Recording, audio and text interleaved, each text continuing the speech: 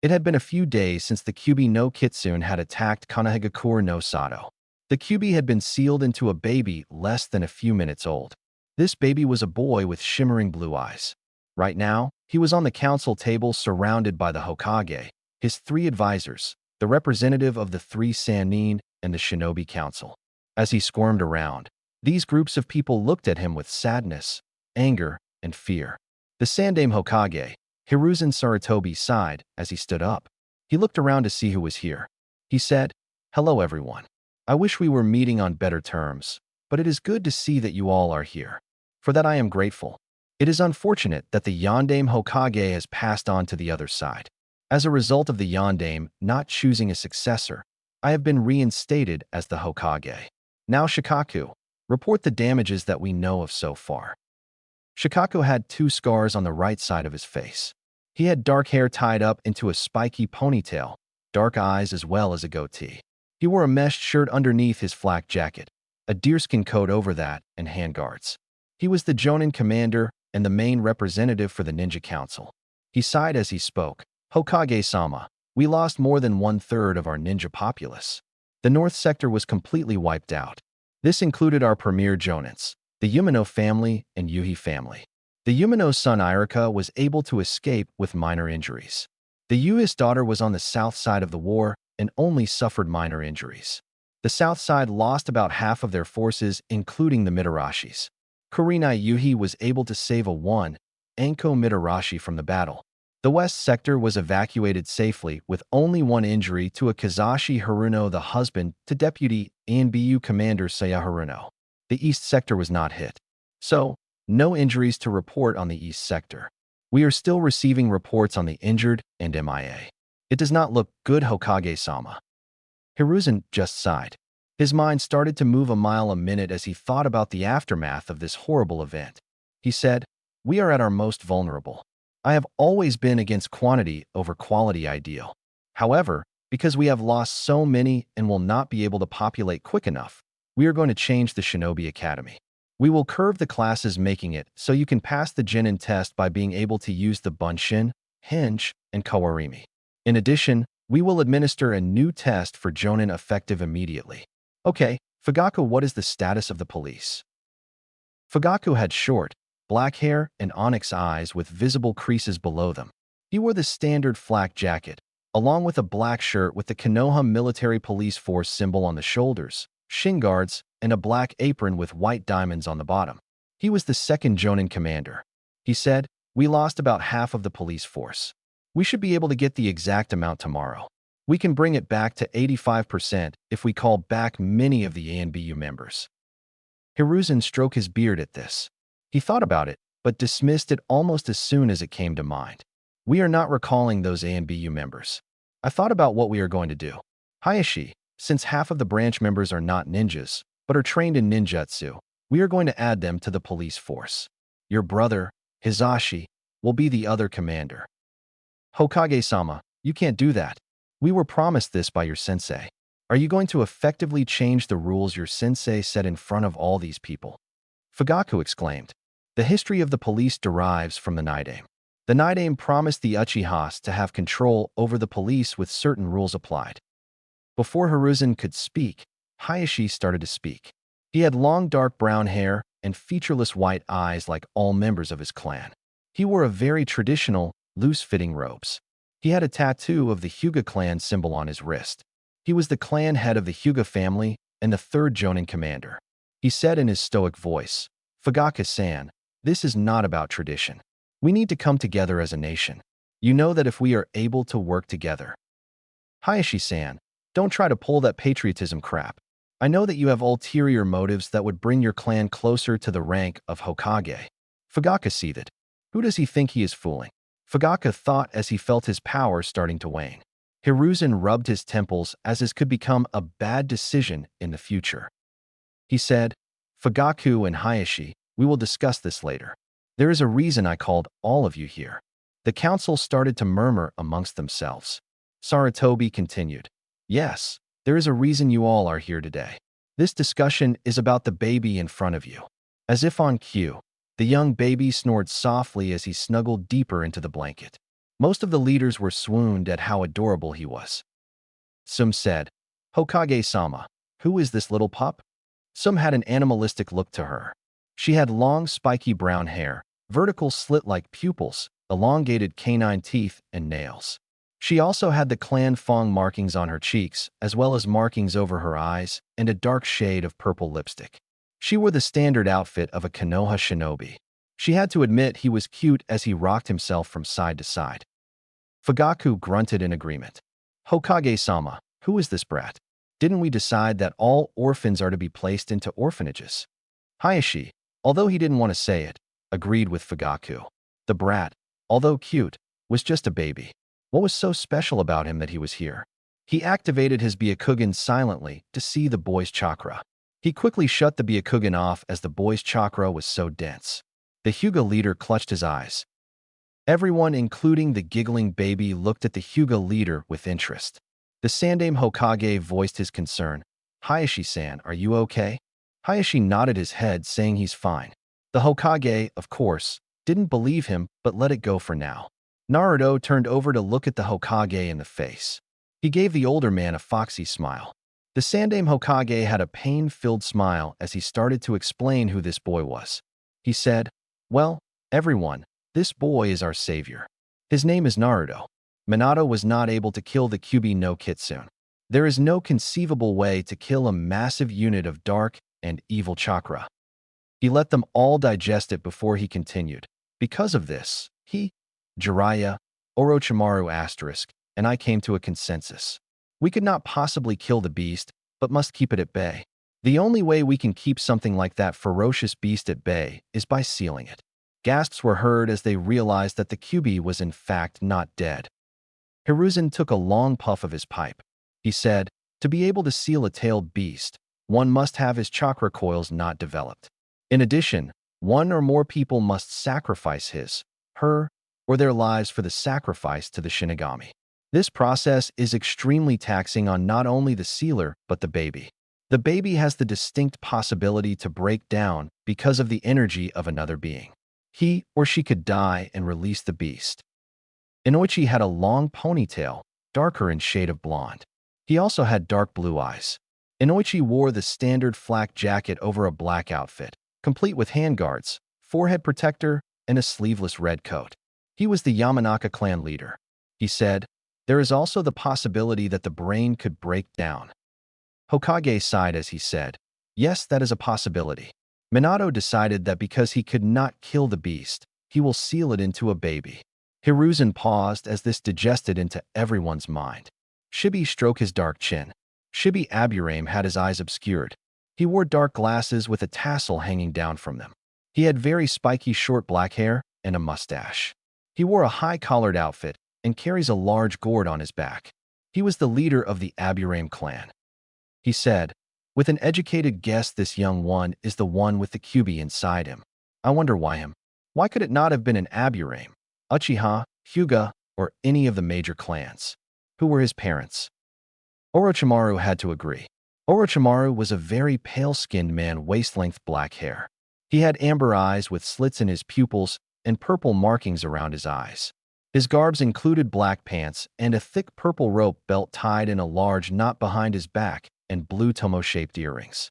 He wore a black polo neck under it. Sarutobi-sensei, I must admit you have me intrigued. He will be a perfect specimen for my experiments. So, Naruto-kun, who are your parents?" The Hokage sighed. He said, "This is an S-class secret. The protocol for S-class secret is treason, and you will be killed with no hesitation." Everyone knew that this was a serious thing. Orochimaru was basically grinning as Naruto's parents must be very important.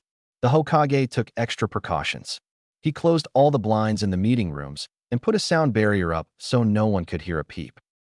As the edge was set by the Hokage, everyone in the meeting was waiting to hear who this young child's parents are. The young boy squirmed as he felt the gaze of everyone around him. It was more of a confused gaze, but a gaze, nonetheless. The Hokage took a deep breath as he said with a heavy heart, "Naruto-kun's parents are Minato Namikaze and Kushina Uzumaki. His godfather is Jiraiya." The Shinobi Council's eyes were wide. Naruto started to cry as he could feel that they were talking about his parents. It hurt a few of their hearts seeing baby Naruto crying for his parents. However, Orochimaru was not having such problems. "Oh my Naruto-kun, you are indeed the best person for the job. Who would have thought that the Hokage could hide a child in plain sight? Jiraiya seems to have been keeping secrets from me. Oh well, Jiraiya does not matter, but this child? If I'm right, then Naruto, you will be the perfect host for what is coming soon." The one who had been extremely quiet was Choza. Choza had long red hair and had markings on his cheeks.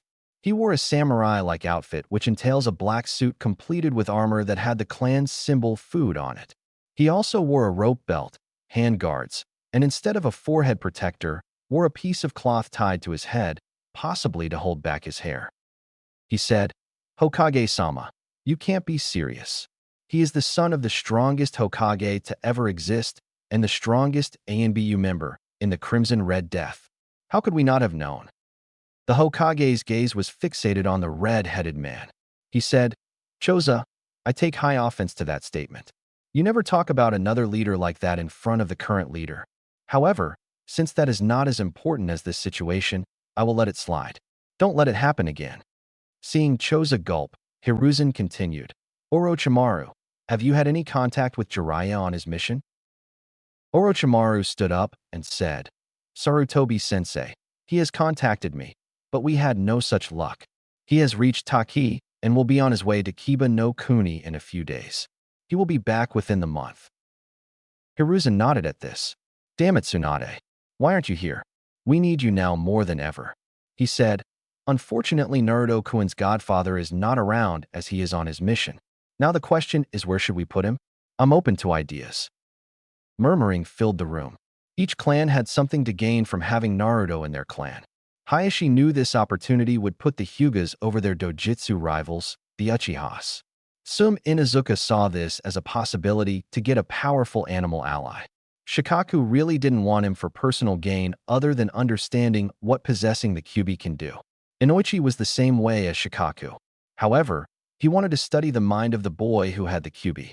Choza wanted to see how the boy's body would be affected by the Kyuubi. Fugaku jumped first. "Hokage-sama, the Uchiha clan would be honored to have Naruto in our ranks." Shikaku saw some deceit in Fugaku's jet-black eyes. He reacted quickly and said, "Hokage-sama, it would be a disservice to the village. For the Uchiha to get Naruto would prove deadly to the village." Fugaku narrowed his eyes to the Nara leader. Orochimaru saw his once-in-a-lifetime opportunity in his grasp. He stood up and said, "Sarutobi-sensei, it would not be wise to give the boy to any clans.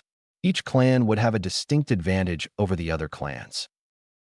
Sarutobi stroked his beard as the other clans were not exactly happy. Sum growled at Orochimaru for the insinuation that her clan would use Naruto as an advantage. Many of the other clans were thinking the same thing, but were silent. Sarutobi said, "Orochimaru, what do you suggest? It is very unlike you to start talking without having a suggestion." Orochimaru grinned at this possibility. "Sometimes it was good to have the leader of the village as your sensei. Sarutobi-sensei, it seems you know me very well. Yes, I do have a suggestion. As I said, each clan would have advantage over the other clans. So, what if we do not give him to a clan, but to a person who is not of any clan? Someone like me." Gasps were heard after this. It was not normal for someone like Orochimaru, the Hibi Sannin, to adopt a child. Hayashi narrowed his eyes at the Hibi Sannin. He did not like that Orochimaru had been dismissing the clan so easily. Hayashi was not stupid by any means. This was the Hyuga's opportunity, and he would be damned if he didn't go down fighting for it. He said, "Orochimaru-san, what makes you qualified to be the foster parent for young Naruto-kun? You have around the same amount of bounty on your head as Minato-sama. Could you be able to protect him if some should arise? At least I know that if something happened, we would not only have the main but the branch there to protect him." Orochimaru frowned slightly. He knew the politics of Konoha. It would always be an uphill battle for people of non-clans to get something done. However, he had a few snakes in the hole. He said in his calmest voice, "Hayashi-sama, it is true that I have a bounty over my head that could build 4 Uchiha districts. However, that does not mean I do not qualify. When I am on a mission, my snake summons are adept enough to take care of him. In addition, 6 days ago, I was the fourth best Fuinjutsu user in Konoha. The only ones who were higher were Kushina, Minato, and Jiraiya respectfully. Now I'm the best in Konoha right now. I can break down complex seals that would take you all a lifetime to learn and understand. Naruto Kuin seal is one of the most complex seals to exist as it deals with the death god, Shinigami. With a small mistake, it is certain that you could lose your own lives and destroy your clan. I am slightly offended, to be honest. What you have done disputing the care of a baby who has the potential to be great is appalling. Sama, it is like me arguing with you over an extremely rare white Cerberus. What would I be able to say? Even though you and your clan are the animal trainers who specialize in dogs, I'm more qualified because it's an animal. To be quite honest, that would be asinine and insane of me to do that to Sama. So please explain to me, why would you even consider doing that to me? Yet, there is something that's been constantly tugging at my brain, and that is the Uchihas. We've read the fairy tale about the Valley of the End, how Madara Uchiha summoned the Kyuubi and Hashirama defeated it. It occurred to me that Fugaku over here was the first to try and put Naruto into ranks. It makes me wonder how much of that story is true. Ladies and gentlemen, there it is on the table. The Uchiha would put him in one of their ranks, not even in the family, but a rank. It occurred to me, and possibly all of you, that when you pull ranks, you are merely a tool to that person. Perhaps even a means to reach the other tool. I have no such need for that. Not to sound cocky, but I am one of the more powerful shinobi around. Imagine if something went wrong. How many of you can legitimately go toe-to-toe with a pissed-off Jiraiya? You have never seen Jiraiya pissed, but I have. I wouldn't say it publicly, but if Jiraiya was serious in a fight, half of Konoha would be destroyed. He would wipe a whole clan right out. So, unless you can handle that man with a sweat beating down your face, I would suggest that you allow me to have and train Naruto. Fugaku was visibly shaken. It was not from fear of Jiraiya. No, it was something deeper. It was anger. This anger had awakened the Sharingan unconsciously from the brute man. How dare he? I will kill you nice and slow.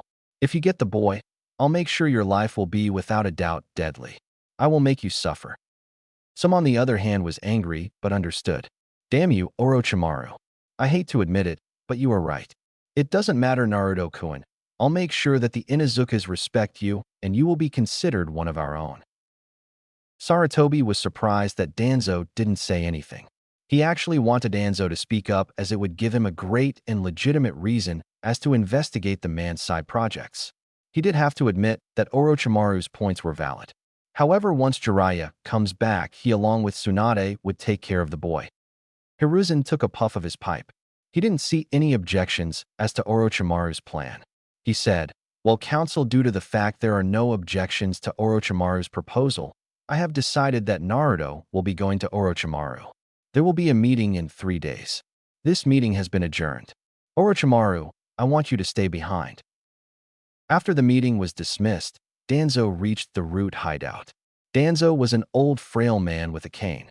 He had black, shaggy hair, and his right eye is kept bandaged. Danzo had had an X-shaped scar on his chin. He wore a white shirt, with a brown robe over top of it covering from his feet to just over his right shoulder. He sat down as his mind was processing everything that occurred. In a blink of a second, 3 root Anbu ninjas dropped in front of the root leader. Tishio Namakuso was a muscular shinobi with pale skin. He said, "Danzo-sama, may I ask a question?" Normally, Danzo would say no, but he had a feeling this question pertained to the young boy. He tapped his scarred chin and said, "Go on, Tishio-kun." "Danzo-sama, why did you not try to retain the boy? Would it not be beneficial for the organization? He would easily rise in our ranks, especially if we trained him at this age." Danzo nodded in agreement with Tishio. However, there was a look in Danzo's eyes signifying something darker. He tapped his cane, causing 5 more root ninjas to appear in front of him. He closed his eyes as he spoke softly. "You are correct, Tishio-kun. However, that is why I did not put my cards in the pile." Tishio was naturally confused about this. He voiced his confusion. "Danzo-sama, that does not make much sense. This was an opportunity to become the greatest hero in Konoha's lustrous history of heroes." Danzo was eerily quiet. He had always been calm, but this had a different feel to it, and Tishio knew it. He started to shake in the inside. It took Danzo a few moments to speak. You're right, Tishio. I would be. However, that is what Saratobi wanted me to do. If I put my cards on the line and try to get this supposed lottery pick, it would give Hiruzen a way to investigate the Root organization. It does not help that the boy is Jiraiya's godson. That changed everything. It is almost too good to be true. That makes a lot of sense, Danzo-sama. It finally clicked for Tishio. Unfortunately for Tishio, it did not click quickly enough. Danzo looked at him deep into his eyes. In an eerily calm voice, Danzo said, "Kirikou, terminate Tishio." Before Tishio could move, Kirikou slit Tishio's neck with no hesitation. Danzo said, "Kirii, clean Tishio up off the floor and dispose of the body properly. I need everyone to leave the proximity. Fukusho, I need to speak with you at once." In an instant, the 5 Root members along with Kirikou and Kirii, who was carrying Tishio's body, disappeared in a swirl of leaves. A blurry being had kneeled in front of the Root leader. Danzo said, "Fukusho, I have a new project for you. I want to gather 10 groups, each having a censor and a man and woman who could pass off as civilians." Fukusho bowed his head and nodded. "Danzo-sama, what is your mission and when do you want it completed?" Danzo simply tapped his chin. "Lately our program has become lax. It seems that my ninjas have been questioning my authority. The emotion test seems to be incomplete. We're going to start from scratch and rebuild. The QB attack might be a blessing in disguise for the organization. We have an abundant number of orphans that neither the orphanage nor the foster care system can take complete care of. Your mission is to abduct deserving orphans pertaining to training. This will be known as Operation Adopt. Your mission is to make the male and female to pose as civilians to adopt orphans and bring them here. Your censors will first see if the orphan is worth the trouble. He will see if the children have regular chakra streams. If the chakra is over 0.005% and are infants, those are the ones we want. If they are older, the censors will know which kid is able to be an asset for the organization."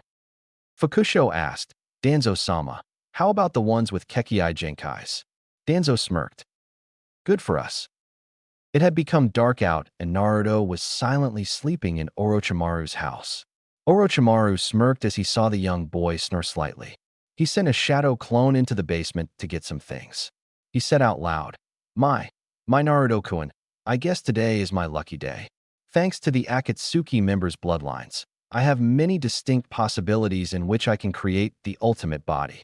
It is unfortunate that they want to gather the tailed beasts. Well, they are going to have hell on their hands when I get my new and improved body. Now, little Naruto-kun, don't worry. You won't feel the genetic change at first." Orochimaru's shadow clone came back with metallic briefcases. The shadow clone said, "Orochimaru-sama, I have the Kekii Genkai syringes. I primed them and was able to speed up the process. Once the syringe is injected into the boy stream, it will cause these bloodline pathogens to start latching on to Naruto's blood and chakra. My theory is that the QB would purge the viruses that the person could have, but the Kekii Genkai should be able to combine with Naruto's blood cells. Due to the fact he is so young, the result will be the chakra becomes confused and allows the Kekii Genkai to form. It will still take some time, my lord, however." Orochimaru expected this. I know I gotta leave for the Akatsuki soon. So, I will have a few of the snakes to watch over him. His abilities won't manifest itself until about the age of 6 or older." He said, "Excellent. We are going to start with this one first." He pulled out a jade green syringe with the label Mokutan. Naruto woke up and saw the sinister snake with a syringe in his hands. He started to cry. Orochimaru tried to comfort him. "Don't worry, Naruto-kun. You will feel so much better soon." With this, he injected Naruto with what will be many syringes. It has been almost 2 years since the council meeting. Orochimaru had injected a variety of different pathogens inside Naruto. Although Naruto had grown drastically, his change was nowhere near close to the change that had been going on with Orochimaru. Yes, the Hibi Sannin had grown to like having the boy around. Orochimaru was a scientist that does everything with no regrets. Yet, during the last few months when he injected the Kekii Genkais into the boy, he felt a twinge of sadness and guilt go through him. He shook it off, but it was still there. Today, Orochimaru was getting ready for Naruto's 2nd birthday, which is about a week from now, and Orochimaru was going to make the birthday a great one. Naruto had been invited to a lot of the Shinobi clan heirs' birthday parties. They were more of a get-together for the parents that just so happened to land on the child's birthday. What kind of party should I throw for you, Naruto-kun? Maybe I should bring him out, and let's see which toys one he reacted better to. Orochimaru thought. He pulled up his sleeve and nicked his thumb. He swiped the blood over the symbol. The symbol started to glow as he put chakra onto the seal. Kuchios no jutsu, he exclaimed. Suddenly seals started to go across the floor. Naruto started to squeal happily as he knew what was about to happen. Soon a small puff of smoke had appeared. When the smoke disappeared, a 3 feet tall orange snake appeared. Naruto giggled and laughed as he saw the snake. He squealed with his tiny voice, "Hibi-chan." Yes, Naruto was talking. He started about 5 months ago. It was a day Orochimaru never could forget because Naruto called him Tusan. Oh, how Orochi hated that he started to warm up to the boy. Naruto squeezed the poor snake half to death. Orochimaru chuckled at the poor orange snake's plight. He said, "Naruto-kun, let Orenji go." Naruto, with confused look on his face, let go of the snake. Orenji crawled his way to the snake summoner. He kissed the man's sandal, saying thank you repeatedly. Orochi pet the top of the snake's head. He said, "Orenji, do you mind growing to about 5 feet tall? I want to take Naruto out to pick up stuff for the PRTY." Orenji nodded and grew until he was 6 feet tall. Orenji said, "Orochimaru-sama, it has occurred to us that you are starting to grow more attached to the boy. We wonder how he plays into your plans. We personally like the boy. Are you going to allow him to summon us when he becomes of age?" Orochimaru's eyes went wide. He told Orenji to follow him into the other room as he summoned a shadow clone to watch the boy. When he saw that Naruto was nowhere in sight, he sighed as he said, "Orenji-kun, Naruto-kun will more than likely not be alive when he reaches the age of 13. Orenji's eyes went wide. What was wrong with Naruto-sama? Orochimaru-sama, what is wrong with Naruto-sama? Does he have a terminal illness or something? If we could see what the problem is, we could try and fix it. So what are we doing here? Why dash? Orochimaru sighed. No, Orenji-kun. When the time is right, I am going to transfer bodies with Naruto. He stammered at the beginning. Orenji's eyes went wide. His eyes then narrowed as he looked at the Hibi-Sannin. His face showed the utter disgust in the Hibi-Sannin. His tail switched from side to side angrily. You are going to use that technique on him? What the hell are you thinking? If you are going to do that, why are you getting so attached to him? Why would you allow us to get attached to the boy? Orochimaru just sighed. He said, Orenji, I don't want to talk about it right now. Right now, my priorities are on the party and making sure everything is right with Naruto. Orenji hissed at this under his breath. He was going to talk to the other leader of the Snake Clan. He slithered his way to the young boy that he has watched since the boy was young. Orochimaru got a chair and sat down. Oh, Naruto-kun, how I loathe that warming personality of yours that can make a person who has done so many experiments on kids like you feel regret. All I was supposed to do was make sure your body was healthy and not get attached. Why was the latter harder than the former? Well, I guess it is time to go arrange dash. Orochimaru's thoughts were stopped as a visitor decided to show up. Orochi's slit eyes looked dangerously into the man's eyes. I told him not to come here during the day. What is it that he wants that he would come during the day? I'm going to send my shadow clone to send Naruto out and about while I deal with him. Orochimaru sent the message to his shadow clone as he looked at the man once more. Orochimaru said in his sarcastic tone, Well, look who decided to show up in someone's house in the daytime for the first time in over 20 years. Isn't that right, Danzo? Meanwhile, Orochimaru's shadow clone was walking with baby Naruto and Orenji outside in Konoha. Naruto was on the hump of Orenji's back. As they walked with the boy, Orochimaru and Orenji saw the dark looks towards the boy. When one got too close to his liking, Orenji would hiss loudly, causing the civilians to move several feet back. Naruto clapped as he enjoyed hearing Orenji's hissing noises. They knew who was taking care of the boy. However, it would be asinine for a normal civilian to go up against one of the greatest legends in Konoha's history. So instead, they took the coward's way out and started talking about the boy, calling him a demon and other demoralizing names. The civilians thought they were smart as they knew that they could do that without any form of punishment because ninjas cannot directly attack civilians without being physically provoked. However, It was not smart to verbally provoke the Hibi Sannin. When Orochimaru went a few blocks up, he did a quick hand sign. In an instant, one could hear the fearful screams of civilians getting snake bit. Orochi's group finally reached the Shinobi Are Us Kids store. Naruto's little eyes went wide at the massive size of the building. Unlike most babies, he was more excited than afraid. He giggled as he squirmed around. Orochimaru had no choice but to smile at the boy. "Naruto, do you want to come in?" Naruto nodded with excitement, rolling off in waves. Orochi decided to tease the boy a little bit further. "Are you sure you want to go in, Naruto?" Naruto just giggled as he wiggled side to side. As he squealed, he jumped up and down on poor Orenji. The poor snake just hissed at Orochi. Orochi didn't know if it was for what happened earlier with the original or the fact that he instigated what Naruto was doing to him. He smirked somewhat. He said, Okay, Naruto, we're going in, but we'll go in if you stop jumping on Orenji." "Okay." Naruto promptly stopped, causing Orenji to breathe a sigh of relief. They went into the store and were surprised. Naruto jumped up and down on Orenji as he saw how big the store was. Orochimaru agreed with Naruto. The shinobi store was bigger than the three expected. It was basically a supermall, just full of shinobi toys. Orochimaru thought to himself, "Damn, I was born in the wrong generation. There is like 11 stories in this building. I did hear that Jiraiya was working on the seals for this store, but he really outdid himself. I don't know who's giddier, the brat or me." Naruto enthusiastically said, "Big, big." Orochimaru patted his head. "Yes, Naruto-kun, it is very big. Why don't we explore it?" And Naruto nodded with much enthusiasm. Orochimaru had his calculating face on. Orochimaru was not one to be intimidated by such people. Danzo was the same way as Orochimaru. Danzo calmly said, "It has been a while, Orochimaru-kun. Today is a beautiful day, so I thought it would be beneficial for my old bones to bask and thrive in the sun." Orochi narrowed his eyes. He knew this was no meet and greet.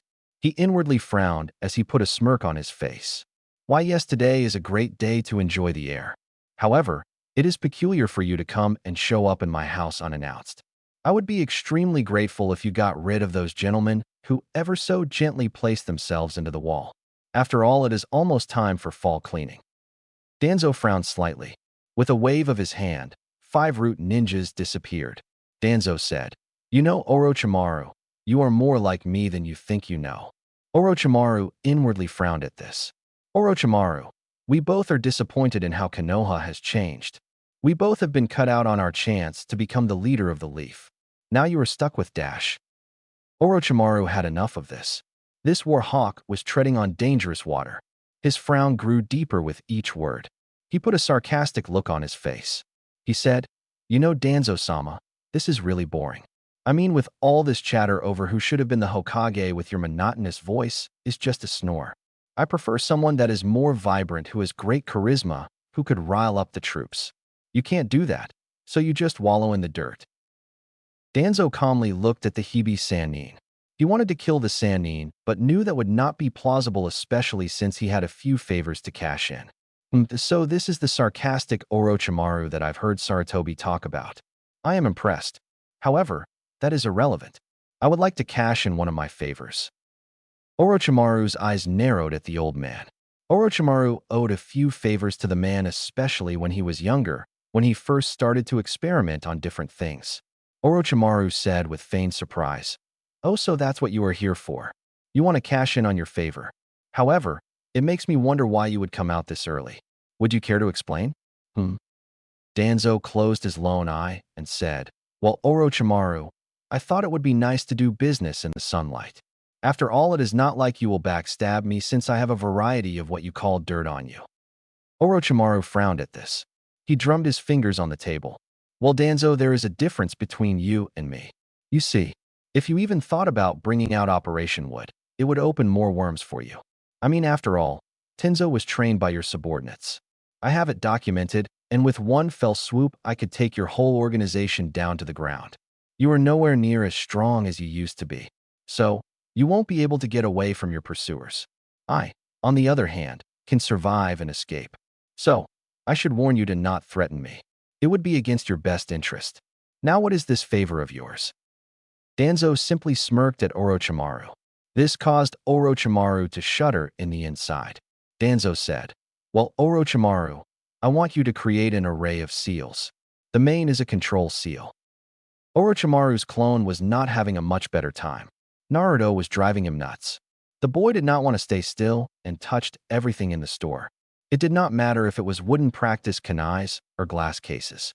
Naruto was curious as he saw the black pants. He tugged on it. He kept pulling onto it until the clothes rack fell on top of him, or it would have. Orochimaru luckily caught the rack, breathing a sigh of relief. Naruto, on the other hand, giggled and clapped as he almost knocked over the clothes rack. Orochimaru gave him an angry look. "Naruto, you know better than this." Naruto adopted a sad look on his young, whiskered face. Before Naruto could let his small tears out, his ear twitched. He had heard this voice before, but didn't know from where. "Orochimaru-sama and Naruto-kun, it's great to see you here." Orochimaru turned and saw Tsume Inuzuka and her two young children, Hana and Kiba. Orochimaru was grateful to see the feral woman. She had helped him through the whole ordeal. He had learned things that he hoped Kami to never have to do again. He shuddered at the thought as Tsume came over.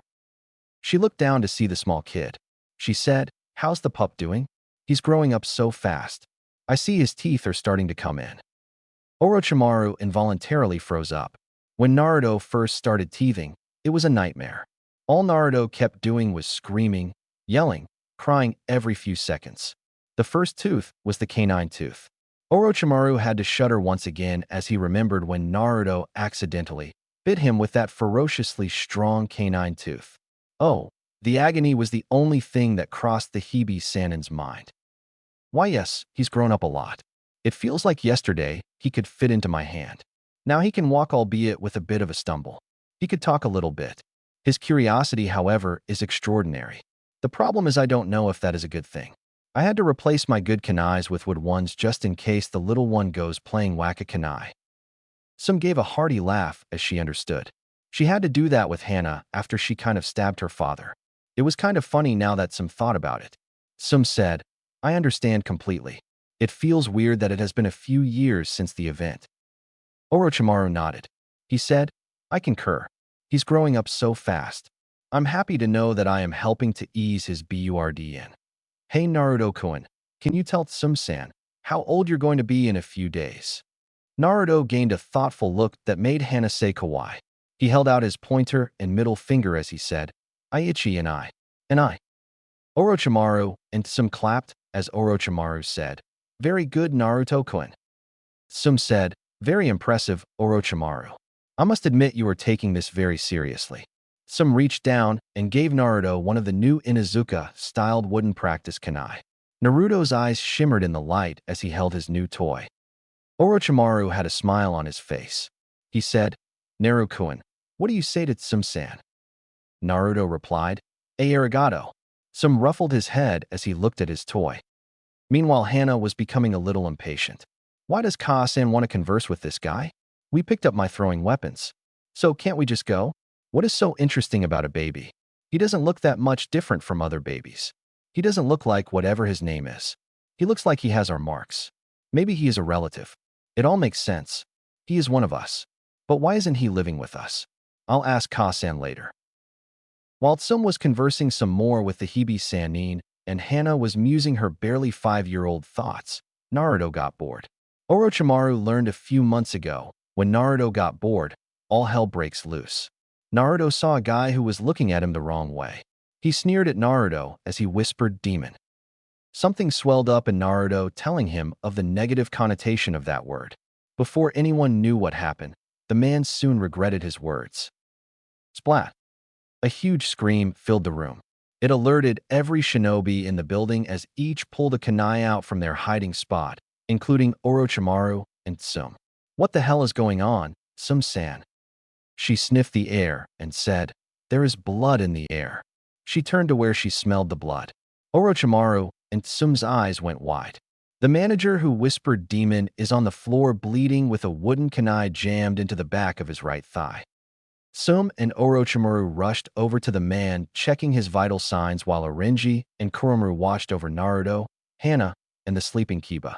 Orochimaru pulled out one of his nerve-depressant syringes and injected it into the man. Afterwards, he pulled out the kunai from the man's thigh. Sum's eyes went wide. That was the kunai she just gave to Naruto. Did Naruto throw that kunai? That's impossible. He's only 2 years old. Orochimaru-sama, that's the same kunai I just gave Naruto-kun. That kunai should not be able to pierce skin as the tip is rounded. In addition, that kunai has an inner spring in which on contact it would bounce off the person. So, for someone to throw it, it can't get through. Orochimaru frowned slightly on the outside. In the inside, he was a little more excited. Did Naruto activate one of his bloodlines? There is only one person I know that could do that with pure force and jam it in there, and that would be Tsunade, but Naruto threw it. For a baby to be able to do that is extraordinary. That kind of power to override the spring and rounded top and have it jabbed it in the thigh. However, I want to know what this guy did to piss Naruto off. I have a distinct feeling that this guy probably deserved it. The crowd was forced to leave when Orochimaru called false alarm and told everyone to go back to shopping. Orochi told some he could handle it from here and when the party will start. When she left with Kiba and Hana, Orochimaru told Orenji to come there along with baby Naruto. The manager had a somewhat scared look on his face. It did not help that Orochimaru gave him the "I'm going to kill you myself" look. Orochi gave Naruto his all-too-sweet smile. He said, "Naruto-kun, did you throw this kunai at this young man?" Naruto nodded slowly. He knew internally he would be reprimanded. Orochimaru said, "Well, Naruto, what did the man do to deserve this?" Naruto shouted out, "Demon! Demon! Demon!" Orochimaru's eyebrow rose. He looked dangerously at the manager, who was sweating bullets. He turned his head to the side. "Is that so, Naruto-kun? Well, Mr. Manager, it seems like we have a little problem. It would be crucial for you to tell me the truth. If you are a good boy dash." Orochimaru was cut off by a gruff voice. "Orochimaru-sama, what's going on? Why is my manager on the floor bleeding?" Orochimaru grew a huge smirk, while the manager shook his head begging Orochi not to tell. Of course, Orochimaru really didn't care about the man's plight. "Well, Ishio, it has been a while, hasn't it? You see, there was a slight scuffle. It seems like your manager called poor Naruto-kun here a demon. Now Naruto being a baby, and all threw a kunai at him. Surprisingly, it got wedged in his leg. I would take full responsibility. However, he said that no word right in front of Naruto-kun. As we all know, it is illegal to say such a word to the boy, but he was a bit bold, ain't he?" Ishio's eyes narrowed at the manager, who was praying to Kami that he would lose his job, not his life. Ishio sighed as he replied, "I see. This is a big problem. Unfortunately, my oldest daughter would probably kill me if I didn't do anything to save her fiancé. That's why he has the job anyway. He is not much to bat an eye at. So Orochimaru, as your former student, I would be ever so grateful as to compensate young Naruto here with a lifetime membership in which he gets anything he wants for free for his whole life. That includes the ninja store when he is old enough." "What? How can that little dash?" The manager didn't get to finish when Ishio put a kunai at his neck. "I would suggest you close your mouth, or I'll slit your scrawny neck faster than a whistle would blow. You have caused enough problems with your mouth. So just be quiet, or I'll let Orochimaru-sama deal with you." The manager gulped as he slowly nodded. Orochimaru smirked. He said, "I would gratefully accept your offer, Ishio-kun. By the way, how is your other daughter now? Isn't she almost 3? Ishio said, "Yeah, Tintin is 3 now. Sheesh, it feels so weird having one daughter who is 20 and the other who's 3. She's growing up so fast. She's able to throw kunais almost as good as a 10-year-old. It has to be from the mother." Orochimaru laughed at this. He said, "That's great. She sounds like she's going to be a great kunoichi. If they're going to be this determined to be shinobi like Tintin, then it will be a good indication of great years in Konoha." "I agree wholeheartedly. Is there anything you need prepared, Orochimaru-sama?" "I have a few things in mind." A few hours had passed since the encounter in the shinobi store, and Orochimaru was beat. He had worked extensively on the seals for Danzo, while he checked on Naruto's vital signs. To be honest, he was more interested in Naruto's chakra streams and bloodstream. For some reason, Naruto's body was becoming denser by the second. Orochimaru saw that it was going 3, even 4 times past that of a normal child. He saw the DNA sequences were molding together with Naruto's. So, Everything was going smooth with Naruto's development. However, his mind went back to the incident in the store. I didn't see anything like that before in my life. I've checked the bloodlines that I injected into him. They are binding like I hoped, but not a single one has become the dominant one. They haven't exactly formed yet, but that doesn't mean we shouldn't have a forerunner. That must mean there is something else. Maybe he got something from his parents. Let's see. Minato, as strong as he is, would not be able to do that. Kushina, on the other hand, had strength, kenjutsu, ninjutsu, and fuinjutsu along with a bloodline. She most assuredly didn't have the power, speed, or throwing ability to do that. I disassembled the tip of the blade and saw the trigger was up to date. For some reason, it did not recognize the impact to that dick's head. It is highly disturbing that he could do this. Maybe I'm looking too much into this. Wait a minute. I have an idea. Maybe I could investigate who his grandparents are. If I find something, then I'll say it's them, but if it isn't, dash. Orochimaru was taken out of his thoughts by a shadowy figure.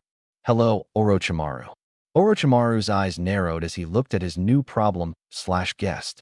He finally put Naruto to bed, and to be honest, he was deadbeat tired. He didn't even have enough energy to be his snarky self. The shadowy figure said in his gruff voice, "You have become lax, Orochimaru.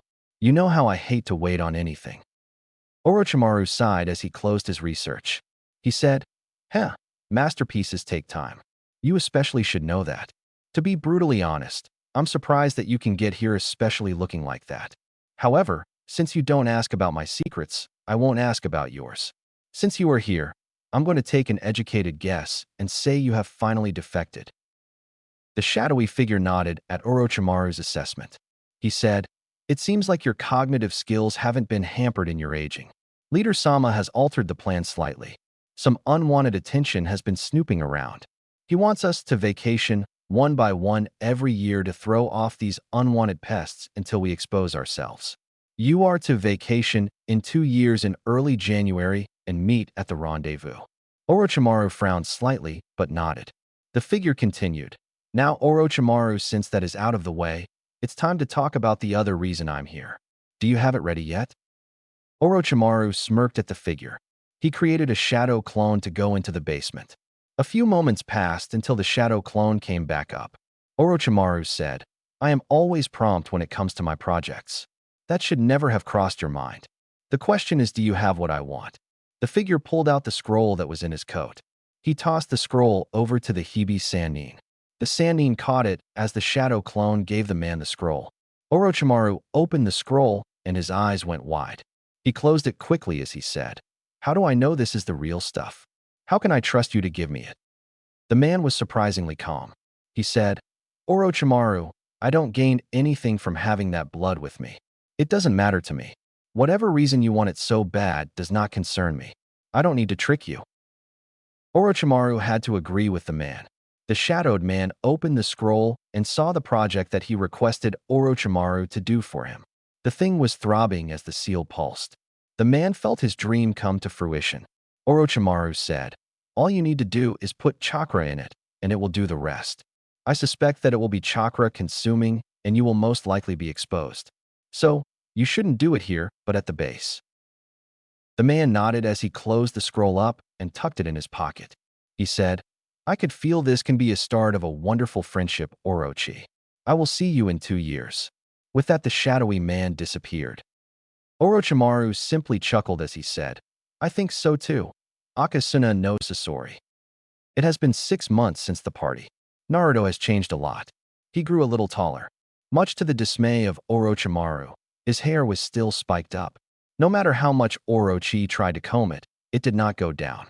Naruto now was able to voice his opinion just a little bit better. But right now, Orochimaru thought it would be a great time to learn how to throw kunais. They were in Orochimaru's personal training area. Orochimaru was practicing with Naruto on how to legitimately throw his kunai. "Okay, Naruto, I want you to hit the red dot right over there."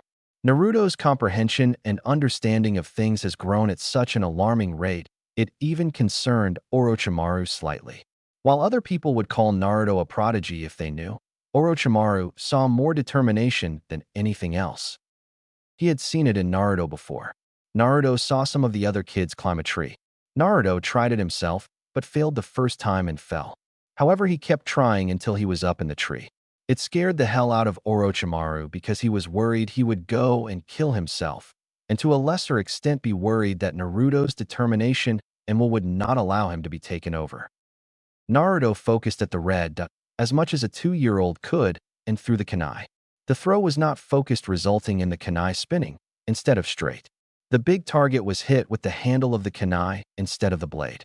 Orochi's eyes were wide because even though it was hit with the hilt, the kunai hit the red dot and the kunai was lodged into the target.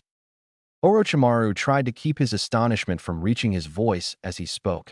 Naruto-kun, that was okay throw. It aim was great, but the throw was spinning and not dash. Something whizzed right past the Hebe Sannin, cutting few strands of hair of the Sannin.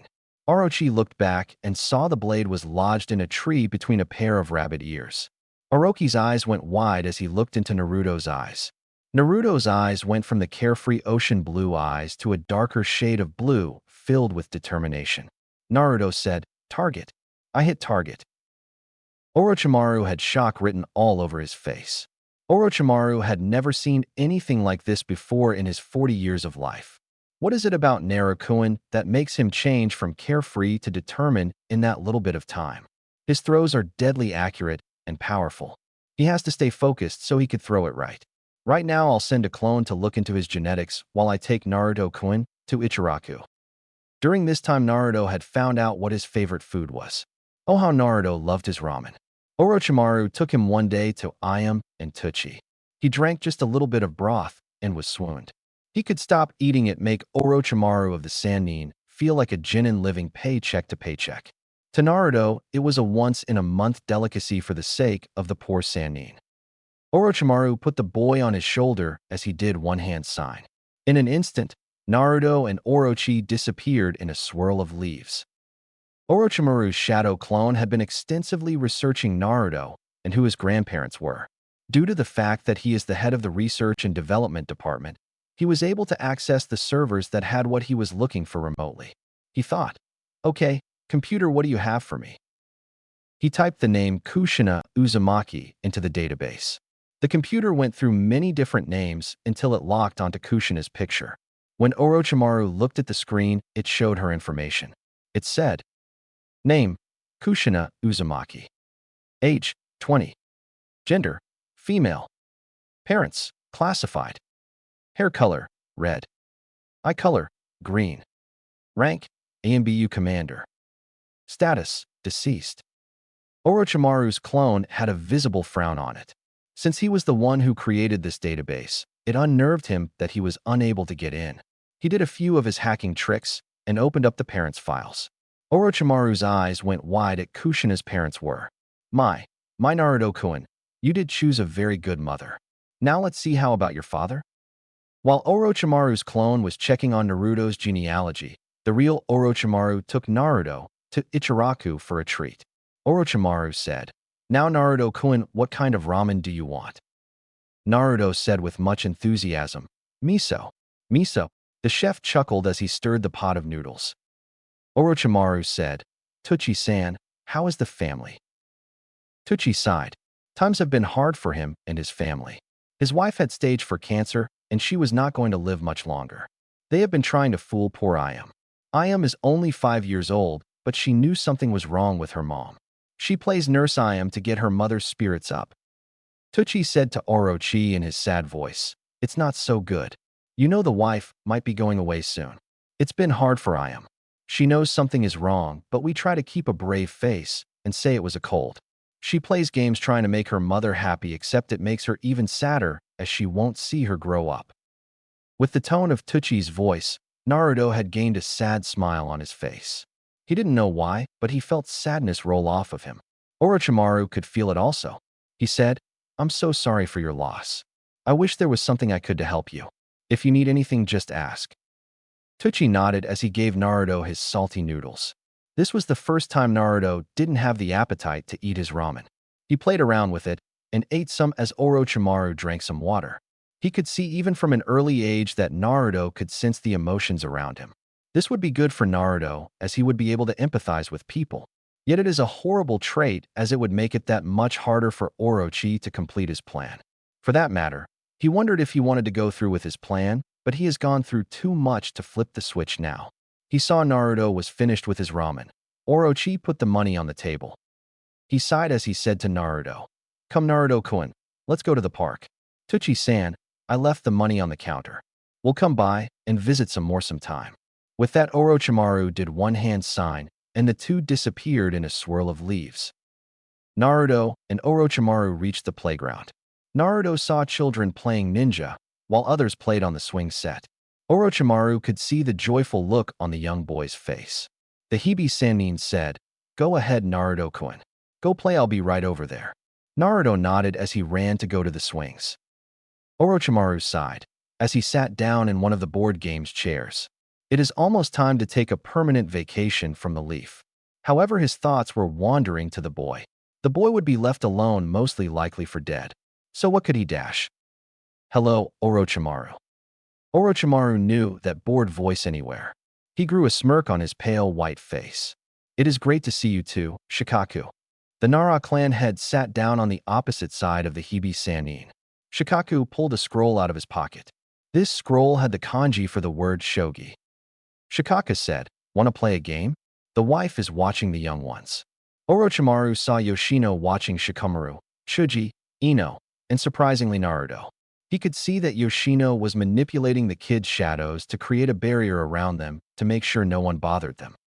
If Orochi was honest, he would have to say that the Nara clan was the most trustworthy of the remaining clans. They were calm, calculative, and honest, but the men from what he had heard were lazy. Orochi said, "Sure, why not?" Shikaku smiled as he set the board. Shikaku said while moving the first piece, "It has been a long 2 years, has it not? How's fatherhood treating you?" Orochimaru moved his piece as he spoke. "It has been a long 2 years. Naruto has been a hassle and a half, yet he is shaping up to be a prodigy, maybe even a genius." Shikaku was silent for a moment before he moved his piece. "How so, Orochimaru? I mean, he's only, 2.5 years old. Is it not a little early to be calling anyone a prodigy, much less a genius?" Orochimaru saw Shikaku's trap from the very first move. He moved a piece in a very unconventional way. Orochi had his infamous smirk on his face. "That is what is wrong with your generation. Because you guys have not experienced the means of a true prodigy or genius other than Minato. You guys are shooting in the dark as to who is and isn't." Shikaku analyzed Orochi's move before he moved. He said, "I disagree, Orochimaru-san. Many of you called us prodigy of something. A true prodigy and genius is Fugaku's oldest son, Itachi." Orochi stroked his chin as he looked at the board. He moved another piece as he said, "True, yet there are many different types and forms of genius along with an array of prodigies. Of course, we look at genius as a person who has an IQ in the high hundreds. That is the traditional sense of the word. People like that are Itachi, you, and I." Shika made his move on the field. Unconscious to what he just did, he said, "Since you used the word traditional, there must be an untraditional way. What would you consider to be untraditional genius? For that matter, who would you consider to be one?" Orochimaru laughed inwardly. His smirk grew wider as he spoke. "Well, Shikaku, the untraditional genius would be my teammate Jiraiya. When we first were a cell, he looked like a bumbling idiot who Tsunade and I considered holding us back. I had the talent. Tsunade had the talent and abilities. Jiraiya had something we didn't have. He had determination. He worked his ass off. We didn't recognize it, but he was also a genius. He is a genius of hard work and determination. He also had one more thing we didn't have. You see, Shikaku, he thinks of life as a game of shogi. He always considered himself all the pieces but one, the king. He felt the king need to protect a dash." Shikaku cut him off. "So the king is the Hokage, right?" Orochimaru laughed. Yes, the Hibi Sannin laughed at the traditional genius. He said, "If you believe that, then you are definitely not a genius." Shikaku scowled at Orochi's insult, but said nothing as he was curious as to whom this king was. Orochi continued, "You see, the king is not the king per se. The king is the thing, whether it is a person or an item, place, or even an idea that drives you to great lengths to protect. A perfect example is the raven-haired woman that was my student and now your wife. Yoshino-chan, used to train past her limits to get into your lazy heart, especially during the war. You were the Nara prodigy, the one who could outsmart your famous genius of a father in everything. You were the one who supposedly able outsmart all but one person in your class, and that was Minato. She, on the other hand, was the weak side of the Nara clan. Her mother and father were cast out of the clan because it was believed that they were not able to do shadow-type jutsus. They were not the smartest of people. Yoshino-chan was above average but considered much lower than you. So when you had Guriai Saratobi as a sensei, she had me. She trained herself to the brink over and over again. I would put all the money I have on her beating you because she had the determination to do it. You were laid back and believed that you could always be clutch even though you did not practice. But you remember what happened when Kumo had you trapped. Your perception could not have saved you. However, since you were her king, she used all the stops she knew, which included all the laps with 300 pounds strapped onto her short frame. She reached you in time, and instead of you being dead, she took the kunais into her right shoulder. All you got was a slash on your chin. She would have made Jonin, but the injury rendered her arm weak. She sacrificed herself for you. She had overcome so much and was on her way to be an ANBU captain in 3 years, but gave it all away for the one she loved. Some people would call her stupid. However, a genius in the non-traditional way is the one who under pressure is always clutch and knows what they have to do even when the probability of success is less than 0. A genius is one who picks his or her battles. A genius in the non-traditional way is the one who does not know the word give up and is intelligent on the one thing that mattered to them. Just like this very game, you are not the genius. You are talented, but still very flawed. With that, Orochimaru had taken Shikaku's king. Shikaku's eyes were extremely wide. He never lost a game of shogi. Yet here it was, in front of his very black pupils. Orochi had taken his king. He could not close his mouth as the words that came out of Orochi's mouth struck a nerve in him. He still didn't know why Orochi called Naruto a genius, but he did give him a lot to think about. Orochimaru's clone was having a big problem. He looked into the database to see Naruto's genealogy from his father's side. He typed in Minato Namikaze into the computer. He easily found his file and opened it. The computer screen said, Name, Minato Namikaze. Age, 20. Gender, male. Parents, Ayoshi and Naoto Namikaze. Eye color, blue. Rank, Yondaime Hokage. Status, deceased. Orochimaru's clone frowned deeply. There was something odd about Minato's file. The first inconsistency was that it said his age was 20 when in fact he would be 25. He, however, chalked that up to the fact that was how old Minato was when he died. The second inconsistency was the fact that Minato's parents were not classified. When a person reached the rank of Jonin, the parents' file would become classified just in case someone was able to hack in and use the family as leverage. There were some cases in which the parent was a powerful or legendary ninja like Kakashi's father. Minato's parents were not anything like that. The two were in fact civilians. It got worse because some things didn't add up in Orochimaru's mind. Naoto Namikaze was not able to bear children and at the time was in her early 50s when Minato was supposedly born. She died 10 years later. She could not possibly be Minato's mother. Ayoshi, on the other hand, had no common features with Minato. This can't be right. He used the database to pull up a picture of Ayoshi. He put the picture right next to Minato. It was evidently clear. Minato was not the son of Ayoshi. Damn it. If Ayoshi isn't the father, then who could it be? It doesn't make sense. This has to be a trap move. It is weird leaving who his supposed parents are wide open for anyone can see. I can't bring this to the Hokage. That would be a very bad idea. I have to figure out a way to get authorization for the blood cells to Minato. I can't do what I did with the Shodai and Nidaime and the others in Konoha. I was only able to successfully steal them was during an attack on Konoha. Maybe I could use the excuse of genetic diseases that run in the family. Nope, that won't work. All it would do is create more problems and suspicion as to what is going on with Naruto-kun. Minato, you are real something, aren't you? Wait a moment. I know what I'm going to do. The question is, where did I put Naruto's original blood sample?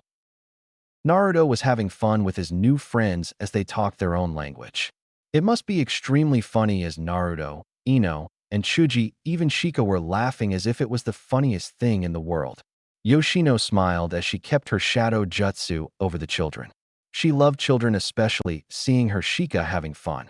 Her face grew a gracious smile on it. Someone tapped her on her shoulder. Much to her surprise, it was Harini Hyuga, the new matriarch of the Hyuga clan. She was about 5 feet 2 inches tall. She had the famous Byakugan. The difference was that the pupilless eyes were a violet color. She had a noticeable bump in her stomach. As she walked with such grace and royalty, she spoke. Yoshino-chan, it is great to see you. How is the younger generation of the Inoshikacho? Yoshino smiled as she said, Harini-chan, it has been much too long. They are fine just playing with young Naruto-kun here. Harini saw the blonde-haired boy and smiled. She was not like most main house Hyugas. She was kind-hearted and like Yoshino loved children. Naruto was no exception. She thought that what Naruto has in him is a burden that she hopes would not kill him. Yoshino noticed her bump. Yoshino said, How are the Hien-kun and Hinata-chan? I see that you are adding someone new into the family. Yoshino had the all-knowing smirk on her face. Harini blushed a deep red at this. She unconsciously rubbed her belly at this.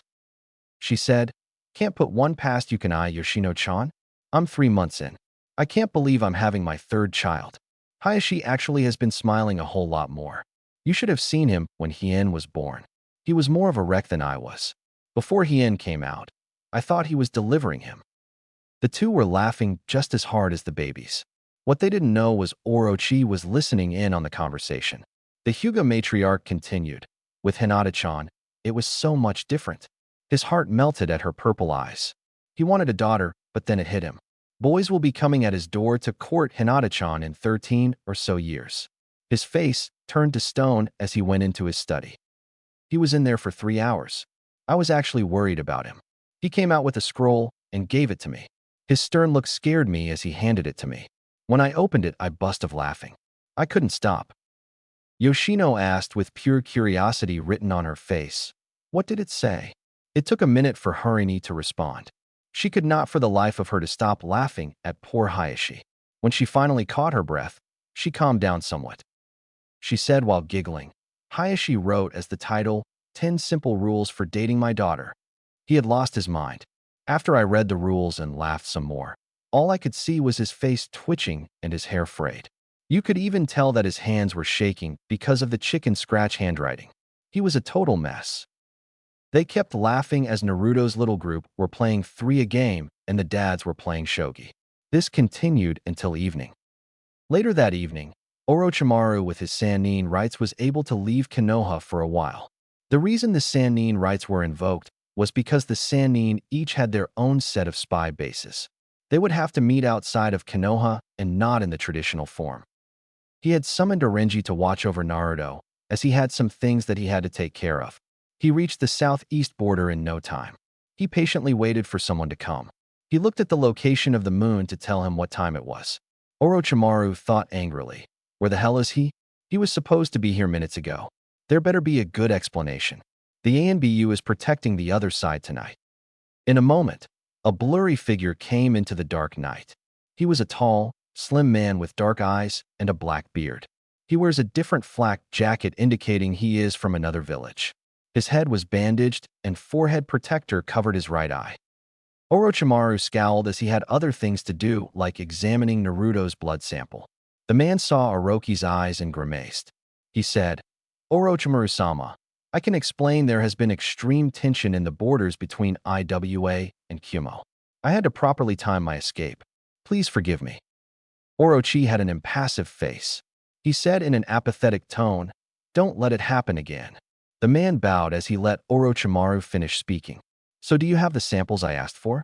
It would be very bad for you if I do not get what I ask for, especially for what you are asking for in return.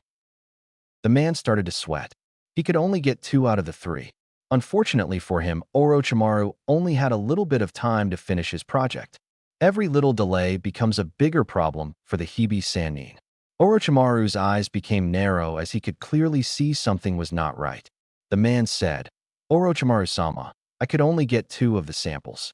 The other one has been destroyed or relocated. Please forgive me. We desperately need another bloodline to survive. Orochimaru rolled his eyes at the man. I must disagree with your statement. You are not in need of another bloodline. In fact, you have not 1, but 2 Jinchurikis. So don't give me that. You have failed me on this mission. I guess your whole squadrons are horrible, as you could not take a bloodline from the civil war in Kiri. That is absolutely shameful. They were basically asking to be taken, and you couldn't get one. You guys are pathetic. However, it is understandable. Your Kage is getting up there in age. The man inwardly growled as the Sannin just insulted his Kage. Unfortunately, the man had to bite his pride and bow to Orochimaru. My apologies, Orochimaru-sama.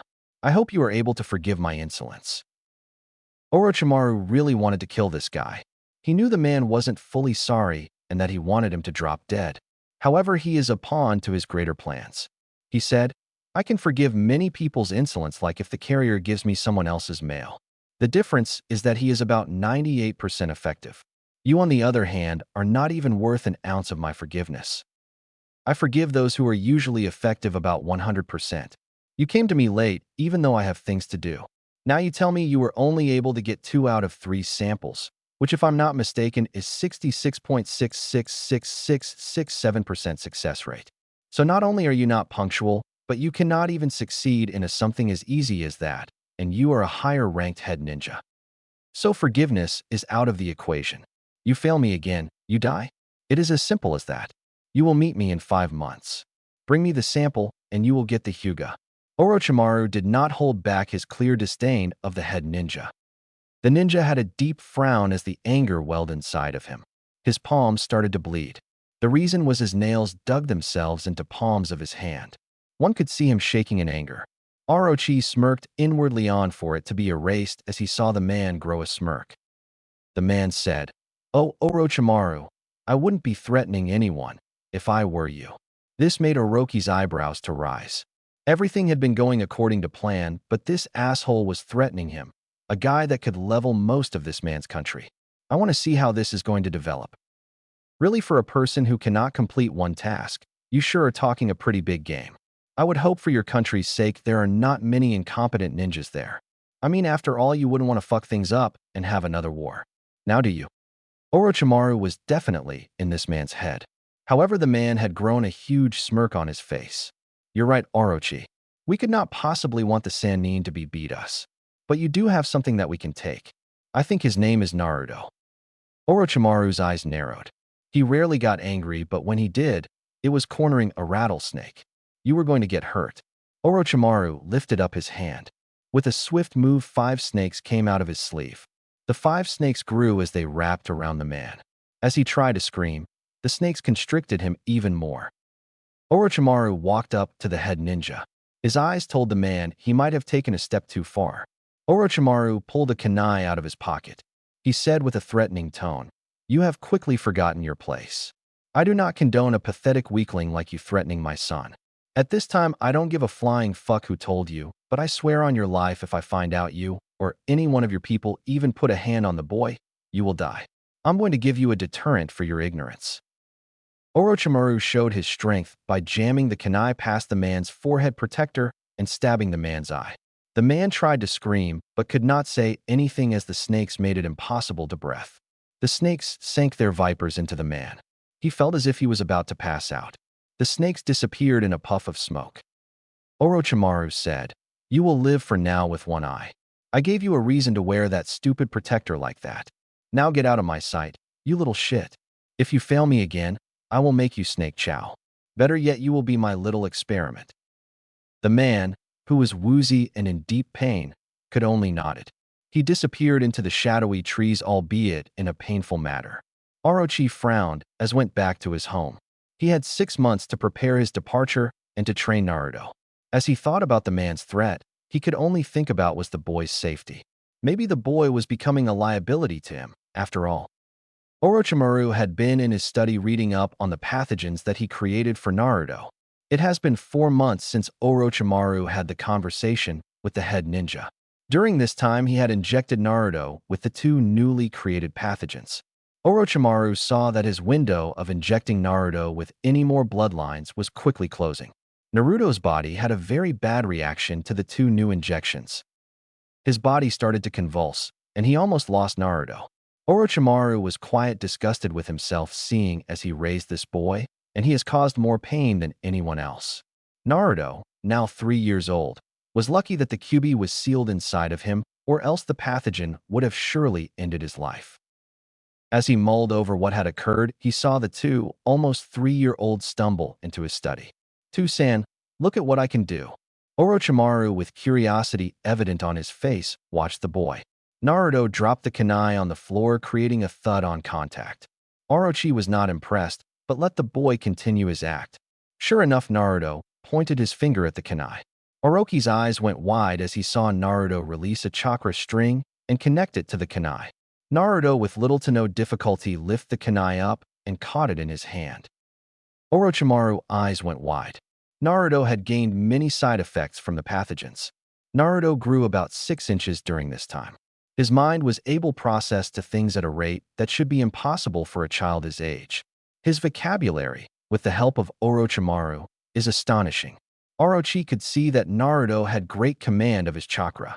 Naruto could be a huge threat in the immediate future. Orochimaru could tell that he would be great, especially if he could effectively use the chakra strings. He pulled out a little action figure toy and gave it to the young boy. Orochimaru said, "That's amazing, Naruto-kun. Can you make Mr. Leaf move without touching him?" It took a few moments for Naruto to understand. His blue eyes lit up. This was a test of his abilities. Orochimaru had given Naruto different types of tests like the alphabet and numbers. Whenever he did well on it, they would go train and afterwards either go to the park or Ichiraku's. Orochi saw Naruto's eyes turn a slightly darker color. The boy saw the Mr. Leaf toy on the floor. To Naruto, it was as if the toy was edging him on. It was mocking him, and Naruto did not want to be mocked. He lifted his hand up. He concentrated his thoughts onto the figure as if it was the only thing there. With a slight grunt, not 1, not 2, but 5 chakra strings came out of Naruto's little hands. Orochi watched in fascination as Naruto's little fingers were able to conjure up these chakra strings. At this point, he didn't care if Naruto could make the toy dance. Just the mere fact he could make 5 chakra strings at the age of 2 is simply unbelievable. Naruto made it even more unbelievable when he used his control over the figure to make it dance. "I did it too, San. I was able to make Mr. Leaf dance." Orochimaru could hear the boy's enthusiasm along with pride and satisfaction in his voice. It was good to see the boy was so proud of what he had done. He smiled as he pet the boy's head. He said, "Well done, Naruto-kun. I'm so proud of you. How about I give you a treat? We're going to go outside in the backyard. Since today is a training day for Anko, I'll bring you with us so you can learn about the elements." Naruto had the look of confusion. He didn't know what the elements were fully, but any time he was able to learn something, he would gladly do it. Naruto nodded with enthusiasm. Naruto wanted to see his friend Anko. Orochimaru took Anko as an official apprentice last year, but she has been around him for about 3 years since he came to the academy. She comes regularly and helps take care of Naruto. Orochimaru said, "Okay, Naruto-kun, I'll send Renji to go get her." A few minutes passed until Anko got to Orochimaru's backyard. She was about 4 feet 9 inches tall. She has brownish-amber pupil-less eyes. Her hair is light purple that went down to her neck. She had her mother's necklace around her neck. She saw her sensei teaching Naruto about the elements. "Now, Naruto, this is called Katon. Katon is the ability to use fire." Naruto nodded as he saw Orochimaru use a fire jutsu. It was a small fire, but Naruto was fascinated by the wavering flames of fire. He wanted to touch the fire to feel its warmth. Orochimaru slapped Naruto's hand away as Naruto's hand was a little too close to the fire. "Naruto, the fire is very hot, you can burn yourself." Orochimaru scolded the boy. It wasn't the first time Naruto did something wrong and was scolded by it.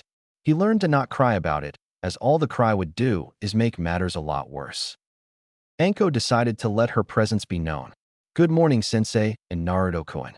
She sat down right next to Naruto and ruffled his head as she watched her sensei work. Orochi smirked slightly as the fire flickered. He said, "Good morning, Anko-chan. I was just teaching Naruto here the basic elemental wheel. Now, Naruto, the element that beats fire is what?" Naruto grew a thinking look on his face. Anko whispered something into his ear. He grew a big smile on his face. He said with excitement, "Suiton." Orochimaru replied, "That's correct, Naruto," even though Ms. Mitarashi did help answer the question. It takes much more ability to create the water than to manipulate what is already available and expel it from their mouths. Anko merely pouted as she huffed. Orochi did one hand sign and said Sueton, Ishui, water style, water current. He drowned out the fire with water. The fire became smoke as the water moved all around. Orochi said, Okay Naruto, since Anko wants to help, what is weak against? Once again Anko whispered something inaudible into Naruto's ears. Naruto said, It's right on. Orochi chuckled at the duo. He said, Unfortunately the answer is actually Doton. Anko and the boy's eyes went wide. Anko asked, Why is it Doton? Lightning naturally would use water as a conductor to enhance its ability. It would take water at least 1.5 times the amount to overcome lightning. Orochimaru was smirking up a storm. He liked that Anko was actually thinking about her answers to Naruto. She was a perfect student as she was willing to learn anything and could do anything with ease. He said, You are right, but I want you to look at the Hokage mountain. The mountain is washed and cleaned with water. It takes time for water to destroy it. It can soak it up and hold it for a long time. Lightning is a little different. Yes, lightning can be effective against water. However, with water, the lightning spreads. So if you create a water shield and a lightning attack comes at you, instead of a direct hit, the lightning will be spread to the sides. Of course, it would break the shield, but the lightning will not hit. Think of it like this. A spark can create a fire or full-blown energy. Orochimaru saw a big puddle or water where the fire was. He did a hand sign and said, Doton, Mono Sugoi, earth release, earth shattering. Soon enough the earth shattered around the puddle. The puddle fell through the cracks of the shattered ground. Orochi said, You see what I mean? Anko and Naruto nodded slowly as the former understood much better than the latter. Orochi said, Doton has the ability to change the strength and composition of the earth from being as hard as metal to as soft as clay, as well as manipulating their density, making them heavier or lighter. Now, since this is the case, what would be the weakness of Doton? Anko had to think about it. That's a hard one. Doton is the earth, so what could it be? She was at a loss. However, Naruto wasn't. He just yelled out, Right on. Orochimaru stopped mid-step. Shock was evident on his pale face. He could not believe it. He wouldn't believe it.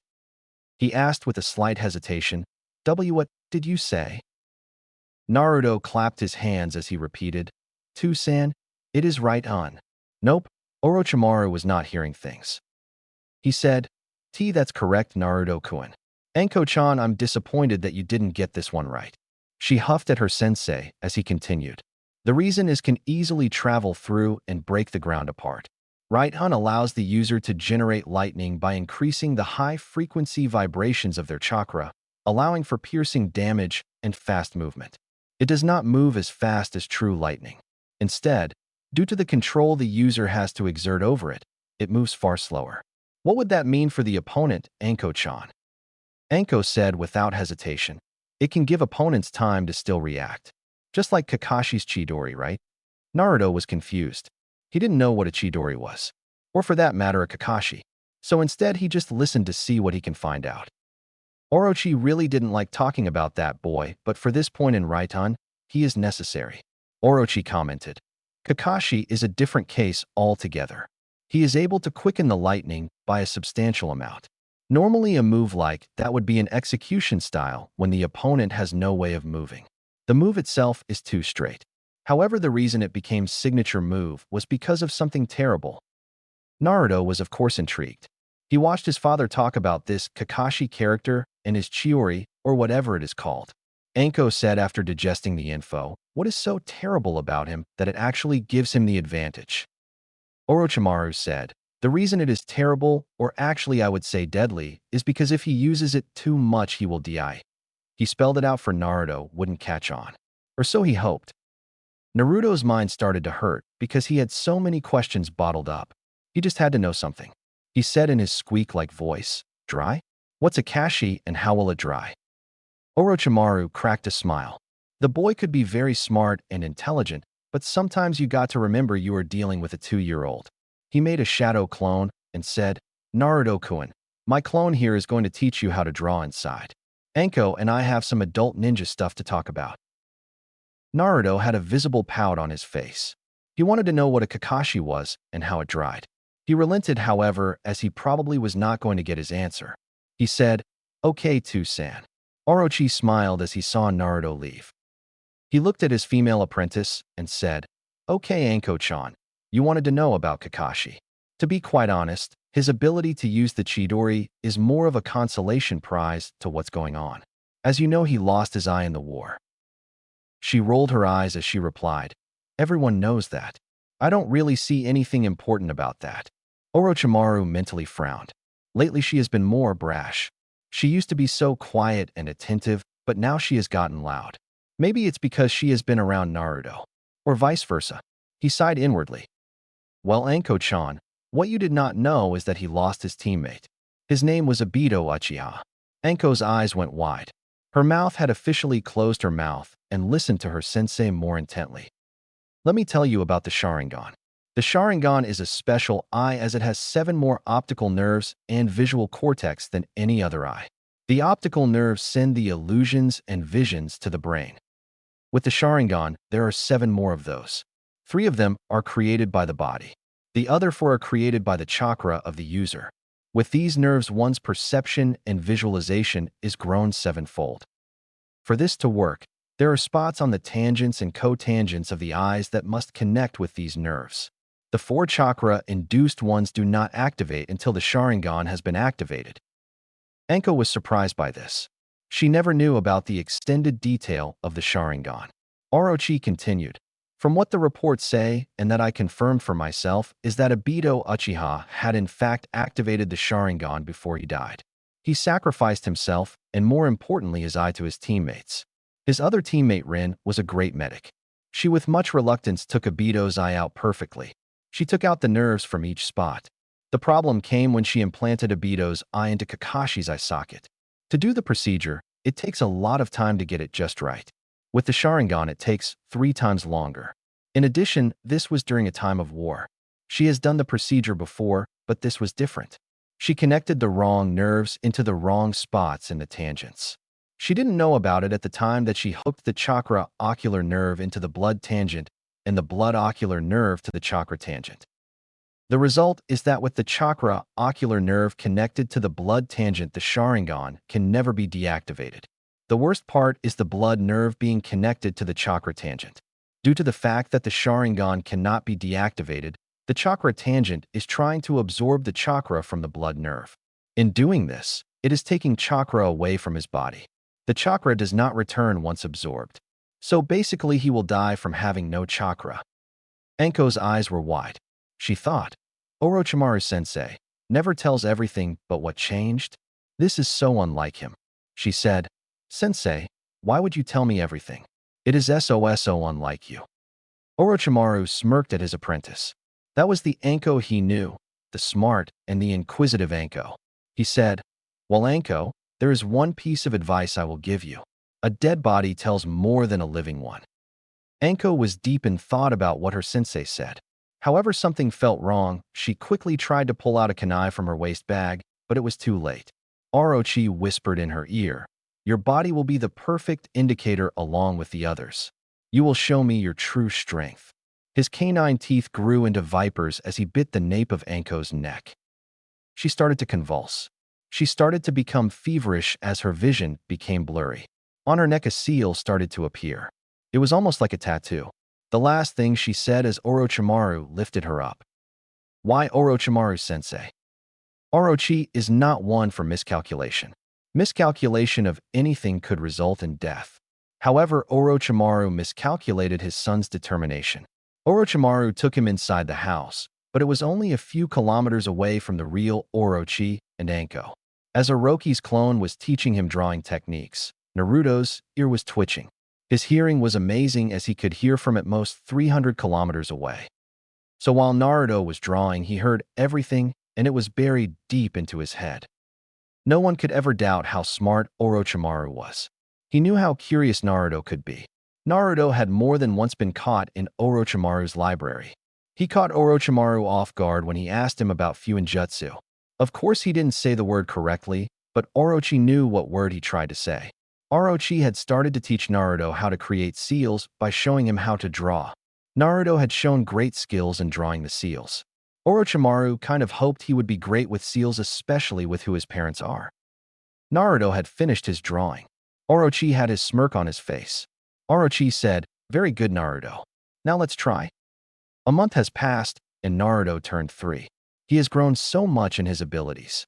His drawings were a few steps away from being complete. Orochimaru has been teaching Naruto how to punch and kick. Now Naruto, try this. Orochimaru did a side kick into a tree. The tree broke in half. Naruto blinked his eyes as the tree fell down. He looked incredulously at his father.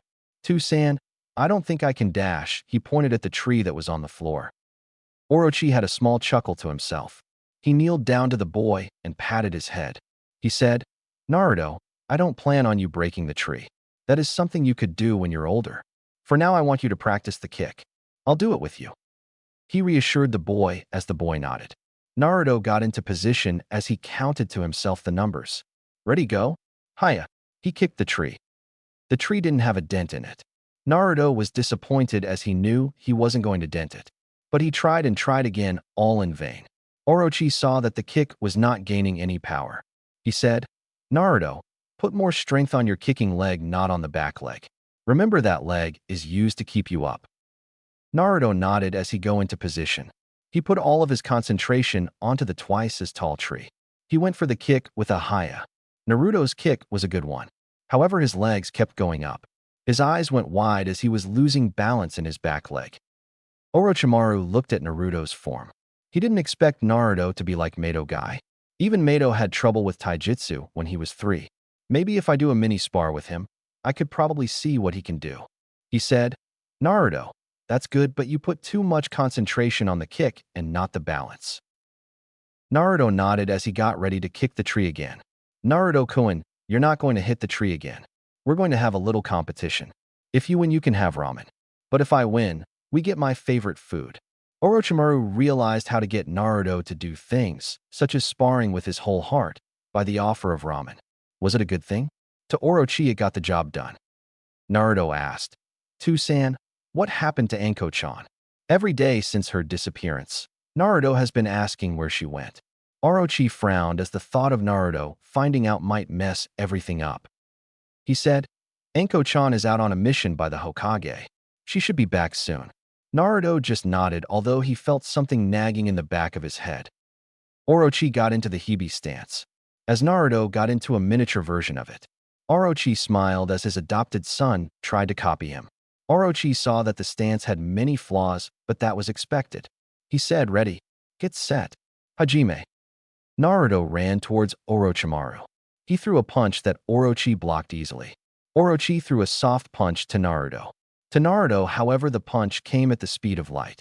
He went into a panic and ducked. He followed up with a sweep kick. Orochimaru frowned as he allowed Naruto to kick him. He didn't move an inch. He grabbed the boy by the collar. He weakly threw him to the other side. Naruto panicked too early. He needs to calm down and follow through. Let's see how he does in the second round. Naruto got up and got into stance once again. He panted as the initial fear of facing him was gone. He didn't rush this time. Instead, he picked up a kunai from the ground. He threw the kunai swiftly at the Hebe Sannin. The speed of the kunai no longer surprised the Sannin. He knew it came faster than a kid of 3 could throw. He deflected it as Naruto ran towards him. "I see you're trying to distract me." Naruto threw a punch. Unfortunately for Orochimaru, Naruto put all his strength into his fist as he punched Orochimaru in his testicles. Orochimaru's eyes went wide as everything went numb. He tried to squeal, but his body went into shock as fell over, clutching his side. Naruto's eyes went wide. "He won," he exclaimed. "Yes? I beat Two-san." Two-san went down to the ground. "I'm getting free ramen." That was the last thing on Orochimaru's mind. Orochimaru has not been the same since that morning excursion. His hands have been constantly shaking as his hair was frayed. Naruto got his ramen at Orochimaru's expense. Right now, Orochimaru had a visitor outside of the walls of Konoha. "Now did you get the sample?" Orochi asked with a slightly agitated voice. Orochimaru was not in the mood for failure. His slit eyes peered into his visitor's eye. The guy's body was visibly shaking as he felt the Hibi-Sanin's killer intent rise. He said, Orochimaru-sama, I got the sample. Here it is. He pulled out a vial of liquid. He lightly placed it into the Hibi-Sanin's hand. Orochimaru carefully inspected the vial. He didn't fully trust the guy, but he wasn't going to deal with him yet. The man breathed easier as Orochi pocketed the vial. The man said, Now how about the Uchiha and the Hyuga? I'll be here dash. No. No. What do you mean no? I got you the samples and everything, and you tell me no. Who the hell do you think you are? Orochi calmly looked at the man who was basically foaming at the mouth. He said, I would like for you to keep your voice down, or somebody might see you before it's time. Now it seems someone is being greedy. We agreed on the Hyuga. The Uchiha was not in the discussion, or else the demand would have been much more. The man growled at the Hibi-Sanin. He said, Fine, I'll trade you the male Hyuga for a male Uchiha. Orochi's eyes narrowed at the man. He did not like being put in a situation like this. He said, No can do. There is only a 1/4 chance that an Uchiha can produce and a 1/16 chance of a Sharingan child. Since I did not check the genetics of any of the Uchiha children, I'm pretty damn sure that you are not going to able to steal 4 Uchihas and a Hyuga. So I sincerely suggest that you cut your losses on the Uchiha. Now when are you scheduled to come for this peace treaty your Kage came up with? The man had to reel himself in before he got himself killed. He said with anger lacing his words, I'll be here in 2 weeks. Orochi nodded as he said, Good, I'll see you then. With that, Orochimaru disappeared in a swirl of leaves, leaving a furious visitor to fume. A week has gone by, and Orochi was a patient man. He knew what he had. In his possession was another piece to his ultimate chimera. The problem was, did he want to finish it? He saw the effects of the last time, but he knew that this was the last time. He didn't waste time bartering with a certain group for their genetics. Orochi had to find and create different things for almost every member in order to get the genetics. With that in his mind, he was going to do it. He was mulling over things when a cobra poofed into existence. The cobra's full length was a few inches taller than his summoner. He is a dull gold-colored cobra. He has 5 black and yellow stripes going down his back. Orochi recognized him instantly. He said, Ko, how is the construction of the project going? The newly named Ko said, Orochimaru-sama, the building is going along smoothly. In a few years it will be fully operational. We have many recruits helping out. It helps that they are so lively with music. You sure know how to pick them. Orochimaru grinned as his side project was working out well. That's excellent, Ko-kun. Now how about the toy rooms? Orochi has been busy using his Sannin rights. He has been setting up toy rooms all over Hino Kuni while the snake summons watched over Naruto. He asked the snakes to watch over his playhouses while he was in Konoha. Ko said, Orochimaru-sama, that is the reason I'm here. Someone has found toy 4. Orochimaru's eyes narrowed at this. That toy room currently held his Anko-chan and others. He snarled at the cobra as he spoke. Who found it, and why wasn't I told immediately? Tell me now. The cobra slightly coiled as Orochi's killing intent rose. He said, It was Konoha's Anbu. Hiruzen Sarutobi was not known as the shinobi no kami for nothing. He had noticed some unusual things in the village hidden in the leaves. He has not heard anything from Jiraiya in a while. The last thing he had heard was that he was following this group that are supposedly targeting S-rank ninjas to join them. He didn't know what to believe with that, as there are only a few S-ranked ninjas in the world, himself included, and for a person or a group to actually gather them all together for one cause sounds downright impossible. However, in a ninja world where people are able to manipulate the elements, anything is possible. He was going to put that in the back of his mind for now. The other problem has been Orochimaru and Naruto. His plan was to have Naruto become a Sarutobi. However, that could not happen unless by a small minuscule chance Orochi gave up on Naruto. That was the plan anyway, for Orochi, being the perfectionist he is, to give up on an imperfect baby. Sarutobi was wrong, dead wrong. Orochi has become possibly the perfect father. That is the part that is him. No one can be the perfect father. He had to have at least dropped the boy. Naruto has been downright polite, sincere, articulate for a child his age, and overall happy. For heaven's sake, there was not even a hair out of place according to the doctor's report. This was not right, and Sarutobi knew it. He just could not prove it. The final thing on his mind was this peace treaty with Kumo. Kumo could be described as two things: aggressive and cunning. They were the snakes that bit you when you were not around. He was not stupid. He was aware of their plans. He knew Kumo set this ploy up to possibly steal something, more specifically someone. The question is always who. Then there was that purple-haired Jinin. She went missing a month or so ago. This was the 10th abduction in the last few months. She was supposedly on mission with her team, but the presiding Jonin said she wasn't even on the team. Although she was an orphan after the QB attack, there were a few that actually cared for her well-being. His mind went a mile a minute as he had to be smart about this. If everything goes correctly, he could avoid any unnecessary fighting, a peace treaty, and a round of good lightning country smokes.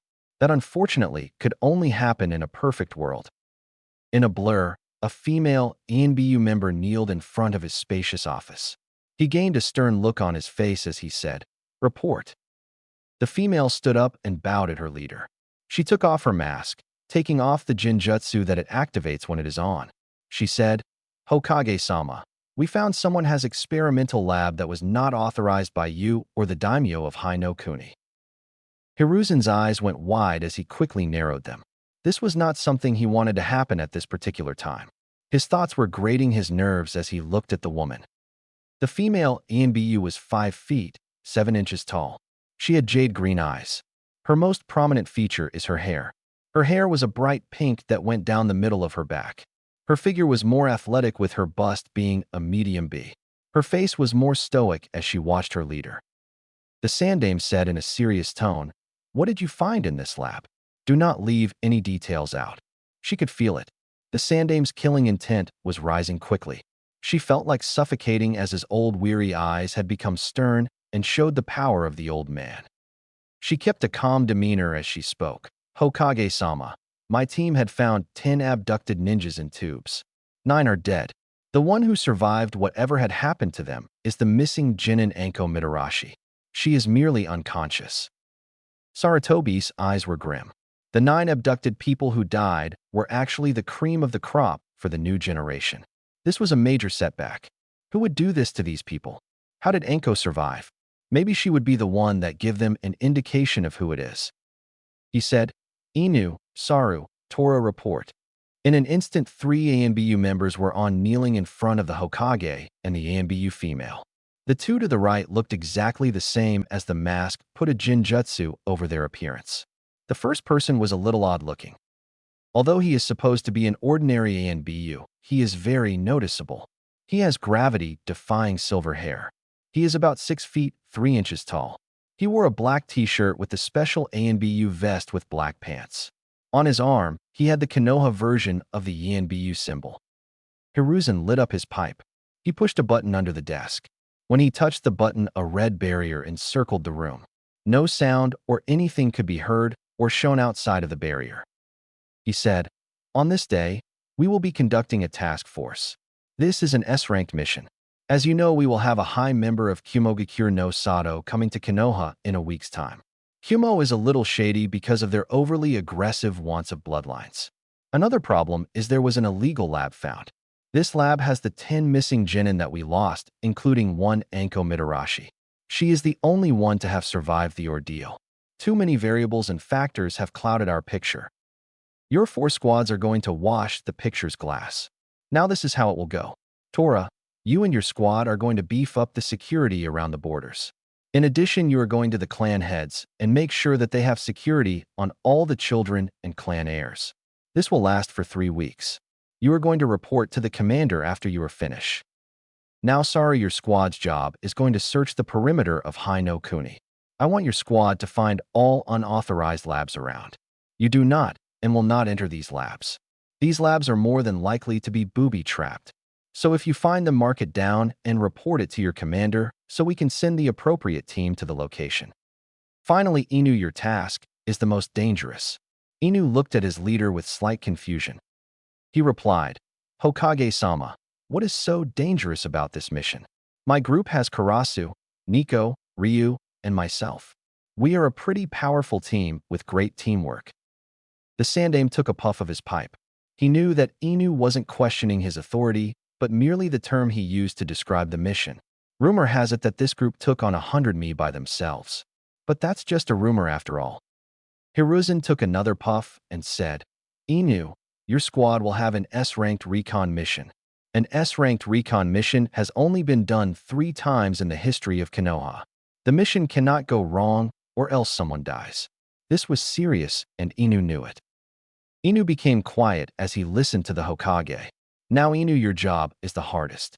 This mission becomes a failure, not only will you, but the whole squad will be charged with treason. So you must be swift and effective. Treason hit Inu, and the pink-haired ANBU member hard. Inu gulped as he asked, Hokage-sama, what is the mission? The Hokage took a deep breath and sighed. He looked out into the window, seeing the Hokage mountain and children playing. He said, Inu, your job is to infiltrate and steal all evidence in the house of Orochimaru. Orochimaru nearly lost his mind. Yes, Orochimaru showed his anger for the first time in a long time. He literally threw a chair past 3 rooms, shattering the chair in pieces. The Cobra, KO, cowered under a table as Orochimaru destroyed most of the furniture in the room. It took Orochimaru 20 minutes to stop destroying the furniture. He panted as his now red eyes were fixated on the Cobra. He said, How the fuck did ANBU find it? And why that son of bitch is not 6 feet under? KO could not breathe as he felt the killing intent of Orochimaru was suffocating him. He could barely even look the Hebe-Sannin eye to eye as he said, Orochimaru-sama, from what I was told, the group got lost after a disorientating fight and stumbled onto it. From what the snakes guarding the place said, the commander did a powerful futonjutsu that kept them preoccupied. She was able to disable all the traps with ease. I have never seen anything like that in my life. Orochi's red eyes went wide as he thought of the ANBU, who could do that. It took Orochi a moment until he realized who it was. He smashed the last piece of furniture into 2 pieces, scaring KO even more. He growled, That fucking bitch. KO, tell the other snakes to activate all the traps. I mean all of them. The next person who comes into the lab will be 6 feet under. Now I need to give Naruto the final syringe and take care of it. Damn it to hell, Konoha is a problem and a fucking half. All they do is make things worse and fuck everything up. Especially that Haruno bitch. He didn't know how right he was. During the week, the civilians have been decorated the village as the upcoming treaty would create an alliance with Kumo. The civilians were whispering and were absolutely giddy. The thought of upcoming business brought such joy. This was not the same sentiment of the shinobi of Konoha. It wasn't all that long ago that the Third Shinobi War was still going on. Kumo was an instigator to the tension of IWA and Konoha. One of the rumors was that one of their premier Kumo Jonin actually killed the Tsukukige's older daughter, and it was said that the Yondaime Hokage did it. But that's just a rumor. They did not trust Kumo one bit. The tension grew higher as each day came closer. Danzo was of course on edge. He knows Kumo was going to do something. He had some associations with Kumo in the past. They had a falling out 20+ years ago when a trade fell through the cracks. The trade was supposed to be capturing of the Jinchuriki of Konoha in exchange for the 2 tails and 8 tails. Kumo failed because of the future Yondaime Hokage when he was at age 8. That was embarrassing for Kumogakure. However, this did bring hope for the future shinobi in Konoha. Speaking of which, a flash appeared before Danzo. Danzo sat in his chair as his second-in-command was bowing down at him. Danzo said in his monotonous voice, Fukushu, how is Operation Adopt going? Operation Adopt has been in effect for 3 years. Danzo had delightedly surprised from what he has seen from it. They have gained of 700 children. 1/3 of those children have bloodlines running through their veins. These children have been growing towards the way Danzo wanted them to be, the perfect soldiers. The children were fed normal amounts of food, but their toys were actually weapons. They were taught different things, including fighting and that sort, while the older children were grouped into 2s and learned how to work together and how to survive with the essential teachings like cooking. Yes, Danzo's dream was coming true. Fukushu said, Danzo-sama, everything is going on full cylinders. The little seedlings are starting to develop. There is one, however, that has developed before time. His number is 1919. He has shown great skills in the art of sumijutsu, ink techniques. He has made creatures at the tender age of 3. He had even made on come to life for a whole minute. That is extraordinary for a child, especially at 3. Hearing Fukushu's inner giddiness about this group, Danzo smiled inwardly as he said, "The new age of Root is here." Naruto had awakened with immense pain. He never felt pain like this in his life. He screamed as his tears fell freely. He tried to get up to go to his father's room, but the pain, a surge of lightning, went through the Naruto's body. He screamed out in pain and fear. "To-san, help, please." Orochimaru did not sleep. He learned from a young age during the wars that sleep was the enemy. Orochimaru simply meditated. However, since he had Naruto with him, meditating has become even more of a problem. With his sensitive ears, he could hear Naruto's whimpers, especially when Orochi injected the pathogens into his system. He sighed as his mind wandered after injecting Naruto with that final pathogen. His ear twitched. He heard that scream only once. He quickly jumped up. The last time Naruto screamed, it was the pathogen before this one, where he convulsed and almost died. He didn't know what was going on or what was going to happen. As Naruto convulsed on the floor, as lightning formed around him. As the lightning went through the floor into the electrical outlets, causing the house's lights to flicker off and on, he tried to utter some coherent words, but his body stopped him. Orochi quickly tried to open the door. However, when he touched the doorknob, his body was shocked with enough volts to kill a small animal. He pulled his hand back as shocks went through his body. He gritted his teeth as he kicked the door open. What Orochimaru saw made his heart stop. There he was, Naruto the Kyuubi Jinchuriki, laying on the floor unconscious with lightning and energy flowing through him to every part of his room. As the lightning hit from one place to another, it looked like a light show that Orochi didn't want any part of. He yelled, "Naruto, are you okay? Speak to me." He tried to get close to the boy. Boom. A thread of blue lightning struck Orochimaru deep into his chest. Orochi was thrown back into the wall as he clutched his chest. He opened his eyes and saw Naruto convulsing as the lightning show was destroying the room. His thoughts were scrambled as the pain went through his body, from his toes all the way to his fingertips. What have done? I've got to reach him, but how? I need some type of an insulator. Damn, I need some type of rubber suit. I could get the one in the lab, but it might be too late. I could throw myself up, but the pain will still be there. Wait a minute. The angular projection of the lightning never hits the floor. I got it. Orochi was not stupid. This is why he is considered one of the best shinobi alive. He did a few hand signs and slammed his hand to the ground and said, "Kuchios no jutsu." In a puff of smoke, a snake appeared. It was 10 feet long head to tail. His was a cobalt blue with yellow stripes going along its back. He has blue and yellow slit eyes. He had a large horn on the top of his head. Orochimaru wheezed out with pain going through his lungs. "Rakurenio, I need you to conduct the lightning into your horn." The newly named Rakurenio said, "Orochimaru-sama, as much as I would love to take up all the electricity as it would be a delicious snack, ZSP taking all of that electricity would kill young Naruto. That is not normal ZZZP lightning or electricity. This is not chakra ZZZP laced. I've never seen ZZZP like this before. It's like the lightning is natural ZZP, but Naruto had somehow is bending it to his will ZZP, but it went terribly wrong ZZZP. I can deflect the chakra enough to allow you suppress Naruto's chakra control. Once you do that ZZZP, I could absorb my snack." Orochi's eyes were wide from Rakurenio's explanation. He couldn't really comment, as did a certain hand sign. On his hands were 5 kanji symbols. The first is the kanji sign for metal. The second one is the symbol for wood. The third one is the symbol for water. The fourth one is the symbol for fire.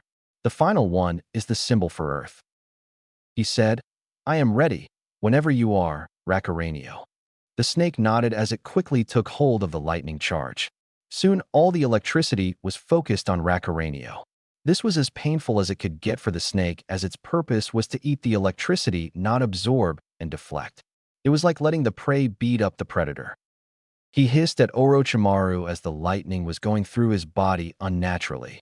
"What are you ZZP waiting for? Go get the boy and stop him *ZZP* before I become ashes." Orochimaru was a little frozen. To him, he saw not one, but 2 individuals he held in high regard were dying. He never froze up like this before and didn't like it at all. He felt useless. It was not until Rakaranio yelled at him to realize that he had to do something. He rushed towards the boy and flipped him over. He could see even with Naruto's eyes wide open that Naruto was deeply unconscious and had a great possibility of dying. He heard Naruto whisper with life knocking on death's door, "Help me too, San." He did what he had to do. With much regret, he said, "Sorry about this, Naruto, but this is the only way. Gogyo Fuin, 5 elemental seal." He pressed the 5 symbols onto Naruto's stomach. Rakaranio's body started to feel the heat coursing through his body. He shuddered as he knew if Orochi doesn't do something quick, he would be done for. He closed his slitted his eyes as he could feel the lightning gaining momentum over his body. Here it was his end. He closed his eyes tighter as he waited for the kill. Nothing. He opened his eyes to see the lightning had become wild. He smirked as his body was slightly charred. He saw the lightning just waiting to be eaten as he drew the lightning sparks to himself and ate it. His body started to have a charge with a smile on his face. He licked his lips with satisfaction. He looked over to see the boy, and concern washed over him. He said, "Orochi-sama, how is young ZP Naruto doing?" Orochi was not quiet, but silent. He didn't know what to really say. Naruto has an 85% chance of living. The lightning that was surging through him did not zap all of his chakra. That in itself scared Orochimaru, as that means it has 2 explanations. The first is that Naruto has the possibility of having way too much chakra. It is possible to have more than a chunin. That is too scary of thought that a 3-year could have that much chakra flowing through him. Yet the second thought is actually worse. Orochi didn't feel it, but he couldn't be sure that the Kyuubi's chakra is flowing through Naruto's core chakra system. If that is the case, then Naruto will become a ticking time bomb. He could even be the poster boy for what happens when abused children grow up to be. The thoughts clouded his mind as he felt something tugging on him. Rakaranio heard nothing from Orochi, so he decided to slither to the Hibi Sannin. He tugged onto his sleeve as Orochi went into a mental shock. He was still not responding, so Rakaranio took it upon himself to give Orochi a little bit of shock therapy. He bit Orochi's ankle, sending a few volts through his body. Orochi's eyes went wide as he felt the voltage go up and down his body. It was not nearly enough to kill or do permanent damage, but it still gave the Hibi Sannin a jolt. He looked down and saw Rakaranio positive and negative charged vipers still out. Rakaranio said to the Hibi Sannin as he retracted his vipers, "Are you okay, Orochimaru-sama? You zoned out ZZP on me less than a few moments ZZP after the battle." Orochi looked at the snake with his yellow weary eyes. The snake felt empathy for the man as he sighed. Orochi said with a dead tone, "None of this should have happened, Rakaranio. The plan had been to build this boy up, and then I could simply take his body. But it went wrong. Everything went fucking wrong." The frustration has caught up with Orochimaru, and Rakaranio knew it. Although Rakaranio is young in summon years, he has been with Orochimaru for 20 years. Rakaranio has been through it all with Orochimaru. He said in a calm voice, "Orochi-sama, you don't get it. Of course this plan was going to have setbacks that would cripple it.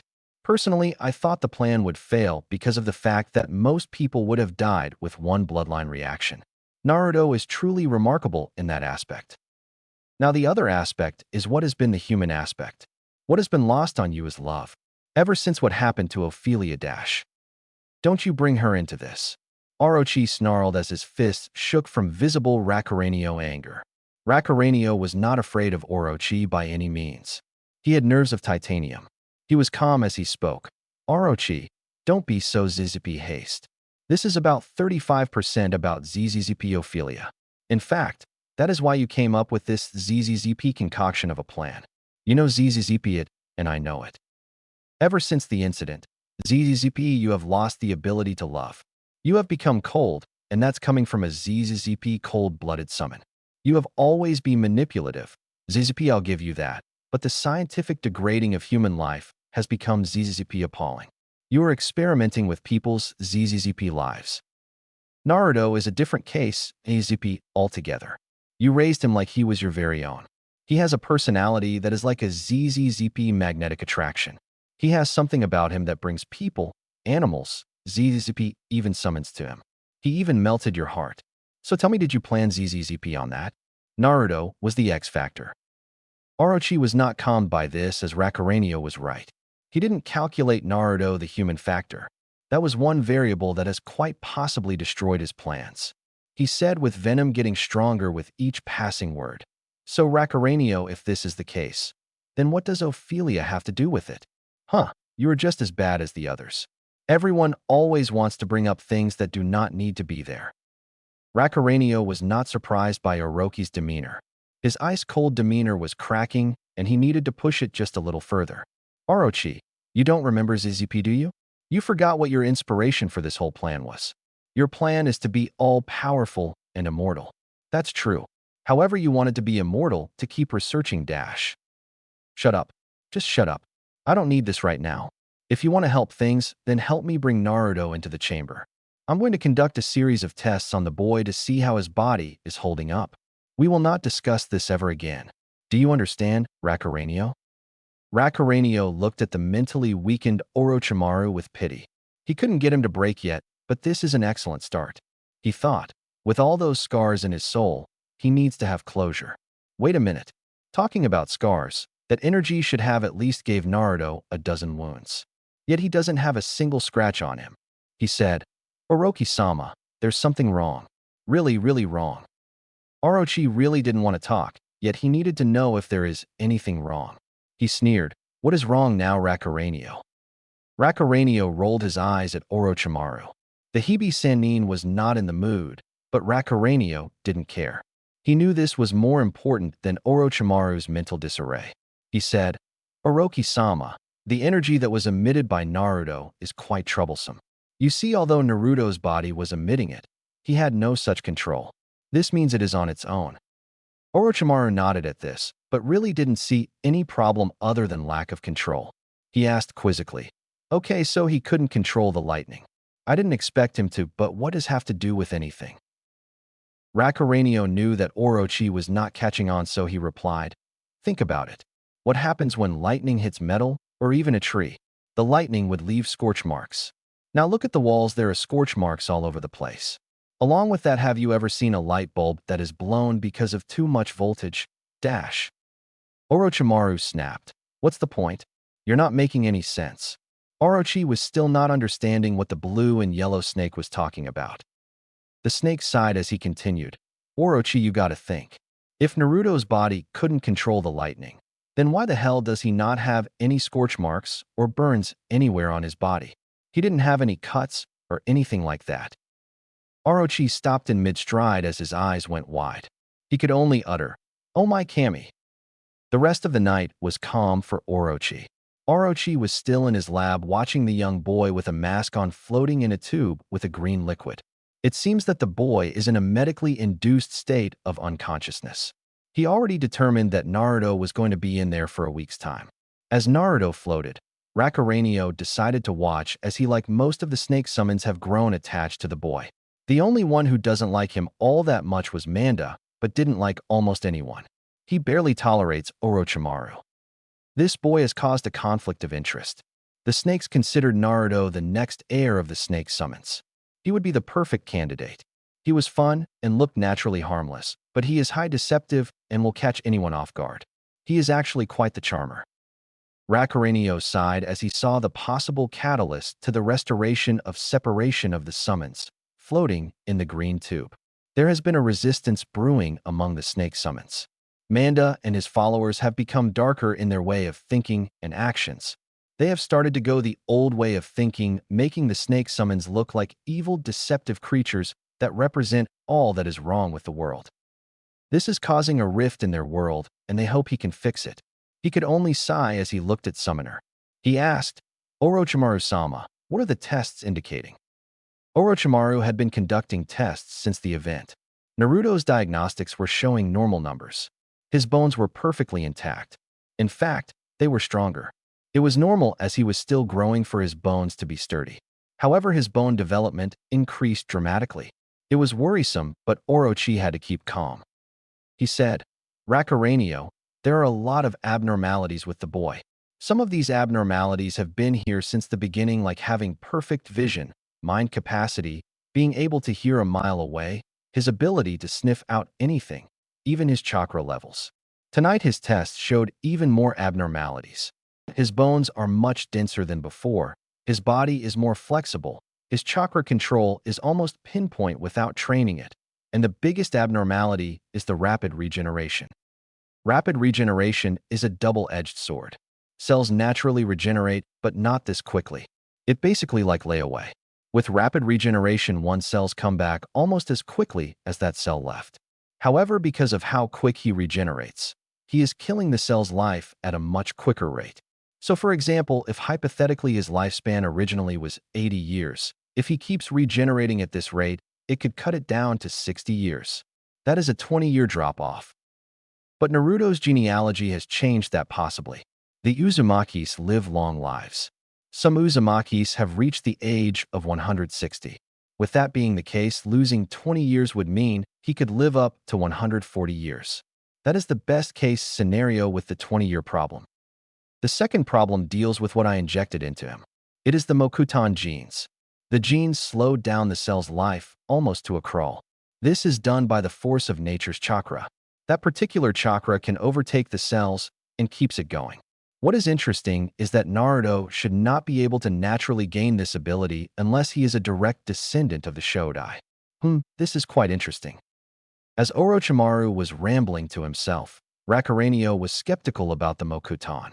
He asked, Orochimaru-sama, can you explain how you can tell that from Naruto being in a tube? It doesn't make much sense. Orochi saw the skepticism on Rakurenio's face. It was natural, as anyone could throw out different terminology, and it doesn't make much sense. Orochi pulled out Naruto's lab results and showed it to him. He said, you see, I took a sample of Naruto's blood.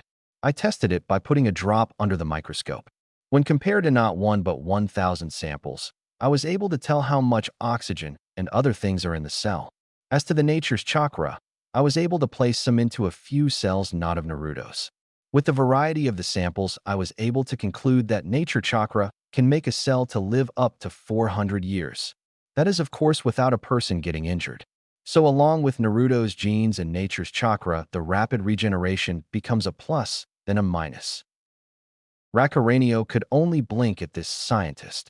He didn't understand the explanation, and at this point he didn't want to. He said, okay, Orochimaru-sama, if you say ZZP so. I don't get ZZP how you got this, but ZZP as long as Naruto is fine, then everything is swell. In a matter of seconds, Rakurenio disappeared in a puff of smoke. Orochimaru knew that Rakurenio was extremely tired and was going to pop at any moment. When he left, however, Orochimaru, for the first time since gaining custody of Naruto, that he felt alone. The overwhelming sadness and depression had caught him. He bowed his head. If one looked close enough, he or she could see a few droplets fall from his pale white face. He mumbled as sleep overcame him, Ophelia. For days have passed, and Orochimaru has not been the same. He had started to become mentally unstable since Naruto was in the tube. Ophelia came back to mind, and his departure from Konoha. In addition, Orochimaru had a problem and a half. As he looked around at the ever-growing tension, he realized today was the day of the Konoha-Kumo Treaty. He sighed loudly as he got up from his lab chair and tapped the tube with Naruto in it. He knew these would be the memories he will remember forever. It didn't matter if Naruto wasn't his biological son or not, will always be his son. With that resolve, Orochi went into his library. He was going to make sure Naruto would not stop learning even when he was gone. My son is going to be the best, I'll be damned if any tries to stop him. Other than me, of course. Kukuku. It's time, Inu thought to himself. His squad had hidden themselves in trees near the house of Orochimaru. He sighed as this was not the mission he particularly liked. But if the Sandaime wanted him to do it, then he will. He whispered to Nico, what do you see in Orochimaru's house? Nico was about 5 feet, 8 inches tall. Her face was a little narrow. Her body is curved like an hourglass with a small C-cup. She has long purple hair. She was about 14 years old. On her back was a slim sword. She used her binoculars to look into the house.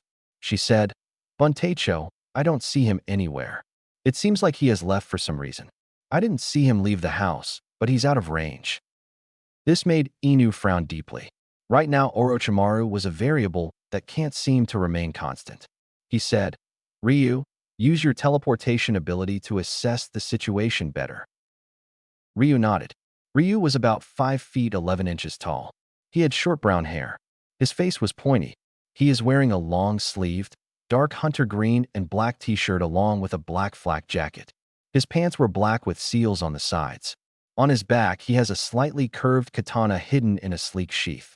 His mask was a dragon with beady, jet black eyes. In an instant, he disappeared into thin air. This is why Inu liked this group. Their abilities worked so well with each other. He smirked under his mask as he watched Ryu dart from each side of the house. He returned in a few seconds. He said, "Buntecho, there is no indication of Orochimaru.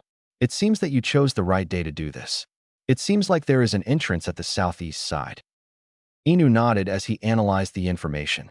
He did not like putting his team in a situation where there are too many variables. He sighed as he analyzed the house carefully. Sure, he and his team were going to in the southeast side, it was still problematic if caught. He said, "Karasu, I want you to put a rotating Jinjutsu around the southeast entrance. If necessary, you could put a third layer." Karasu is about 5 feet, 6 inches tall. He has black hair that hung near his cheeks to frame his face and kept the rest of it in a ponytail.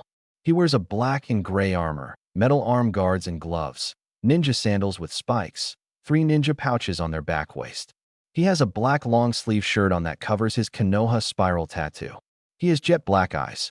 His mask is a weasel. Karasu closed his eyes as he said, "Buntecho, do you think that he could possibly set up this backdoor entrance for intruders? It seems extremely suspicious that he has another entrance other than the front door and the back door." Inu's eyes went wide.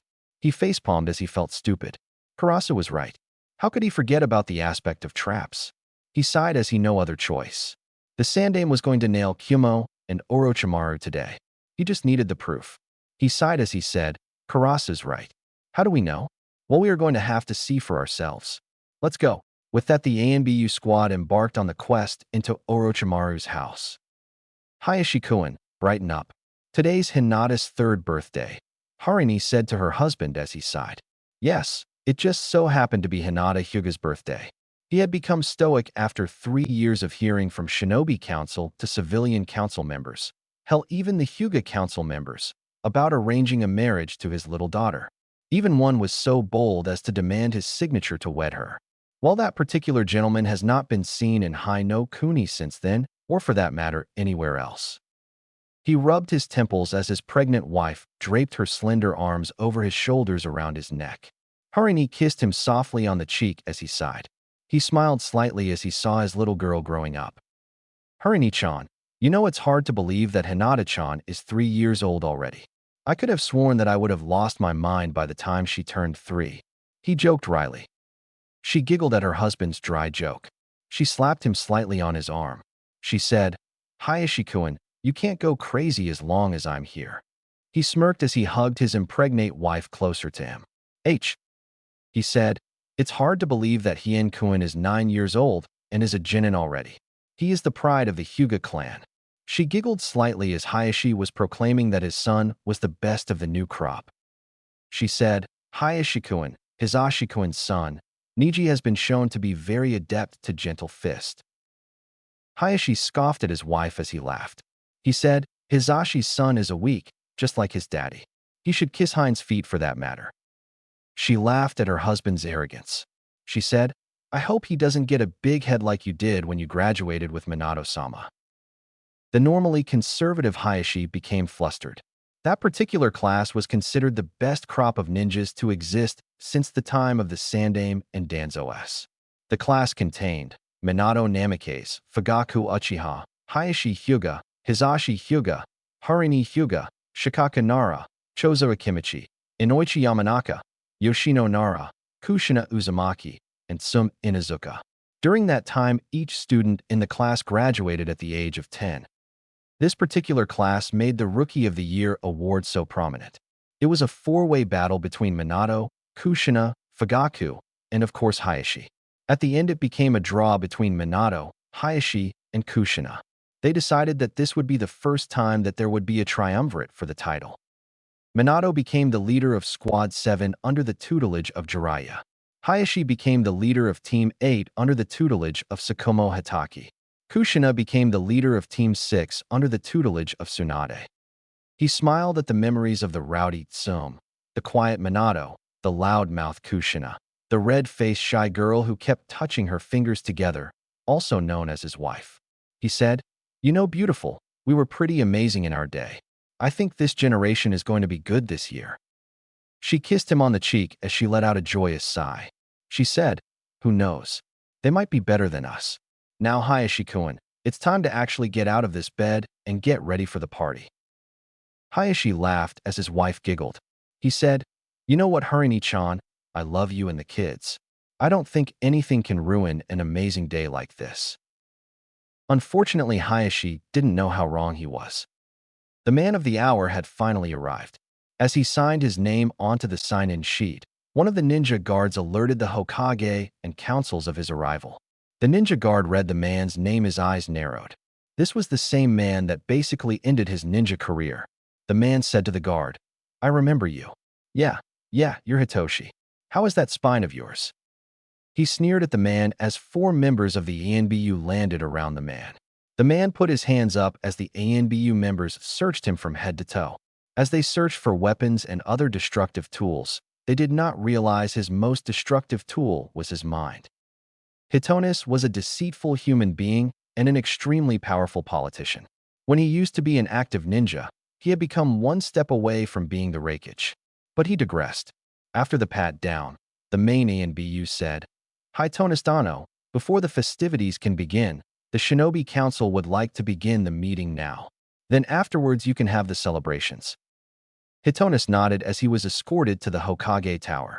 He turned his head back to the guard. With a sick, sinister grin, he said, "Hitoshi-san, I hope that Kyumo can have Konoha's backing after this." Before Hitoshi could move, ANBU disappeared in a swirl of leaves, leaving the man to brew with hatred. Orochimaru was dressed in his formal robe.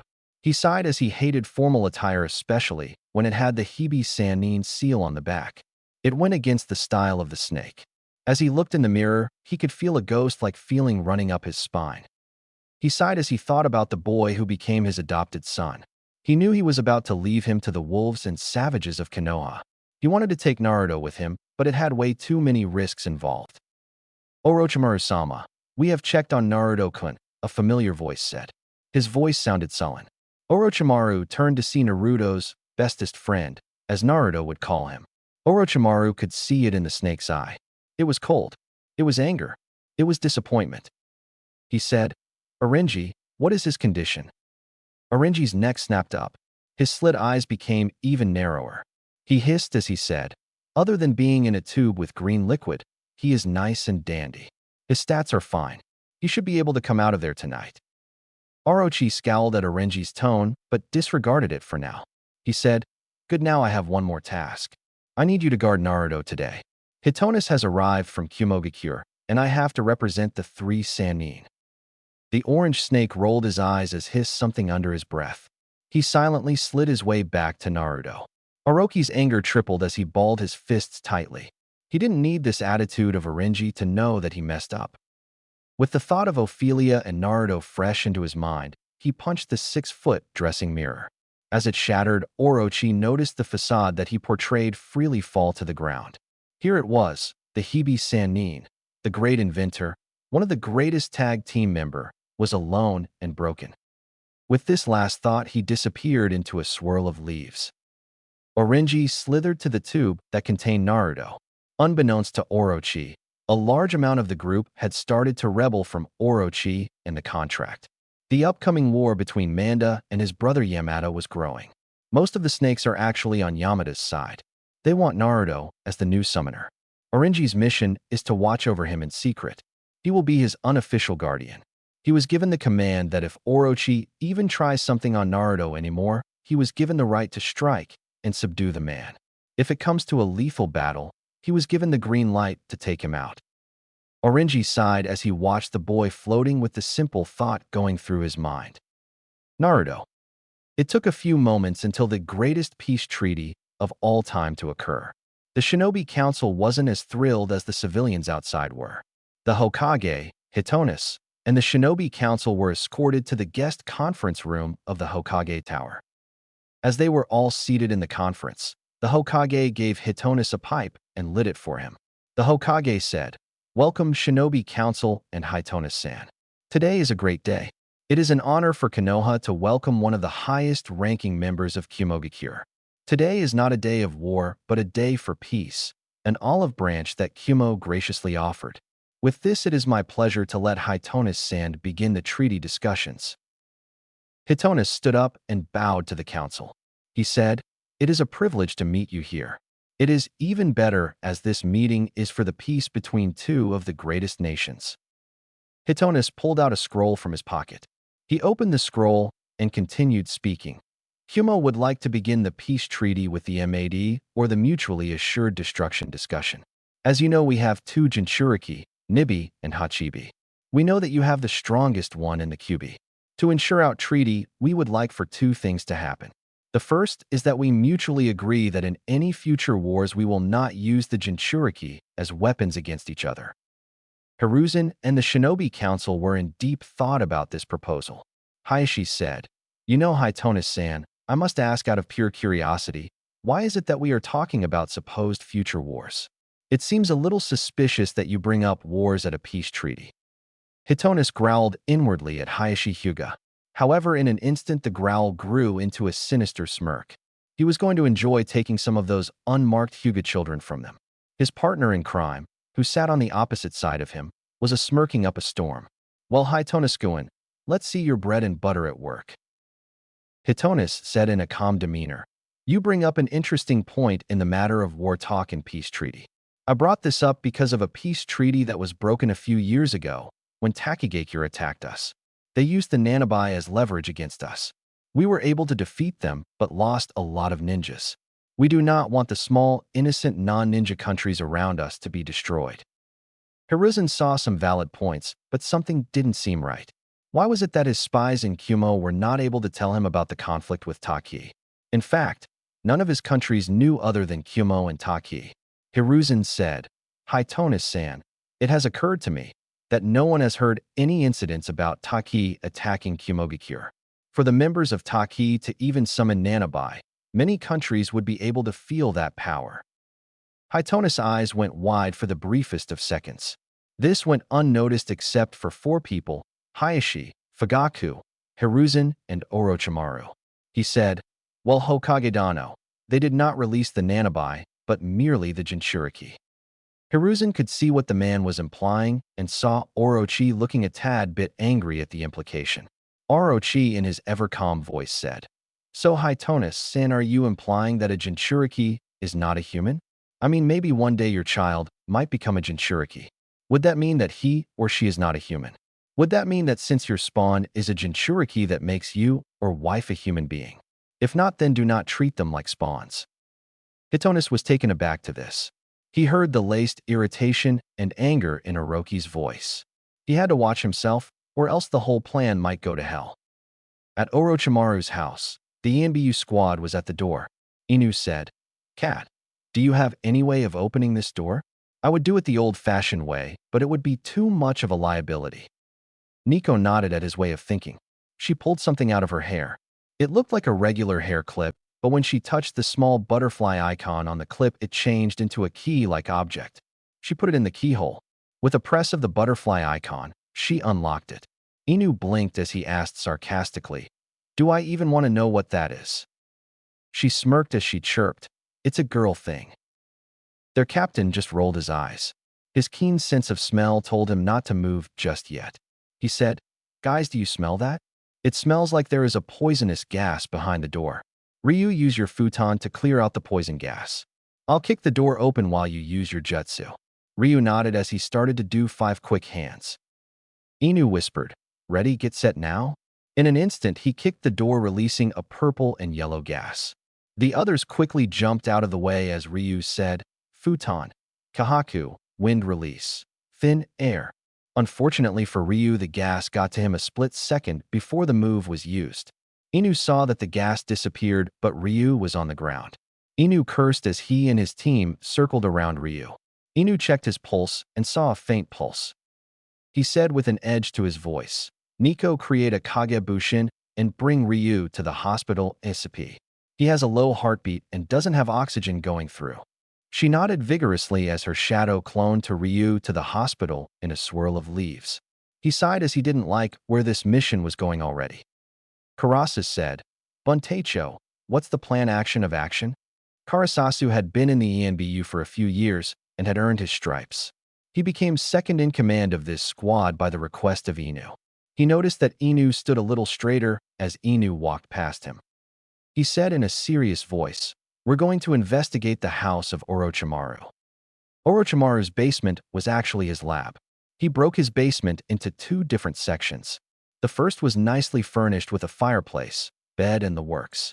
The second side, however, was different.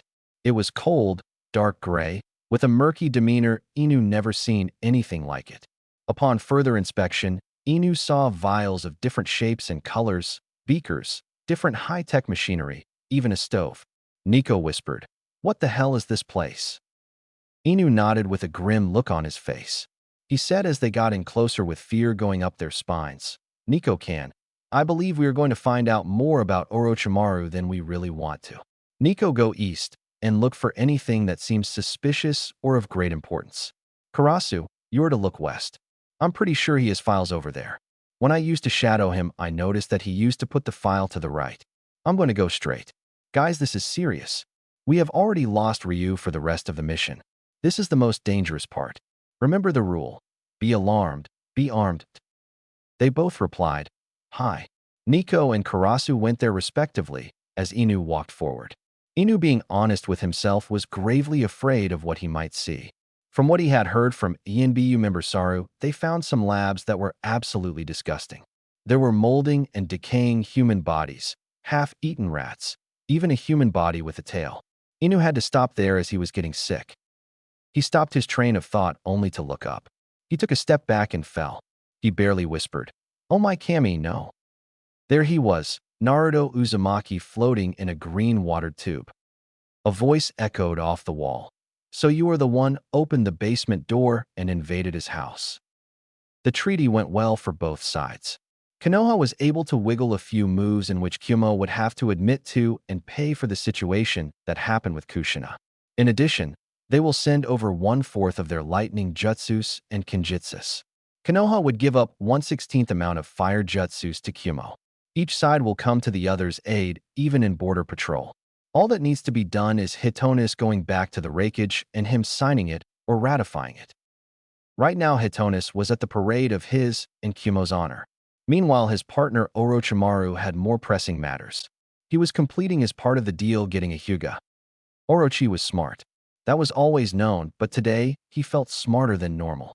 He was invited to Hinata Hyuga's 3rd birthday celebration. He saw the Akimichi, Nara, Yamanaka, Uchiha, Sarutobi, Inuzuka, and Aburame clan leaders and their immediate family. He also saw a few financially powerful civilians. He smirked as he watched the children play with each other and the adults conversing with each other with sake. Before the party started, he spiked the drinks with his special liquid he had been working on. This liquid is his Jinjutsu in a bottle. The drink, when mixed with alcohol, gives the drinker a sense of obliviousness. This would dim the Hyuga's 359-degree vision, while making the Uchiha Sharingan very cloudy. In addition, this concoction dimmed the buzzing Aburame bugs, while dimming the Inuzuka's senses. Oh, those poor people keep drinking without thinking about what's in the drink. Ooh, that rhymes. Well, in a few minutes, they'll be out of commission. The 2 Kagebushin should be able to do a switcheroo with the Hyuga princess. Yup, Orochimaru's plan was put into action as he went to chat with the leaders with his red fruit punch. Inu had finally freaked out. He saw Naruto floating in a tube, and the echoing voice was really getting to him. He heard something slither towards him. It was an orange snake. It scared him as the snake was coming closer to him. Inu pulled a kunai out of his pocket and threw it at him. The kunai coming out of his hand was about 95 mph. However, right in front of his eyes, the orange snake snagged the kunai out of the air with his tail. The snake then flicked it into a wall as Inu's eyes became wider. Orenji looked deep into the eyes of Inu. The serious look of the orange snake sent chills through Inu's body. Orenji asked, now ENBU-san, I must ask, how did you get in here? Better yet, why are you even here? Inu was scared out of his wits. Not many people knows that Inu hates snakes. When he was about 5, a poisonous snake bit him, and he was hospitalized for 3 months. He asked, what are you doing here, snake team? The orange snake simple snapped his tail in a whip-like snap. He said as he peered into Inu's eyes, You know, Yinbiyu-san, it is not polite to not tell someone your name. That is entirely my fault, however, for which I am sorry. My name, Yinbiyu-san, is Orenji. I can sense the fear of snakes rolling off like a rock on a hill. Since you are a scared chicken, I'm going to ask you again. Why are you here, and how did you get in here? Inu tried to muster up some courage after that chicken insult. Well, Orenji-san, I'm here to put your master in jail for what he has done to many people, especially Naruto-kun. Orenji chuckled at the silver-head Yinbiyu member. He said, You know, Yinbiyu-san, I would hope that you never get into politics. You are straightforward, but a little too straight. But that is irrelevant at this point in time. So, Yinbiyu-san, do you honestly think you can go and get past me without dying? Inu gulped as he nodded. Orenji smirked as he said, Good. Even though I can basically eat the fear you emitting, I can see some strength coming through. Now as to what I can do to you or for you is a huge question. Sad to say, my supposed master has done some horrific things and more than likely tarnished the Hebe name. The snake slithered away from the ANBU member and went to the tube containing the Jinchuriki. Inu watched in awe as the snake used his tail to put in the password to release the green water.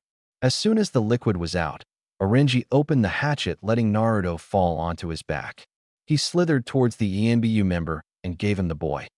He said, Since you are here to catch and whatnot, I want you to get Naruto out here and give him to the Hokage. The boy should not see his Tusen being taken away.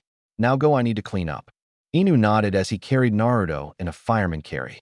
As he started to go, Orenji said, Oh, and by the way, you're going to have to throw that kunai a lot quicker to hit me. Inu decided not to say anything as the other 2 members joined him and left. Orenji sighed as he closed the door. He muttered to himself, I better play unconscious or Orochi might not believe me. With that, the orange snake slithered to where the open tube was and turned over. Hitonis was enjoying himself. This parade with all of the yellow and black, representing Kumo, confetti coming down out of the buildings, and with the shouting of his name almost made him feel bad for what he was going to do. Almost. He knew what the fate of those Hyugas was going to be. He didn't care so much as he only cared about was Kumo and its survival. So if it meant that 1 or 2 people had to suffer, then so be it. He liked his lips as he saw the rakeage hat on top of his head. The parade was ending as it was almost time for him to leave to Kumo. He smirked as he would have something to bring back with him. He said to the crowd of thousands of people and with the Hokage next to him, Civilians of Kanehagakure no Sato, it has been an honor to be here with you to hopefully celebrate a bond between 2 of the most powerful villages of all time. Hopefully in the near future the will of fire and the heart of lightning will be fighting as one. I, as a representative of Kumogakure, am proud of what we were able to accomplish today, embarking on a new future. Your hospitality knows no bounds, as this parade shows me. This parade will go down in history of the day that my and now your brothers and sisters in Kumo will hold hands together as one. Thank you, Konoha, for this day. The crowd erupted as they shouted his name and Kumo's. Hiruzen clapped and showed outwardly happiness. Inside, however, was much different tune. No wonder Kumo sent this slime ass here. He has a tongue made of silver. You could tell that he was all bullshit, but the way he talks makes him seem like he is the fucking 6 paths. The faster he gets the hell out of Konoha, the better before I start to smell controversy. The Hokage said, Citizens of Konoha, it is time for our brother, as he affectionately calls himself, to leave for Kumogakure to agree to finalize and or ratify it. For this peace treaty to be finalized, he needs to go quickly. Let's give him a big Konoha send-off. The crowd erupted again as the ANBU escorted the waving Hitonis to the gate. Hitonis smirked inwardly. It's almost time for my prize. It's almost too easy. In a moment, Hitonis was in front of the gate with the Hokage and 4 ANBU in front of him. The Hokage asked, Are you sure you want to go alone? It can be extremely dangerous. Hitonis waved his hands. He said, Hokage-sama, you and the whole fire country has given me such an amazing event with even better hospitality. I could not ask for much more. I want to wish you a great deal of prosperity and that one day that two flints can create not only lightning, but also a fire." He bowed to the Hokage as he left. The Hokage also bowed at him. He thought as he saw Hitonis jump tree to tree. Something is not right. I don't know what it is, but it is bad. I can feel it. While Orochi was conversing with the adults and parents, his shadow clones were completing their mission.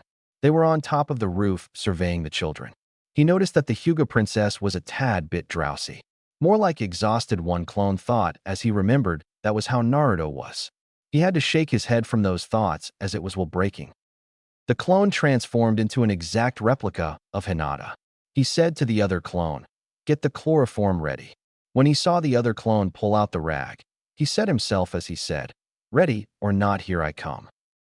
3-year-olds play like 2-year-olds, but with more vocabulary. Right now Kiba, Chuji, Shikamu, Ino, and the birthday girl Hinata were playing tag.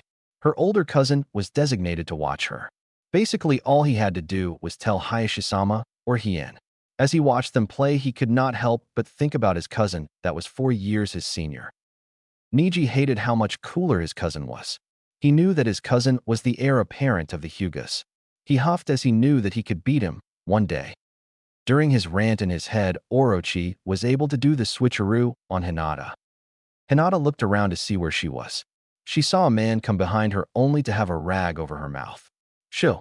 It's okay, Hinata-san. You will be asleep really soon." Soon enough, the Hyuga princess was asleep. He snatched her up in a knapsack and started jumping building to building. He smirked as he said to himself, "Everything is going according to plan." Oh, how wrong he was. Hien was outside in the luxurious backyard that was hosting his sister's birthday party. Today, Hien was able to get a day off because of the festivities. He smirked as he looked and acted just like Hayashi. He was considered the mini Hayashi. He was definitely the apple of the Hyuga leader. He adjusted his brand new forehead protector. Today, while he picked up his sister's birthday present, he also picked up his new protector with the Hyuga symbol on the sides of the protector. He looked over to see his 4-year cousin Brood as the kids played tag. He liked Niji out of all of his brethren. He saw a spark in him that told him that he would be great. But if he didn't get over his jealousy, he would never be able to do anything. Because he would be the heir, he decided that he would brand Niji. Nope, he wanted him to be his second in command. He walked over to his future second in command. He said, "I'll buck up Niji-kun. I mean, you're acting like you're 13. Why don't we play tag with them? It looks like a lot of fun." Niji looked at the good-natured boy with angry eyes. "I want to train, but I have to be guarding these kids." Niji pouted as Hien patted the boy on the head, much to Niji's disdain. Hien said, "You're right, that's why I'm here. I'll help you watch them because after all, I am a super powerful ninja at the age of 8. Niji rolled his eyes as Hien reminded him every day that he sees him. Niji grumbled, "Okay, but you will help me to throw kunais." Hien laughed as he patted Niji's head. He replied, "Okay, Niji-kun, I'll teach you." As they watched the kids play tag, Hien was showing Niji how to properly throw a kunai. "Niji-kun, when you throw a kunai, you do not want to throw it like a ball. You want it to be thrown as if it was an arrow coming out of a crossbow. The objective in each case is for the point to stick into the target with a sufficient amount of force. For this to be successful, accuracy, distance, number of rotations, and placement of the body all must be taken into account. If the thrower uses a spin technique, the kunai will rotate during flight. This means that the thrower, assuming he is throwing the same way every time, must either choose a specific distance for each type of throw or, more practically, make slight adjustments to placement of the kunai in the hand, as well as angle of release and rotation of the wrist. Variations in throw technique can allow great accuracy and range. Throwers may also need to adjust for throwing off-center, around corners, and while running. Niji blinked at his cousin. He was considered a genius not only because of the power he contained, but because of his mind. Niji grumbled, "I'm only 4, and you expect me to know this? I barely know half of what those words mean." Hien smirked as he patted Niji's head. He whispered into his cousin's ear, "You're not supposed to. That is why I'm going to show you." Niji brightened some, but not too much as his cousin took him a few meters away from the kids. He said, "Now watch as I throw it." In an instant, he threw the kunai. The kunai rotated slowly as it went into the wall. Niji's eyes were wide open. He was giddy as he thought this was easy, especially how fluid and smooth Hien threw it. Hien said, "Okay, Niji, your turn." Niji nodded as he aimed to a specific target. With all his might, he threw a kunai. It whizzed through the air. It came towards its target. Kunais do not have a name for a target as it went straight towards Hinata. Hien could only watch in horror as the blade came towards his running sister. Boom. Hien opened his eyes to see the kunai buried deep into the training dummy with Hinata in full deflection mode. It was as if she had been in a war. Hien's eyes went wide as he thought, "What the hell? That can't possibly be Hina-chan." He came over to his sister to check up on her as Niji on the ground, crying his eyes out at the thought that he killed his little cousin. Hien asked her, "Hey Hina, are you alright? You were awesome in deflecting that kunai. Let me check something." Hinata nodded as she watched Hien intently. "Shit, I messed up. It's a reflection. What was I supposed to do? Hopefully he didn't think I'm a fake." As he was checking her body to see if anything was wrong, he slowly pulled out a kunai. Poof. Hinata burst into smoke after Hien jabbed her. Hien cursed loudly as he told Niji, "Niji, get to Sen. Hinata is gone. I'm going to find her and save her." Niji quickly ran to get Hayashi as Hien activated the Byakugan. He was able to get her signature about 75 meters away. He had to hurry. With 3 kunais packed, he was ready to go save his sister. Orochimaru finally got the memories of his dead clone, and he was furious. Why does everything fail because of children? He had everything packed into a scroll, and it was almost time to leave. He excused himself from everyone and went to the bathroom. He simply had to go to someone's house. Someone named Haruno, as he had a special parting gift for her. Hien raced towards the signature that had his sister with him, or her. "Don't worry, Hina-chan. I'm coming to get you." As he rushed as fast as an 8-year could go, he was finally able to get close enough to the signature to see the transaction occur. The man was just outside of Konoha with another man. When he took a closer look, something sent chills up and down his spine. He saw his sister being traded from the hands of the Hibi Sannin, Orochimaru, to the hands of the representative of Kyumo, Hitonis. Shit. This is bad. Real bad. Kemi, keep me safe as I'm about to take on a Jonin and a Kage. This is for you, Hina-chan. With that, he got closer. His heart started to beat faster as this could possibly be his last mission. He threw his kunai and hoped for the best. Orochimaru's clone was completing the transaction. He said, "Well, Hitonis, I hope your plan works out well.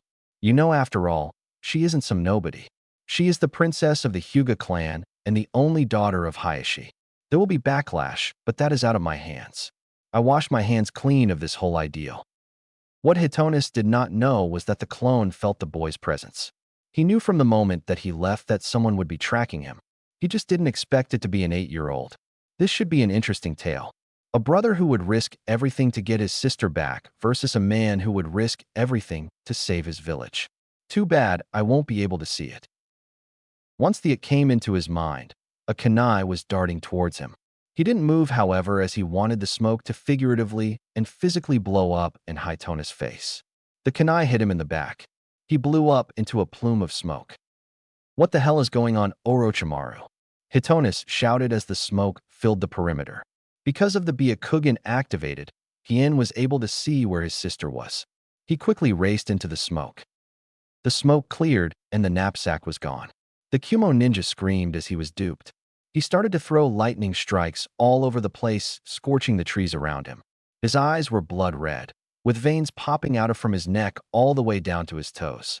He shouted, "Where are you, Orochimaru? I'm going to kill you. Damn it, damn it, damn it." Hien, although scared, knew that he nor Hinata survive if they hid. He whispered in his sister's ear, "Hina-chan, I need you be very quiet. Big brother is going to take care of you." He put her in a hollow tree trunk. He sighed as he was going to face this monster. As Hitonis fumed and threw lightning bolts, soon he saw a shadowy figure come from behind a tree. The figure said, "I'm no Orochimaru, but I can still kick your ass." Hitonis saw red as he threw a lightning bolt at the boy. The boy used a Kwamiri to replace himself with a log courtesy of Hitonis. "Looking for me, I presume?" Hitonis looked behind him to see a fist in his face. The fist sent him back a few steps. When he opened his eyes, he saw a powerful kick coming towards his temple. Hitonis was able to recover and blocked the kick. He grabbed Hien's leg and spun him around. He threw him into a tree. Hien hit the ground with an oof. Hitonis sneered, "You little twerp. I'll make sure you will be nothing but ashes on the ground. Meet your maker, you bitch, Raiton. Denku no Bofu, lightning style, gale of lightning." He created an unstable ball of black, blue, and yellow energy. It crackled as it grew. Once it grew to the right size, he threw at the panting, almost unconscious Hien. The lightning gale came at him with increasing speed. Hien saw the bright light and quickly did a one more kawarimi. This time, however, it was with the Kumo Jonin. The man was so caught off guard that he was hit full on, blowing him into a tree. The electricity sent voltage coursing through his veins. The young Hyuga heir got into position to finish him off. He said, "It's over, you arrogant bastard. Hack Rokujian Show, 8 trigram, 64 palms, 0.2 palms, 2 strikes in his right arm, 4 palms, 2 strikes in his left arm, 2 in his left shoulder, 8 palms, 2 in his right shoulder, 3 on his right thigh, and 3 on his legs, 16 palms, 3 on his left thigh, 3 on his legs, 1 on both of his knees, 2 on his left biceps, 2 on left triceps, and 2 on his left kidney, 32 palms, 2 on the right biceps, 2 on the triceps, 4 more on the left biceps, 4 on the biceps, 2 on his right kidney, 6 at the ribs on the right, 6 at the ribs on the left side, 4 on the right pec, and 4 on the left pec, 64 palms. 4 on the clavicle, 5 on his right wrist, 5 on his left wrist, 10 on his left foot, 10 on the right foot, 3 on his right thumb, 2 on his right pointer finger, 3 on his right middle finger, 2 on his right, 2 on his right pinky finger, 3 on his left thumb, 2 on his left pointer, 3 on his left middle finger, 2 on his left ring finger, 2 on his left pinky finger, 2 at the sternum, 1 at liver, 1 at the pancreas, 1 at the head, and 1 at the stomach. Hitonis was coughing up blood as his thoughts about being beat by an 8-year. It did not bode well for him, as he would be the latest laughingstock with Konoha and Kumo. By his pure will, he was able to get up. He felt 4, possibly 5 chakra signatures. He knew that it was pointless in completing the mission, but this boy will die. Hien was looking worse off. When he struck Hitonis, the voltage went through his body. It was like barbed wire that ripped his skin and chakra off. He panted as his chakra level was low because of the voltage being siphoned. He knew he didn't have too much time left.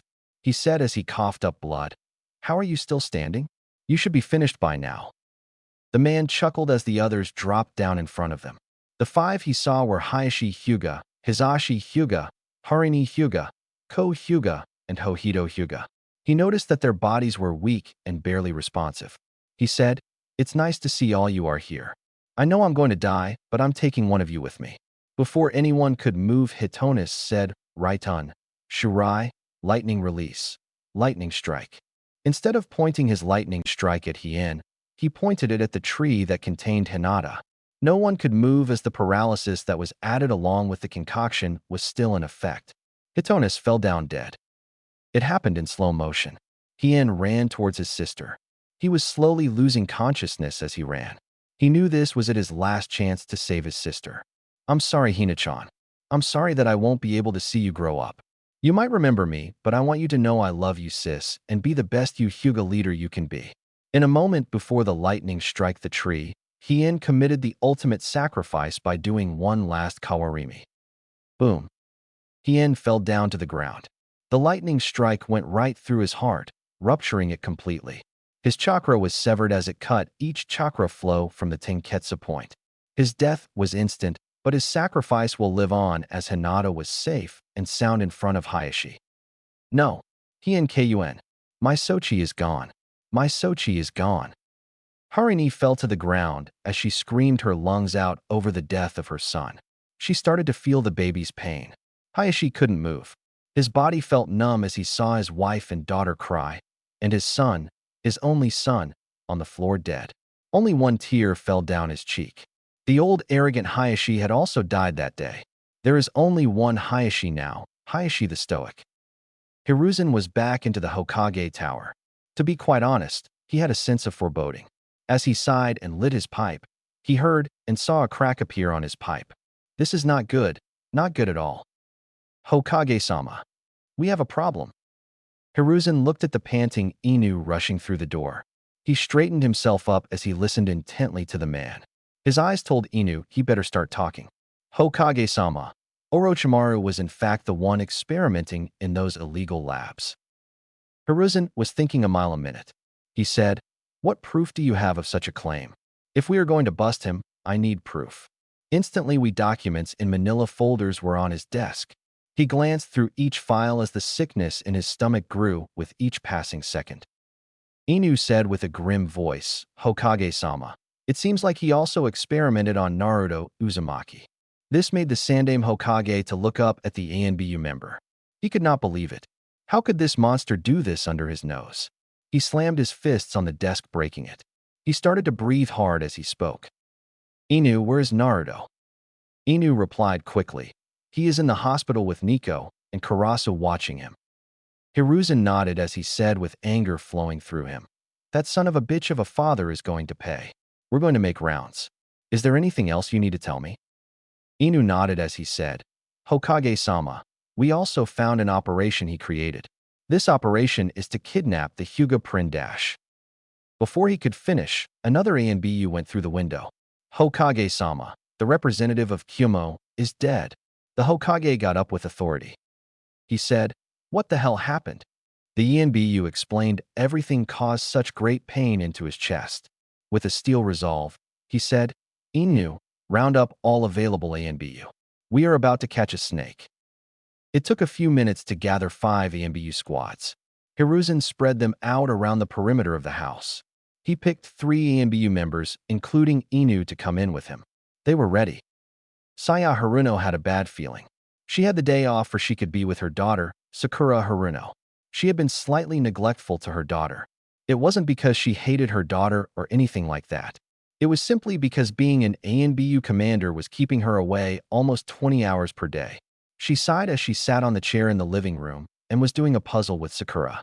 She looked at the picture of her and her late husband. She wanted to be a housewife where she could be with Sakura every day while her husband worked.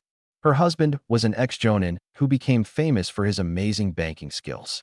He was one of the reasons that Konoha had one of, if not the biggest financial surplus in the world. His interconnections with the other businesses strengthened the shinobis and civilians. He made some union agreements that stopped the civil war in Konoha. Oh, how she missed him. He was killed in the Kyubi attack when he saved some of the merchants from the fires. He was killed when a blazing support beam fell on his back. The blazes were too strong for any of the merchants to save him. She shook her head as a tear went down her face and hit a piece of the puzzle. Sakura looked up at her mother. She had an inquisitive look on her small face as she said, "Kasan, why are you crying?" Saya chuckled as she wiped her eyes. Sakura cocked her head to the side as her mother started to speak. "I'm not crying, honey. I just had some sweat coming down." Sakura asked, "Kasan, does sweat come out of your eyes?" Saya laughed as she rubbed the top of Sakura's head. Oh, how she loved her smart daughter. She saw a shadow land on her cherry blossom tree in front of her house. In a moment, her eyes went stone cold before going soft. She said, "Sakura-chan, I want you to go to your room. I'll be up there to play a game with you." Sakura frowned slightly. She nodded as she ran upstairs. "Okay, Ka-san." When Sakura left, the shadow promptly came in front of Saya. Saya's eyes became hard and cold. It was almost like steel. She said as the ANBU member fell to one knee, "So, you know and I know that I do not like to bring work home, especially when I finally have a chance to be with my daughter for a full day for the first time in 18 months. So this better be fucking important." Sara nodded as he spoke. "I know, Saya-sama, and I am so sorry to interrupt your time with your beautiful daughter. This is really important. Your suspicions were correct. Orochimaru was the owner of the illegal labs. There is more, he is the accomplice to the failed attempt of kidnapping of the Hyuga princess. There is more. It seems like Orochimaru experimented on the Kyubi Jinchuriki." Saya's eyes went wide at this. She could believe that she was right about Orochimaru was the owner. After all, he was a scientist who had privileges, so he would be a prime target. But with what happened with the Hyuga princess caught her in a loop. What shocked her the most was the fact that he experimented on Naruto. There were no visible signs of abuse or anything. She said, "This is bad. I see that you probably told the Hokage, or the Hokage knows. I have 2 questions for you. What did he say that he wanted done? The second is how was Hitonis able to even get that close to the Hyuga princess? The Hyugas have the best security system with their Byakugan. Well, I could answer that, you little wench. Saru was not quick enough to move when a kunai sliced his neck. Blood started to spurt out as he fell to the ground. Saya looked in horror as the very last person she wanted to was standing in front of her, Orochimaru. He had a wide smirk on his face as he twirled the kunai in his hand. He said, "Well, Haruno-san, it is a lovely day, isn't it? I mean, you have the day off to spend time with your precious daughter, but here we are with dead body on the floor and an innocent kid upstairs. How things can turn so quickly." She growled as he continued to speak. "Well, Haruno-san, we both know you move, you die, and you kid will be dead at best. Now you wanted to know how was anyone able to crack the guarded treasure chest, also known as the princess. Well, what would one say if one spiked the drinks? Oh, it's easy when you are at a birthday party you voluntarily didn't go to. You should know at the party, I was going to let you be reacquainted with your husband. Pity."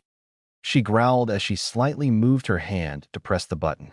She slowly got up as she spoke in a calm voice. "You know, Orochimaru, you think that you can come to my house, my home, and threaten my family. I'll be damned to let you live." She threw a kunai at the Hibi Sannin. He easily deflected it only to be acquainted with her cocked fist. Orochimaru was sent back only to feel someone behind him. Saya did a spin kick into his back only to him disappear. Orochimaru landed behind her and kicked her into a wall. Orochi smirked as he taunted her. "I guess it is true. The harder a girl hits a boy, the more she loves him." She growled as she took her pink sword out of the sheath that hung on the wall. She got into a defensive position as she spoke. "Oh yeah, Orochimaru, I'm absolutely crazy, almost stalker type about you. Get over yourself." Orochi pulled a kunai out and got into an offensive stance. He rushed to her at great speed as his kunai and her pink sword collided. He said, "I am over myself, but I want to be under you." Orochimaru was trying to push her into a wall. She sneered as she pushed the man back with her brute strength. Orochimaru was having a hard time pushing her back as her blade was sharper than anything he has ever seen. She was cutting the kunai clean through. He knew he had to end this quickly. He used his tongue to pull out a small canister out of his pocket. Her eyes went wide at this and kicked him in the solar plex. This only helped him as he released the smoke screen. She coughed and closed her eyes. She started to swing her sword, literally cutting the air. She screamed, "Where are you, Orochimaru? Show yourself, you sniveling snake." It did not help her as he disappeared into thin, crisp air. Or so she thought.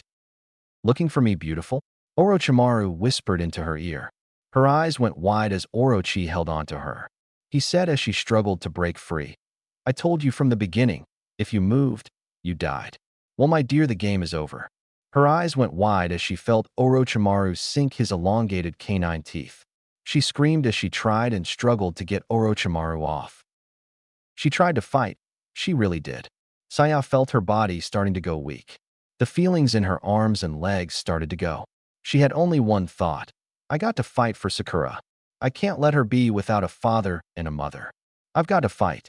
She poured chakra into her blade, used the last of her strength to do a reversal, and slashed the Hibi Sannin with her pink blade. Orochimaru was sent back to a wall with a thud. He had a huge slash mark over his chest. His eyes were wide in horror as he saw his blood on her blade. The sword was a special weapon that has been with the Haruno family for years. If a Haruno poured their chakra into the weapon and got the blood of their opponent, the opponent could not kill that person or anyone in their family. It only works once per person. Once that Haruno dies, the curse would also die as well. As she was slipping from consciousness and bleeding from her mouth, she chuckled. She said with her last breath, "I beat the game, Orochimaru." Orochimaru screamed as he once again was tricked by this Haruno bitch. He had to hurry and get out of here. He looked over to see Saru's dead body and smirked. "How useful you are dead, Saru," Orochimaru said as he took Saru's armor. He thought, this might not be a bad thing after all. I'm going to get away with murder. Literally. After he was fully garbed in Saru's armor, he saw shadows going to his house. This should be interesting. Orochimaru was cornered. Yes, the Hibi Sannin was cornered by Sandaime Hokage and 3 ENBU members. Hokage's face was that of rage as he put the bow staff at the Hibi Sannin's neck. "Orochimaru, You are under arrest for treason against Kanehagakure no Sato, the attempted kidnap and murder of Hien Hyuga, the murder of Hiriko Yamanaka, the attempted kidnapping of Hinata Hyuga, an accessory to the murder of Hisashi Hyuga, and the experimentation of Naruto Uzumaki. Orochimaru chuckled at this. My Sarutobi-sensei, it is great to see you. I mean, you barely come around to visit anymore.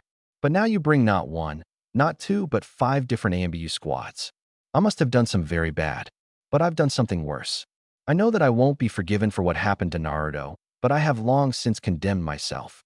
I must ask Sensei, how does it feel to know that if you had paid an ounce of attention to the boy, this could have been prevented?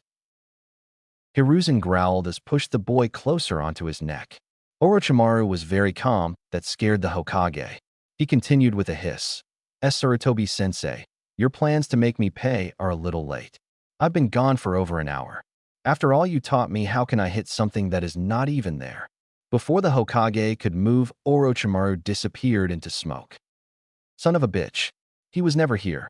All right, we got go find him, the Hokage said with authority. An AMBU barraged into the house. Hiruzen said, Saru, you better have a magical fucking reason to be here. I'm in no mood to play around. So you better start talking, or you will be my next target. Saru nodded as he spoke. Hokage-sama, my squad was able to find the presence of Orochimaru. From what they told me, he was spotted southeast going toward Iron Country. I'm going to go assist them and bring him into justice. Hiruzen sighed in relief. They were going to get this bastard once and for all. He took a seat into one of the chairs in Orochimaru's house. He said, Okay, Saru pursued him with caution. Inu, you are the overall leader of this operation. You are to gather everything here and document it. I want everything deeply searched. I do not want a single thing overlooked. Do you understand me? Inu nodded as he saw his leader leave towards the tower. Hiruzen finally reached the tower again. The mental strain has definitely put more wrinkles on his old face. He didn't know what else could go wrong, but had a feeling it was not the end. He took a puff of his pipe as he thought about the backlash of today's events. Damn, how could we let Orochimaru waltz out of here without even noticing? He couldn't have gotten that far without so much as a hello, Orochimaru, or a how is Naruto-kun doing today? For that matter, why didn't I see what was going with Naruto-kun quick enough? The boy has suffered enough, and I just watched with obliviousness. The son of a bitch is a great manipulator. I'll give him that. I honestly don't know how he got out. We were on lockdown. Someone better tell me something. At that moment, an ANBU member appeared. He went on one knee as he spoke in a grim tone. Hokage-sama, we have discovered how Orochimaru left. This made the Hokage listen more intently, as this had been boggling his mind for the past 3 hours. He was able to get away because you unintentionally allowed him to. So we found ANBU Commander Haruno unconscious and severely damaged, and ANBU Captain Sara dead at the Haruno's residence. Hiruzen's eyes went wide. If one were to look closely, they could see more wrinkles come onto his face as a tear fell down. No, my son can't be dead. No, not like this. How many more people have to die because of this? How am I going to tell my daughter-in-law, my very pregnant daughter-in-law? I can't lose another son. This is going to be stopped right now. Hiruzen said, Ryu, get the Shinobi Council here now. This is an emergency meeting. I expect him to be here in 2 minutes. Go. Ryu nodded and disappeared, leaving the Hokage to weep for his oldest son. It took all about a minute for everyone to be seated. Sarutobi did not like what he saw as the members of the Shinobi Council were still drugged. He frowned as he spoke. Good afternoon, Council. I am seriously disappointed with everything that happened on this day. I'm going to brief you on everything that has happened. First and foremost, our defenses have been compromised. With that in mind, we have lost one of our genin prospects in Hien Hyuga. I know that people die every day, but how the fuck was he able to leave the gates without anyone checking him? I don't damn who you are. You must be checked by a guarding shinobi. I can only blame mainly the Uchiha for this. That sobered Fugaku right up. He exclaimed, Hokage-sama, how is our fault for this? He was already angry for having to be here. Now he was downright furious. However, the look the Hokage gave him told him he didn't give a shit. Hiruzen said calmly, Yes, Fugaku, I blame this on the Uchiha. If the Uchiha did their jobs, then Hien would not have gotten out of Konoha's walls. In addition, if one of you would have cared to look into Orochimaru's bag, just maybe you would have noticed a human being in the bag. Explain that, then I'll say you're innocent. However, I have more important things to address. Now I've decided to beef up the defenses. Because of the fact that the Hyuga and the Uchiha have not done its job correctly by protecting Konoha, some you will deploy 10 members of your clan, with each man or woman having 3 dogs effectively tomorrow. Hokage-sama, this is outrageous. We were promised to have control of the police and patrol force. Fugaku raged. This ongoing problem has been going on since the Kyuubi attack, when Hiruzen added the Hyuga to the patrol. To add to this, Hiruzen put the Hyuga's brother as the second commander. Hiruzen looked at the Uchiha leader with cold as steel eyes. He had enough of the Uchiha bringing up what his predecessor, Tobirama, said and did. He was the Hokage, and he wasn't going to be bossed around by the descendant of Izumo Uchiha and a dead guy. He said, "Yes, Fugaku, I know what you were promised. But have you ever thought that if you kept your promise and actually kept Konoha safe, then we will keep our part? A promise is a two-way street.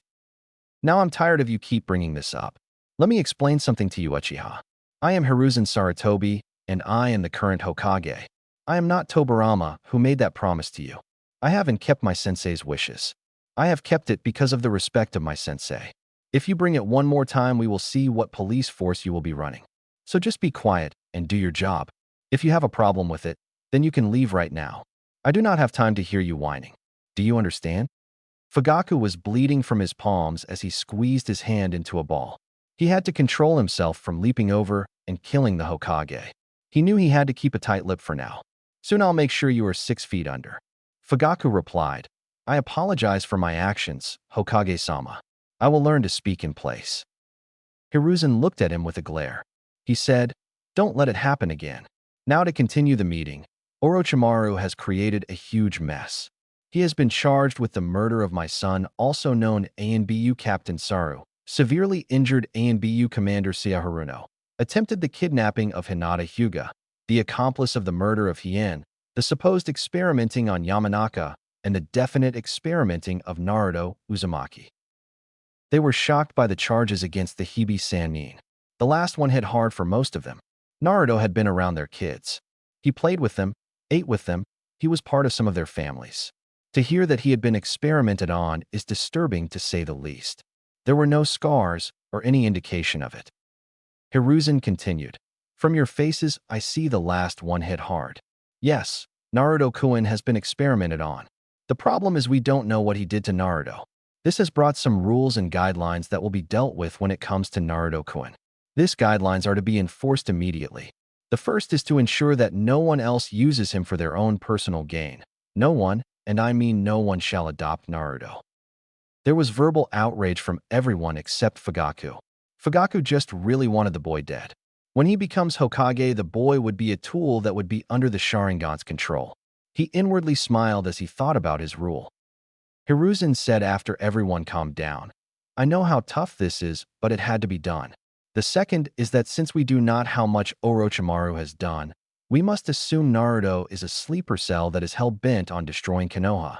In this case, we are going to seal his memories and try to wipe them clear. Inoichi, after this meeting we are going to seal them." The council as a collective group sighed. Hiruzen said, "The final guideline is that he will not know about Orochimaru." The Hokage sent for Inoichi to come to Naruto's hospital bed. It was not the first time that Hiruzen requested that Inoichi to help with a patient in the hospital. The tall man was confused as to why he was here. "Hokage-sama, what is the point of me being here? I mean, I could be drawing information from Hitona's brain before it dies." The Hokage looked tired. The job was getting to him as more dire events keep occurring. He said, "Inoichi, he is a bomb waiting to explode. He has just lost his father, and we don't know what Orochimaru had taught him. What I need you to do is seal his memories once and for all." Orochimaru had finally made it to the secret Akatsuki base. He sighed as he kept a picture of Naruto in his pocket right next to Ophelia. He did the hand sign that opened this cave-like. This is interesting. In this place was a huge statue. The statue is a giant, humanoid entity with only its upper torso and arms visible. Its back has a number of spike-like protrusions. The statue is blindfolded. As he looked, Ona being appeared behind him. Orochimaru could not see his face, but felt his aura. The man smirked as he spoke. "Welcome, Orochimaru. It is great that you have made it here." Orochimaru replied, "It is great to be here. Is there anything you want me to do right now, Leader Sama?" The man walked past him as he walked to the statue and touched it. Once he touched it, 9 spiritual beings that took the shape of dragons circled the man. In a moment, the dragons circled his hands. In an instant, he crushed them, causing a purple light to glow in his hand. Orochimaru watched in fascination as the man opened his hand. In his hand was a ring with a purple gem with the kanji viper on it. The man said, "Orochimaru, you were asked to join because of your mind and ninjutsu talents. Your responsibility is to make us better using science and chakra. You will be called on to capture a Jinchuriki. You should know one more thing." Orochi was puzzled at this but complied. "What is Leader Sama?" The leader smirked as the ring glided itself to Orochi's ring hand. He said with a certain satisfaction, "Orochimaru, you are not the only Sannin to have joined our ranks." These 3 words described Konoha right now. It has been 3 grueling years since Orochimaru departed. It was an unfortunate event that had shook Konoha to its roots. Hiruzen sighed as it only seemed to get worse. He started to have a heavy heart as he had to tell his daughter-in-law her husband is dead. She collapsed under great stress, and the baby contracted. The baby was born 6 weeks premature. The baby was named Konohamaru. It was the hope that this would bring peace within the Sarutobi clan. Hiruzen's headache grew at the tension in his own clan. He looked up from his desk to see Karasu holding a pouty, crossed-armed, blonde-haired kid by the scruff of his collar. Hiruzen looked at the boy and could not help but say that he is the main problem of those 3 words. It is unfortunate that it is the fault of the adults, yet he has to live with their consequences. He said, "What did you do now, Naruto-kun?" Naruto-kun was not adopted by the distinct secret order of the Hokage, so he has been basically on his own, making small mischief. Karasa sighed as he dropped Naruto onto the chair. The blonde-haired boy was not your typical 6-year-old. No, he was smarter than that of a typical 6-year-old. As outgoing he seems to be on the outside, he is more reserved in the inside. He looked at the man he called Ajisen as he spoke. "Why don't you ask Karasu over here what happened? You know, Karasu, I wish you stopped being a weasel and telling the Hokage everything." Hiruzen's facial muscles had to fight back a smile, and Karasa glared at him, just waiting for the right opportunity to smack him upside his head. Ever since what happened to Ryu, Inu asked to disband the squad. Inu, swallowed into self-pity, has rigorously been on solo A-ranked missions. It was one right after the other. Nico and Karasu created another group with Karasu as the captain. They were a group and highly successful. However, it took its toll on Karasu, so he decided to give the team over to Nico while he was reassigned. It was cruel twist of fate that he gained the day guard of the Kyuubi Jinchuriki. It was not all that bad, however. Naruto was going to take the academy test in a week or so. Naruto has been constantly in the library reading books that are well above his age. One time the librarian tried to force him out, muttering about the son of a traitor and demon spawn. Karasu had a little talk with him. As he saw the boy sit in the chair, it amazed Karasu on how much Naruto knows.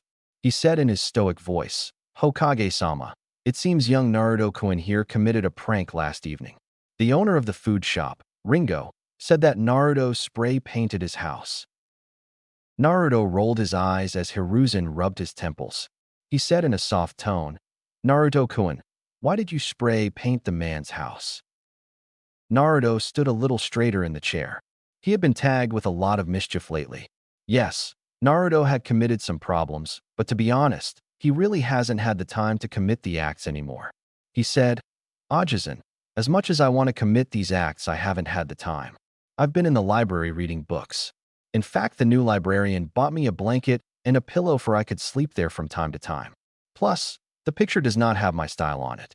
My art is extremely descriptive. Whoever was the artist of that piece of junk should be arrested. Not for the vandalism, but the crime against art, and anyone created art." This time Karasu's face grew a smile on his face under his mask, of course. Hiruzen chuckled as he grabbed the bridge of his nose. He said, "Oh Naruto-kun, what am I going to do with you?" Naruto chirped, "You can let me go and buy me ramen." The boy started to like ramen when turned 4, when Hiruzen took him to Ichiraku's. Karasu rolled his eyes as Naruto looked at the young male. Naruto said, "Karu, why are you rolling your eyes? You owe me like 3 ramen dinners." It is not that he owed Naruto the ramen dinner that got him. It was the fact that Naruto was able to see his eyes. With the mask on, no should be able to see his eyes or face. The masks have a Jinjutsu seal placed so no one could identify the person unless they want to be seen like Inu. Karasu was not one of those. Hiruzen was equally alarmed as he asked, "Naruto-kun, how did you know that?" Karasu rolled his eyes. This time Naruto rolled his eyes. He said, "Ajisen, it's simple. I looked him in the eyes as saw his jet black eyes go all the way around. By the way, Karasu, you need to start to sleep more or else you will never get rid of those wrinkles under your eyes. For that matter, how old are you? Do you have a girlfriend or a wife? Do you have children? Yeah, I can see you have kids. How many? 1, 2, 3 million. Karasu could only blink. 3 million kids. What the hell is wrong with the boy? I'm not even that old. I'm only 17. 17, damn it. Why the hell would I have a wife? Know what? Why am I even processing what he's saying? Know what? I'm going to take my girlfriend out to fancy restaurant. I need some alone time." Karasu was silent as Naruto asked his questions. Hiruzen had enough of the questions and said, "Naruto, that's enough. Stop asking Karasu personal questions. I'm sure he doesn't want to talk to a 6-year-old about his life." Naruto simply pouted. Naruto's eyes became as serious as any 6-year-old's could be. He had a problem, and it keeps coming back. He said, "Ajisen, I had one of those dreams again." Hiruzen's eyes became wide, as did Karasu's. Hiruzen sighed as he pressed the button under the top of his desk.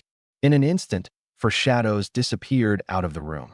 Naruto said, "Those guys need to work on their stealth capabilities. I mean, come on, their stealth is like wearing one of these orange jumpsuits. They are probably just lazy or lax." Hiruzen almost choked. This kid was not even a genin. He was just a 6-year-old who is not in the academy yet. Dear Kami, he was able to see them. He has the mouth of Jiraiya, the intellect of Orochimaru, and the perception of Tsunade. That is something we're going to talk about that later date. Hiruzen asked, "Naruto-kun, you were talking about those dreams. What was this dream about?" Naruto had been having these dreams that a mysterious man was teaching Naruto something. This isn't the first time, more like the ratio of 3 times a week. Inoichi had probed his mind to see where it's coming from. He wasn't able to find any indication of this. They tried to seal his mind before, only for his chakra to utterly annihilate the seal. They could only mask and restrain his ability to see Orochimaru in his memories. Naruto said, "Well, it felt so real. I was in a room with desks. The man was in front of a board. He was describing how to do math problems like 1 plus 1 and something called multiplication." Hiruzen could tell something was off with Naruto's story. Naruto's slight pause gave it away. "What are you hiding, Naruto-kun?" Hiruzen replied, "Well, Naruto-kun, it probably something you learned from one of your books, and your mind was creating picture of how you could possibly learning it." Naruto's look was an unbelieving one. "Well, Ajisen, I'm going to go to bed now. I have a week to study for the academy." But in an instant, Naruto rushed out of the door. Hiruzen knew Naruto forgot about the ramen as he was hungrier for knowledge. Karasu took off his mask to reveal none other than Itachi Uchiha.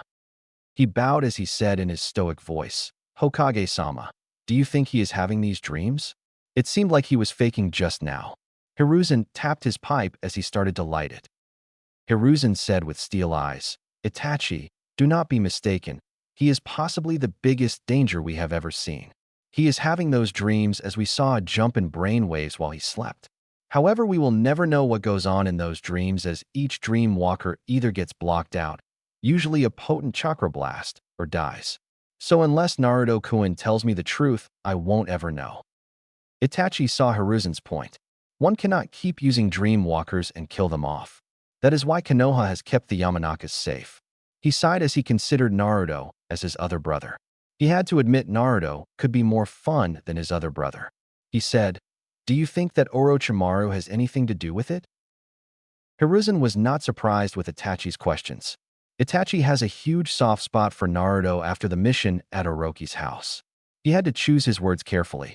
It would seem that way as he was extremely close to Naruto. However, there is no telling because the man is a shadow. It could even be Jiraiya.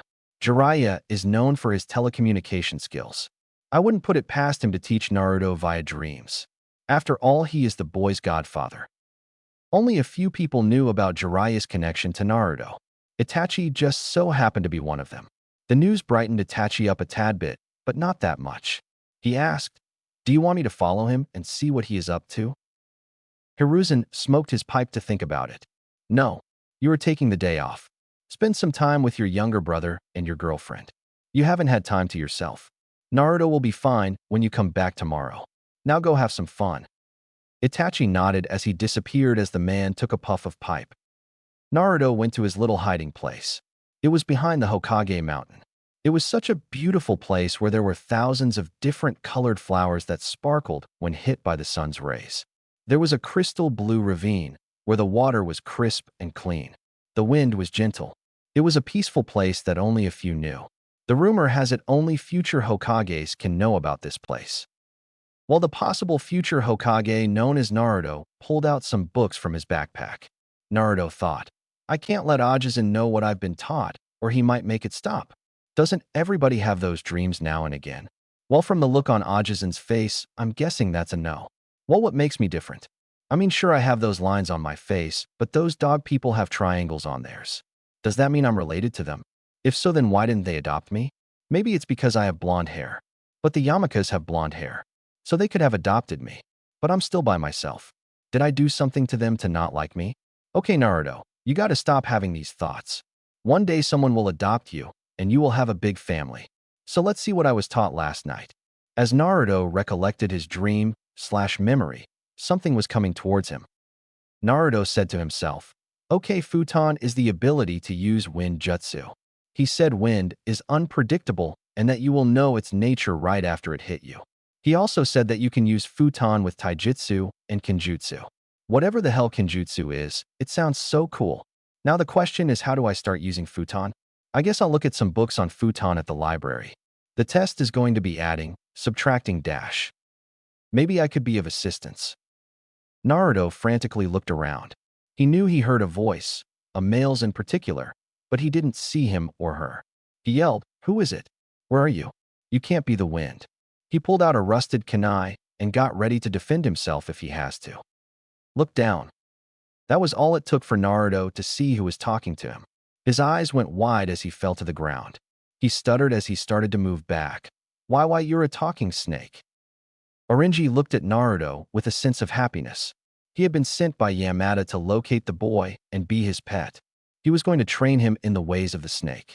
Unfortunately, he had not been able to find Naruto for over 6 months. He had to be extremely sly and sneaky as Konoha has become more anti-snake. He has seen some ordinary snakes die in such inhumane ways for slithering in the grass. It made him shudder at the thought. He could see the boy was afraid. He knew why one would be afraid of a talking snake, but he had to reach him somehow. He played obliviousness as he said, "You are correct, young man. My name is Orenji. What is yours?" Naruto stopped moving back as he looked the snake in the eyes, but with a good amount of distance between him. Naruto was quite popular with animals as mammals and amphibians. More than one species from each have visited or helped Naruto. However, this is the first time since he could remember that Naruto has dealt with a reptile, a talking one no less. He instinctually sat cross-legged. It took him a moment to start speaking. "Well, Orenji-san, my name is Naruto Uzumaki, the next Hokage." Orenji's eyes went wide at his proclamation. His enthusiasm and conviction was impressive since a person has a 1 in a million chance to become the leader of a country. Unfortunately, Naruto has not only as one but 2 deciding factors that are against him, the Kyuubi and Orochimaru. Orenji hopes he can help in any way possible. The first was helping him with his fundamentals. He said, "Well, Naruto-san, do you know what is going to be on this test of yours?" Naruto rolled his eyes as he took out a brush, ink, and a scroll out of his backpack. Orenji was naturally curious as to what Naruto would write on this scroll. As he watched Naruto draw, he was amazed how smooth he wrote. Each stroke of the brush felt like it was writing on ice. Naruto was finished with the scroll and gave it to Orenji. Orenji opened the scroll and his eyes were wide. Naruto said, "Well, the test is going to be on basic things such as 1 + 1, 2 - 1, and things like that. From what I've heard, they are going to start asking questions on elements and things of that nature. Now you said you were going to help me or something." What do you want to teach me? Well, what do you need to know, Naruto-san? Do you know how to add? Subtract? Naruto thought about it for a moment. What could I learn from this snake? Maybe he might know about this futon thing. If so, it will be one less trip to the library. Wait a minute, what does he want in return? He said, Orange-san, I've learned that you don't get anything free. So may I ask, what do you want back from me? Orange slithered around Naruto. This made Naruto comfortable and uncomfortable at the same time. He didn't know what the snake was going to do to him, but he felt as if he knew the snake before. Orange was proud. This was the boy he remembered, the always curious but cautious boy. He saw a chance that he had been waiting for. He said, well, Naruto-san, all I want is to have an owner. I've been by myself for a little over 6 years. I would hope that we could be in a mutual relationship, whether it is being a pet, an owner, or teacher and student, or even both. You can gain so much knowledge from me while I gain a family to call my own. So what do you say? Orange had the pleading eyes. Naruto's eyes became low. He knew the feeling of wanting a family. He knows how it feels to be alone. Orange had played with the right heartstrings. Naruto asked with a slimmer of hope in his soft voice. Do you really want to be family with me? Orange frowned slightly at the boy's slightly broken voice. Orange curled up around Naruto's side. Naruto took it as a sign of confirmation. For the first time in a long time, Naruto had a happy smile on his face as he softly petted his snake. Yeah, he's my snake. I like that. Orange looked at his master and remembered something important. Naruto-sama, there is something we need to discuss. Listen closely, not under any circumstances or time. Do you tell anyone about me and how I am with you? Naruto's eyes went wide at this. It made him feel good to be called Sama, but it was not the most prominent thing on his mind. Why can I talk about having him as my pet? Is it because people are scared of snakes? He said barely in a whisper. What? Why, Orange-kun? Is it because people are afraid of snakes? I don't think Ajisen is afraid of snakes. He said I could come to him with anything. Orange could see the natural curiosity in the boy's face. To be honest, Orange was curious about who is Naruto's Ajisen. He knew Orochi's parents were dead and that Naruto was not adopted, at least legally. He asked, Naruto-sama, who is your Ajisen? Naruto blinked. He replied with confusion deep into his voice. The Hokage is my Ajisen, of course. Orange's eyes went wide. No, he definitely can't let that old monkey know. That will be catastrophic. Orange said, Naruto-sama, I think the Hokage would be even less happy to see me. Naruto didn't understand why, but he believed him. He nodded his head as he spoke. Okay, Orange-san, I won't tell him, but how are you going to eat? I mean, I barely get enough as it is. That was a good question for a 6-year-old to think about, making Orange think about how Naruto still surprises him. He said, well, Naruto-kun, I'm able to weave around the forest undetected, so don't worry about it. Naruto sighed as he lied down in the grass. Although it concerned him that he couldn't tell Ajisen, he was happy with the thought of having a family. He saw the sun shine as Orange curled up next to him. Finally, there was a bright side in the young boy's life. Just like the sun, his life was looking up. While the sun was looking up at a certain blonde-haired boy, the sun was going down on a certain black-haired teenager. Itachi had entered his home with a sigh. As he looked around, he saw his mother playing his little brother. It had become common knowledge for the higher-ups that there has been a huge amount of tension between the Uchiha clan and Konoha altogether. Fugaku has been adamant to the Uchiha Council that all I would take is a small incident, and there would be a civil war. Itachi knew this and was naturally afraid. Don't get him wrong, he's not afraid to battle. That was the least of his problems. No, he was afraid of what will happen with his family and the backlash of the civil war. The Sharingan, although powerful, was not nearly enough to defeat a whole nation. It would put a dent in it for sure, but overrun it, he highly doubted it. It did not help he was treading the line between his family and Konoha. He has been leaning towards Konoha as he saw the actions of his father and the Uchiha Council to be foul and downright wrong. He knew that his father wanted the QB brat with him to control him. He didn't like how his father kept asking about the boy's tendencies and things like that. It made his stomach flip a few times. Aizen, you're home. His thoughts were interrupted as he saw an almost miniature version of himself without the trenches under his eyes running towards him. Itachi smiled as he crouched down and hugged his little brother. Sasuke is probably one of the most important people to Itachi. Sasuke was an innocent who was brought into a clan with so much guilt, hatred, and most of darkness. It made him internally frown as he thought about how ignorant and blind his little brother will be. He put on a fake smile as he rubbed his head. It's good to see you too, Otudo. What did you do today? Sasuke had a big, wide smile on his face. He really hasn't seen his brother except for during the night. Sasuke knew his big brother was important and had to be away, but it didn't mean he didn't feel a small bit of selfishness as he couldn't spend a lot of time with him. He said, I learned my ABCs and my numbers up to 50. Mom said that you will teach me so I can pass the academy test next week. Itachi looked at his mother with a slightly confused look on his face. Her eyes, though soft, held a certain amount of sternness to them. Itachi looked closely to his mother. Mikoto is a fair-skinned woman with long, black hair with bangs hanging on either side of her face and black eyes. She wore a simple dark purple blouse with a red plum skirt and a light yellow apron over it. Itachi loved his mother dearly, but he always felt she was hiding something from him. She was enigma to him, and it didn't sit right with him. He could clearly tell she wasn't happy, but the fake smile tugged at his heartstrings. He had learned from Naruto how to tell a real smile from a fake one. As he looked closely, his eye widened slightly. Why is she wearing makeup?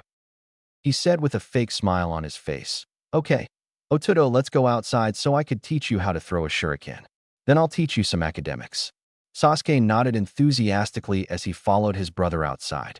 Itachi gave a quick glance at his mother, who sincerely smiled at seeing her eldest son teaching her youngest son. Itachi mouthed, we will talk later. She instantly grew a frown on her face as she nodded. Okay, Naruto-sama, you have done very well on your math and writing. Orenji said as he tested Naruto. It has been 3 days since Naruto met his pet. Orenji has come to learn that Naruto was great at the academic stuff, even with subjects that are advanced for his age like multiplication and some basic division. He knew most of this stuff, but wanted to know more about the aspects of ninjutsu, taijutsu, and jinjutsu.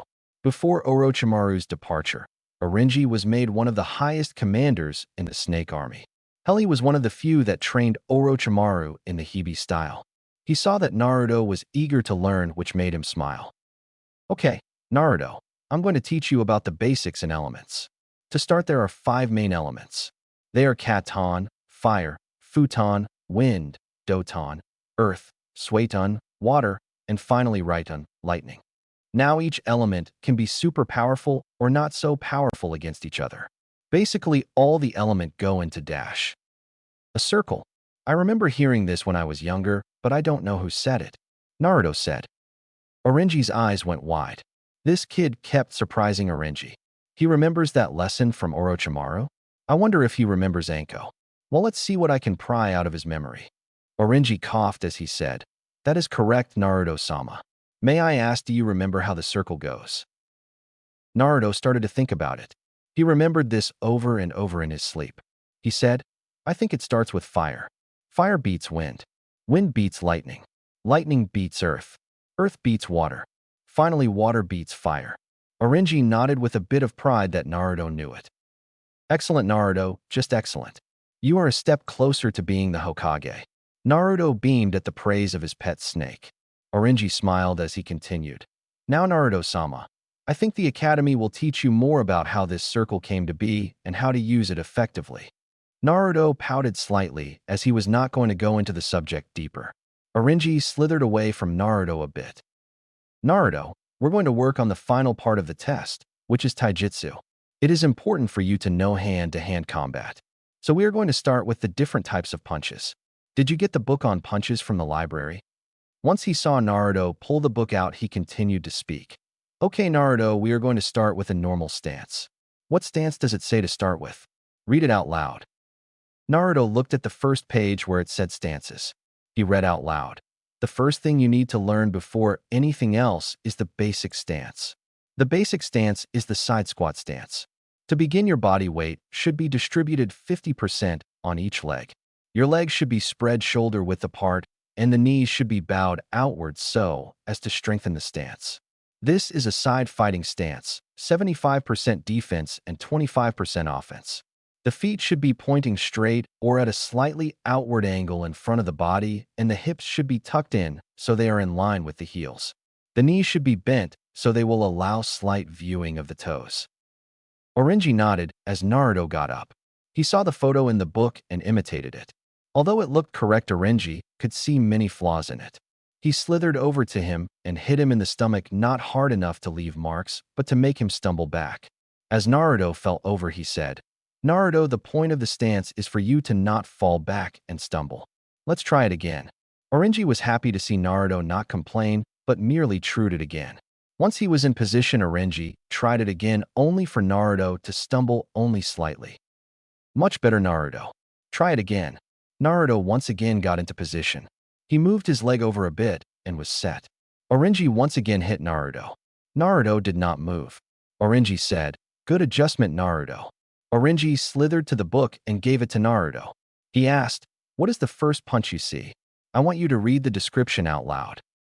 Naruto looked at it and said, "The first is the arm punch. It says the body is not used for leverage, and the force of the punch comes from the arm. Arm punches are notably weaker than punches in which the whole body is used. Arm punches are initially intended to hit the same side of the face by which the arm is thrown from. For example, if a left punch is thrown, the fist will make direct contact on the left side of the opponent's face." Naruto saw pictures of the motions of the arm punch as Orenji said, "Naruto-sama, that is a basic punch. What you must do is bring your right foot forward and punch with your right. Then you do the exact same with your left." Naruto nodded as he did exactly what Orenji said. He moved his right leg and punched with his right. Orenji liked Naruto's initial form. If he could keep progressing, he will be able to pass that test with no problems. While Naruto was training with Orenji, Sasuke was training with his brother. "Otudo, come at me with your strongest hit," Itachi said with a stoic voice. Itachi was more of a hands-on type of a teacher. He always felt that if you can feel you mistake, you can remember it the next time and not do it again. He got into a regular stance as he saw Sasuke ready to attack. He said calmly, "Go." With that, Sasuke came at Itachi. He threw a punch only for it to be deflected by Itachi. He stumbled a bit only to see Itachi's legs sweep him. He fell with ease as Itachi caught him and threw him. Itachi only used a little power as he did not want to truly hurt his brother. Sasuke was able to catch himself from hitting the tree behind him. He started to breathe a little harder as he felt the feeling in his legs starting to come back.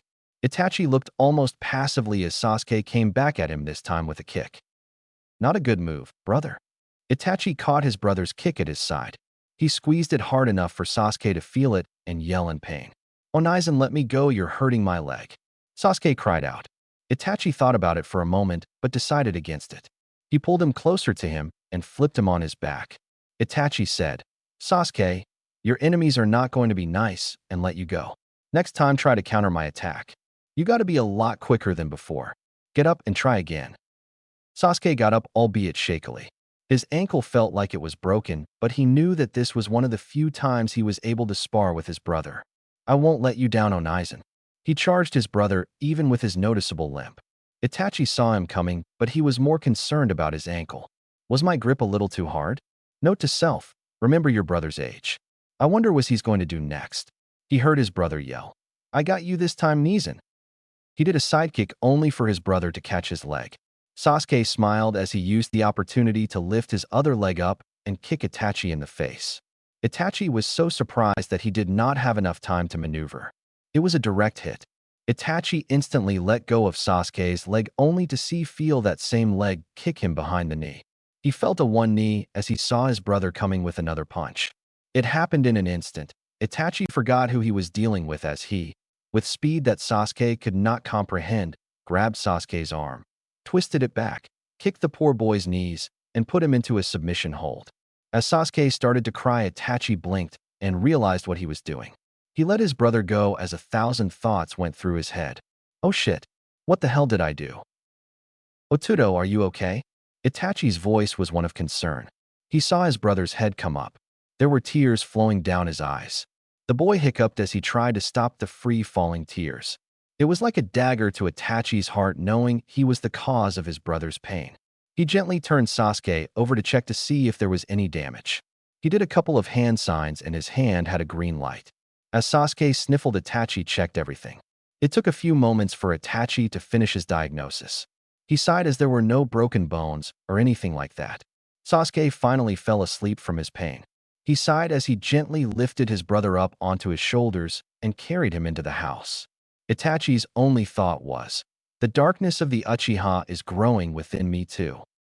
It was Friday morning, and it was time for the academy test. Naruto had wakened up extra early. Today he felt amazing. He had been studying extra hard and was ready. Orenji-kun, it's time for breakfast. Orenji slithered to his master. He could feel the excitement flow through his master. It was so warm and bright. All Orenji could do is embrace it. He coiled himself around Naruto's leg. Naruto smiled as he pet his snake's head. Naruto took a quick shower and got dressed as Orenji ate an orange. Naruto said, Orenji, take care of the place while I take one step closer to being the Hokage. Orenji smiled as he waved his tail at the leaving Naruto. He made sure Naruto was gone and exhaled. It took a few seconds until he heard something. The boy is growing up so quickly, Orenji. It seems like yesterday that I saw Naruto as a little baby with those innocent blue eyes. Wouldn't you agree, Orenji-kun? Orenji nodded as he slithered towards the voice. He knew who it was, but it still was a shock to see him. He looked up at the being with the voice and said, It is a shock to see you outside of the summoning world, Yamada-sama, but yes, Naruto-kun is growing in front of my eyes. Not to be rude, but may I ask why you are here? You normally never leave Ryuchi Cave Start. Yamato was about 12 feet tall. He was a white snake with gold and purple stripes. One would call him regal, as when he stood up on his tail his posture commanded respect. His left eye was red, like the winter cherry, while his right eye was gold. On his back, he had the kanji for 8 on it. Orochimaru very rarely summoned Yamada, as Orochi was closer to Manda. It would be disrespectful to Manda to summon Yamada of all people. Yamada replied to the orange snake. It is quite all right, Orenji. I know you weren't trying to be offensive. I came here to see the boy myself. After all, it is highly unusual for the Hibi clan to take a liking to a boy. I don't know about power, or I should strength-wise if he is capable of beating Manda and Orochi, but I can feel his charisma 3 miles away. Let's be realistic. Since you know him better than me, what should we work on to get him up to speed? I don't want him to be the dead last. Usually the dead last gets the worst teacher, and I don't want that. Orenji replied, Yamata-sama, you're counting your snake eggs before they could even hatch. I'll work with his taijutsu and ninjutsu and fuinjutsu. If he is adept to it, I'll find some to train him in jinjutsu. I think he should learn kenjutsu, but that's a little bit later. He will be ready. Yamada stroked his chin with his coiled tail. He liked the idea of having Naruto being trained in each subject. He said with a commanding tone, Excellent idea, Orenji-kun. The more he knows, the better off he will be. Now how long can we prolong the inevitable? Orochi has been stymied due to that group he had joined, but I have a feeling that is going to last long. We need to get ready for the war, and you are one of my most powerful soldiers. Orenji smiled inwardly as Yamada respected him. He said, Yamata-sama, it will take a while. I would say 6 years to get Naruto into a position to fight. He more than likely will not be able to fight Orochi face to face, but he'll be able to be an asset to the rebellion. Does he know about the rebellion?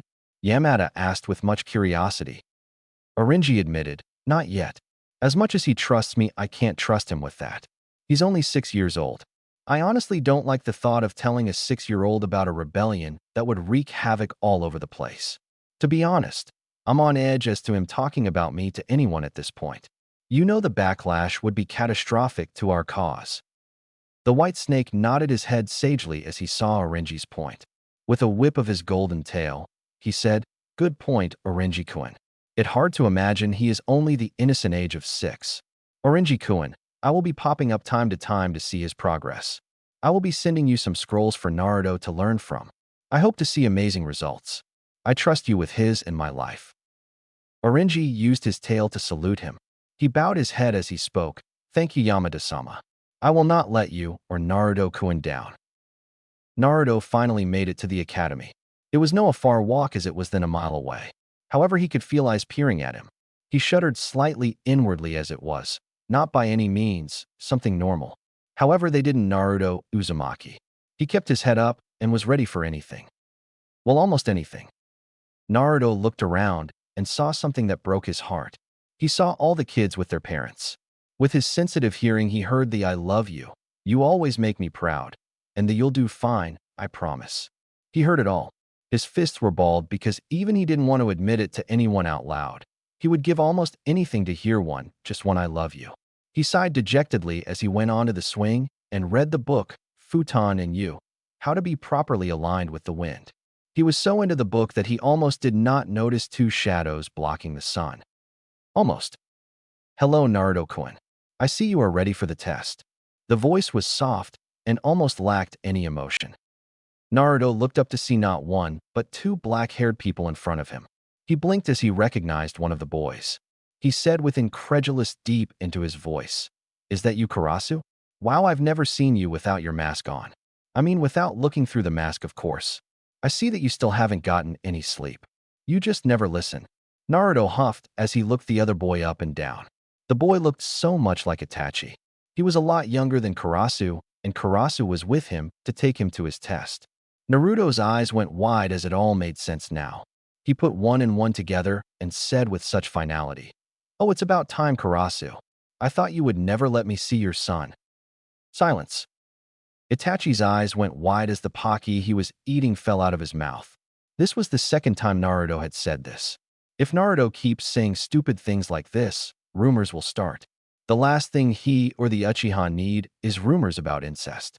Sasuke looked at his brother with great confusion. What did this mysterious blonde boy know that he didn't? Sasuke said with much uncertainty, "Onizen, you're my two-san?" Just like that. Itachi gave Naruto a glare as he said, "Naruto, this is my brother, Sasuke Uchiha. Sasuke, this is Naruto Uzumaki. He's here to take the test like you." Both Naruto and Sasuke mouthed "oh" as they understood why they both were here. He got off the swing and held his hand out to the black-haired boy. The black-haired boy was not used to this. He was taught extensively to bow when you meet someone you have met for the first time. So it was natural to him that he bowed to Naruto. Naruto cocked an eyebrow as it was unusual to him, but nonetheless bowed to Sasuke. Sasuke said, "It is nice to meet you, Naruto-san. I hope we will be in the same class together." Sasuke was polite, but it was still weird to him that his brother knew this blonde-haired boy. For that matter, why didn't Itachi mention him sooner? Did Itachi rob him of a potential friend? For that matter, where are his parents? He asked with curiosity, "Naruto-san, why are you here by yourself? Why aren't your parents here?" Itachi visibly flinched at the notion, but it went unnoticed by his little brother. Naruto was thankful to have the book back in his face at the time, so he could recollect himself. He looked over the book with a fake smile planted on. He said with a fake chuckle, "Oh, they are on a mission, so they couldn't come today." That calmed Itachi down for a moment. However, that made Sasuke even more curious. Itachi was learning as time has gone by that the curiosity of child was like chakra of a bijou, massive. "What kind of missions do your parents do? Are they super strong ninjas? What are their names?" With each question, it became harder for Naruto to keep the fake smile on his face.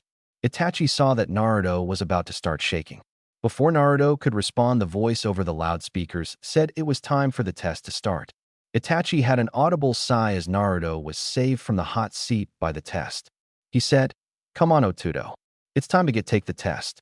We'll see you around, Naruto-kun." Naruto nodded as he ran with his book hugged close to him. "I got to work on my fake smile. I don't need anyone's sympathy. Just because I don't know who they are doesn't mean I don't have any. Right? Right.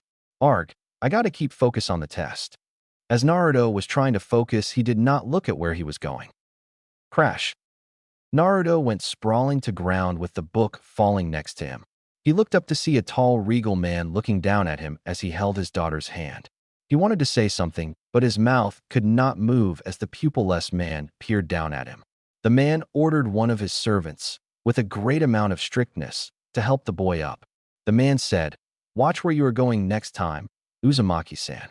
Naruto could only look at the man with a scowl as the man's daughter hid behind her father with a blush. He just picked up his book and went into the building. After Naruto signed the proper forms for the test and went into the classroom, he watched as the parents gave their children their last words of encouragement before the test. He sighed as he saw one kid right next to him fell asleep on the desk. Did he just fall asleep? As a curious boy, Naruto did the only sensible thing to do. He poked the boy with a pencil. The boy did not move. Naruto could only blink as the body stayed still. He poked him one more time. The boy looked up to see blonde hair. The boy said in a bored one, "Why did you yawn wake me up?" It was starting to get good. Naruto eyes went wide. The boy was sleeping. But why would he sleep especially during the test?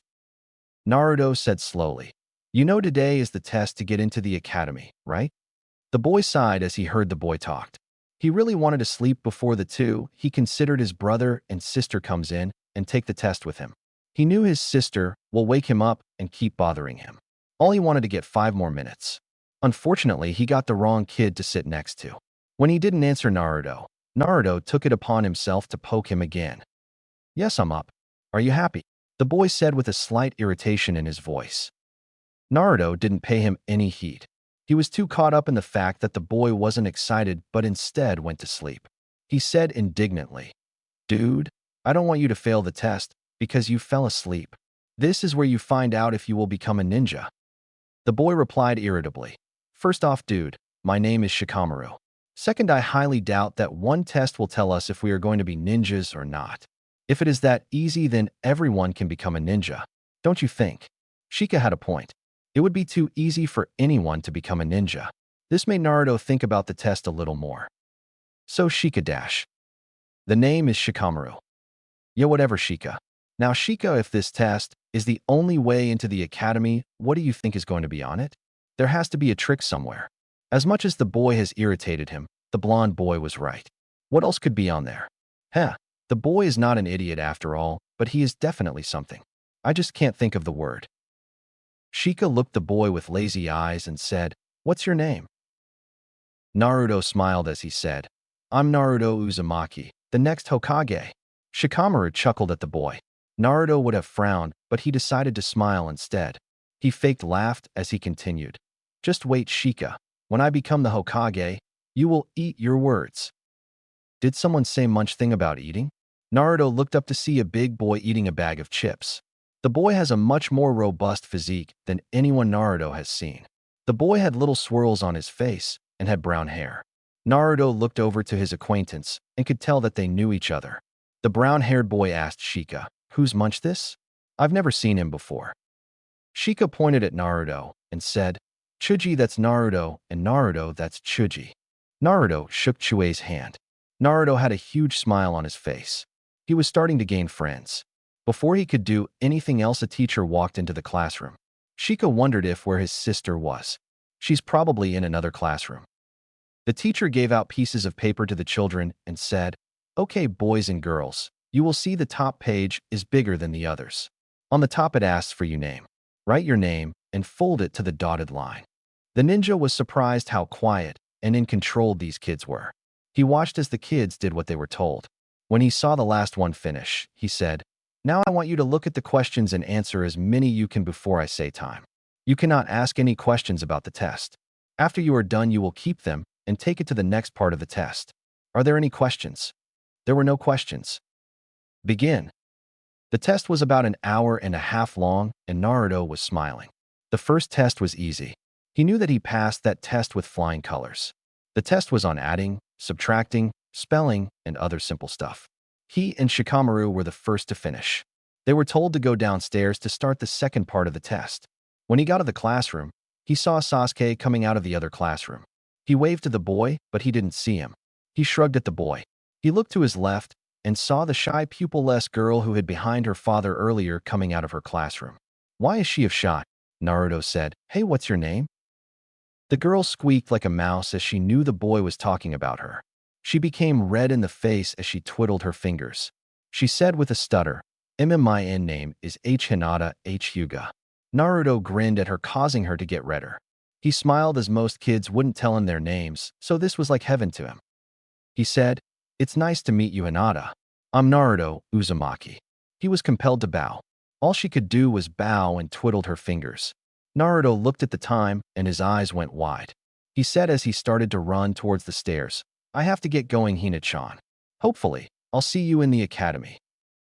Her face went flush as one thought came to mind. He called me Hina-chan.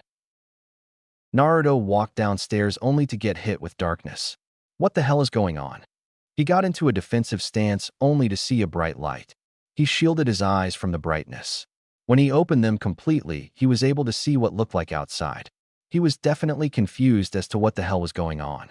He was soon knocked off his feet as a voice boomed out of nowhere. "Okay, kid. Welcome to the second part of the exam. Before we can begin, please take out the paper from the first test and put it on the table to your right." Naruto wiped the sweat off of his face. He did what he was told only to see a shadow take the paper from him. The voice said, "The second part of the academy test is to see your throwing abilities. In front of you are 30 kunais. The first part of this test is to see the accuracy of your throws. You will see a target on the dummy. Try to hit the red dot. We will tell you when you are finished with the first part. Begin." It has been an hour since Naruto finished the academy test. To be honest, the test was not like anything Naruto had expected. "Man, my arm is sore." He kept telling me to keep throwing. Then we had this pulse test. I don't even know what it was for. All that guy did was touch me, and he burned his hand. How did he burn his hand for that matter? No, what, it doesn't matter. I'm going to go home and go to sleep. As Naruto trudged his way home, he failed to notice two people looking at him on top of the rooftop. The first one had short brown hair and dark eyes with protruding bags. He wore the standard Konoha shinobi outfit complete with a forehead protector that he wore as a bandana, flak jacket, and regular shinobi sandals. He also carried a katana with a rectangular handguard strapped over his back. He said, "I can't believe it has been 3 years since the event." The man next to him nodded sadly. He is a tall, fit ninja, with his tall and spiky white hair, forehead protector regularly covering his scarred left eye, and his chronically visible mask. He always wears the standard Konoha shinobi outfit along with iron-plated gloves from his ANBU days on his arms. He wears black sleeves with metal arm protectors over them. He also has leather straps around his back and chest. He sighed as depression overwhelmed him. "Look, Ryu, I dash." The one formerly known as Ryu interrupted him as he said, "Kakashi, I'm at peace at what happened? You got to learn how to let it go." He put his hand on his back to comfort him. "We didn't know what to expect when we went into his house." Kakashi replied with guilt, "I know, but it still should not have gone down like that. Maybe if I dash." Ryu snapped, "If you did what, Kakashi? We completed over 700 missions together without a serious casualty in a row. That is the second highest only to the Sannin, who did over 1,000. It was bound to happen sometime or another. I was just lucky that we were in Konoha and near the hospital." Kakashi nodded as he thought about it. He said, "Hate, what did the doctor say about your condition?" Hate coughed as he said, "She said that my dream of becoming a real boy is over." Hate cracked a smile as Kakashi did one of his famous eye smiles. That was one of the things that Kakashi liked about Hate other than his versatility was his jokes and calming demeanor. Hate said, "Doc said that I'll live, but I have to be careful. If I took one more fume, I would have been DOA. I'm lucky enough to say that I survived." You know what it reminded me of? "What's that?" Kakashi asked curiously. Hate laughed while he was coughing. He said, "Do you remember our 100th mission to Cha no Kuni, Land of Tea?" Kakashi blinked as he thought about it. It dawned on him as a smile slowly grew on his masked face as he started to laugh. He said, "You don't mean that mission? Thank Cammy for Nico knocking that crazy bitch out. She had that turkey baster waiting primed for us. She was mostly smitten over Karasu.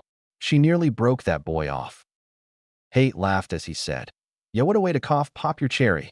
The Hokage lit into our asses especially when Mikoto almost sued us for getting her baby boy, in her words, fucked by a scheming, conniving banshee of a harlot. Fugaku was only mad because there might be someone who has gained the Uchiha sperm." Kakashi could only laugh. "I bought him an Ika Paradise book. He told me that he gained a new respect for the series. Now he has the whole collection."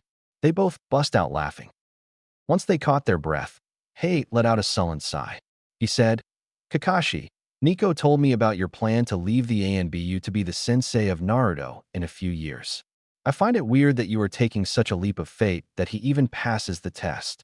Kakashi shook head at the notion that Nico could keep her mouth shut. Hate continued, "I thought about it for a little bit and I came to two conclusions. The first was that because of how close Naruto looks to the Yondaime, you feel compelled to be his teacher. The second is the infamous grudge that you are known to carry. So you decided that Yukov would vindicate the Yondaime and myself by hindering him. Neither of the events was of his own doing. I would hope it is the former of the two. But I brought it for a more personal reason. Along with Karasu, I've been asked to watch him during the night as a few threats have been followed through while the boy is asleep. I've seen him do some things that I have to admit that I was impressed about. I'm going to keep shadowing him. If I still find him impressive, I'm going to. It has been 2 days since the entry exam for the academy. Due to the fact that this is a ninja business and not a civilian business, the Sandaime Hokage has issued a meeting with the Shinobi Council. It did not help that most of the clan head's children were also taking the test. He saw everyone in the Shinobi Council, even his advisors, present and silently waiting for him to speak. He lit his pipe as he always did before a meeting. He took a puff before speaking. Good morning, council members. As always, it is great to see all of you in great health. As you all know, 2 days ago, we gave the young ones the entry exam to get into one of our foundations known as the Academy. Since the Academy is from ages 6 through 12, we let that age group test. This year, because of the piss-poor way of testing that has pushed forth less than exceptional students into the Academy, we have implemented a new blind system. We told them to fold their names so it could not be seen. They took the written test and held on to the test. We then put them in the dark hallway where they can only see the practice field and a voice telling them where they are told to put their test on the desk. What they do not know is on the desk there was a seal. Once the paper touched the desk, it automatically bonds the folded paper and only those with authorization can open. In this darkness, 4 trained shinobi are watching the child. One is grading the written test, while the other 3 are watching the speed and accuracy of the kanai. The 3 ninjas put the child accuracy and speed into the files I have here today. With a look of confusion on the Shinobi Council's face, Hiruzen sighed as he took out 5 files and responded, I know it sounds complicated, but it was highly effective. With that out of the way, I'm going to talk about the percentages. Out of 300 students, only 89 passed. This means about 29% of the children passed. The older children had a harder test, and I was much stricter for them, but that is beside the point. In my hand here are the 5 top exams. The top 5 get to use the Academy training ground with no limits. The top 3 also get an unlimited library card where they are able to take out an unlimited amount of books for 2 academic years. The top grade will have the unlimited library card for life and full-time access to the elemental jutsu side. He or she will carry a key of the library so they can access it during the night. The Shinobi Council was in a state of awe at the reward for the top grade. The one who wanted the top spot the most were the Hyuga and the Uchiha clans. Both had a huge chance for their children to win as each was tutored by extraordinary tutors in Kurenai and Itachi. They were extremely anxious as to who will win. Fugaka thought, the top student will have full access of the library? What the hell is he thinking? That means one student will have the ability to access the forbidden side of the library where some of the most powerful jutsus lie. From what I have heard, it contains second-tier elements like int and release. Imagine all the possibilities. That boy better get the top score. While the Uchiha more than Hyuga, the Hyuga had stayed into his stoic form as the Hokage cleared his throat. The way the test is determined is by a total of 40 points. The written test is worth 10 points. The accuracy is worth 15 points, meaning 5 from each of the ninja judges. The speed is also worth 15 points, once again 5 from each judge. Without further ado, let's name the top 5 academic students. Number 5 had a score of 32.5 out of 40, or an average of 82, was Hinata Hyuga. Congratulations, Hayashi. As the members of the council clapped, Hayashi was bitterly disappointed. Even with a tutor in Kurenai, she still could not be the best among 6-year-olds. What a waste. I bet Fugate Team Spawn got the top prize. Kami, how much I hate that arrogant tool. Hayashi thought. Fugako had an all-knowing smirk. When it's all over, Hyuga the Uchiha is much better than you losers. The Hokage might as well hand it over to me. Shows that old monkey who's who. That's what you get for trying to put me in my place. I can't wait till I see that old monkey's face. The Uchiha is gaining power. From the report, Hinata-chan did well on the written and accuracy, but fell slightly on the speed. That will improve with the 4th top student, who had a score of 36.5, is Shikorinara. Congrats on your son's achievement. He got a perfect score on the written portion and exceptional work with accuracy. He seemed to become lazy on the speed test, just like a typical male Nara. The Hokage had a huge smirk on his face as he took a jab at Shikaku. The Nara shook his head as he was happy for his son, although he wished he didn't get the male Nara curse. As everyone clapped at their fellow clan head member's child getting the top 5, Fugaka smirked even more as another competitor bit the dust. That Nara kid was another possible threat. With him out of the way, no one of these clan heads' children is going to win. The Sandaime got the third highest. He said, this one scored a 38 on his or her test. The report says that the person has great potential as the throwing ability is good, but not the best, and the written test was a perfect. Now, as you remember, the top 3 get an unlimited library card where they are able to take out an unlimited amount of books for 2 academic years. So congratulations to Sakura Haruno. It surprised many that Saya's daughter was actually going to take the test after Saya's early retirement. They congratulated her nonetheless. The Sandaime held up the number 2 folder. I must admit that I love looking at future shinobi files. It makes me feel good when I look at all of your files when you were this age and see you all of you grown up. It makes me feel even older to be reading your children's files. Now stop all the mushy stuff. The number 2 had an outstanding 39 points. The report from the ninjas read that he or she has a perfect written test and perfect speed. The accuracy of the throw was one off by a slight point. To be honest, if this is number 2, I'm anxious to see what the top score might be. The second highest score is none other than Sasuke Uchiha. The Shinobi Council clapped as Fugaku turned red. It was not of happiness or pride. It was of hatred, resentment, detested, and most vividly anger. His anger was scaling off the charts.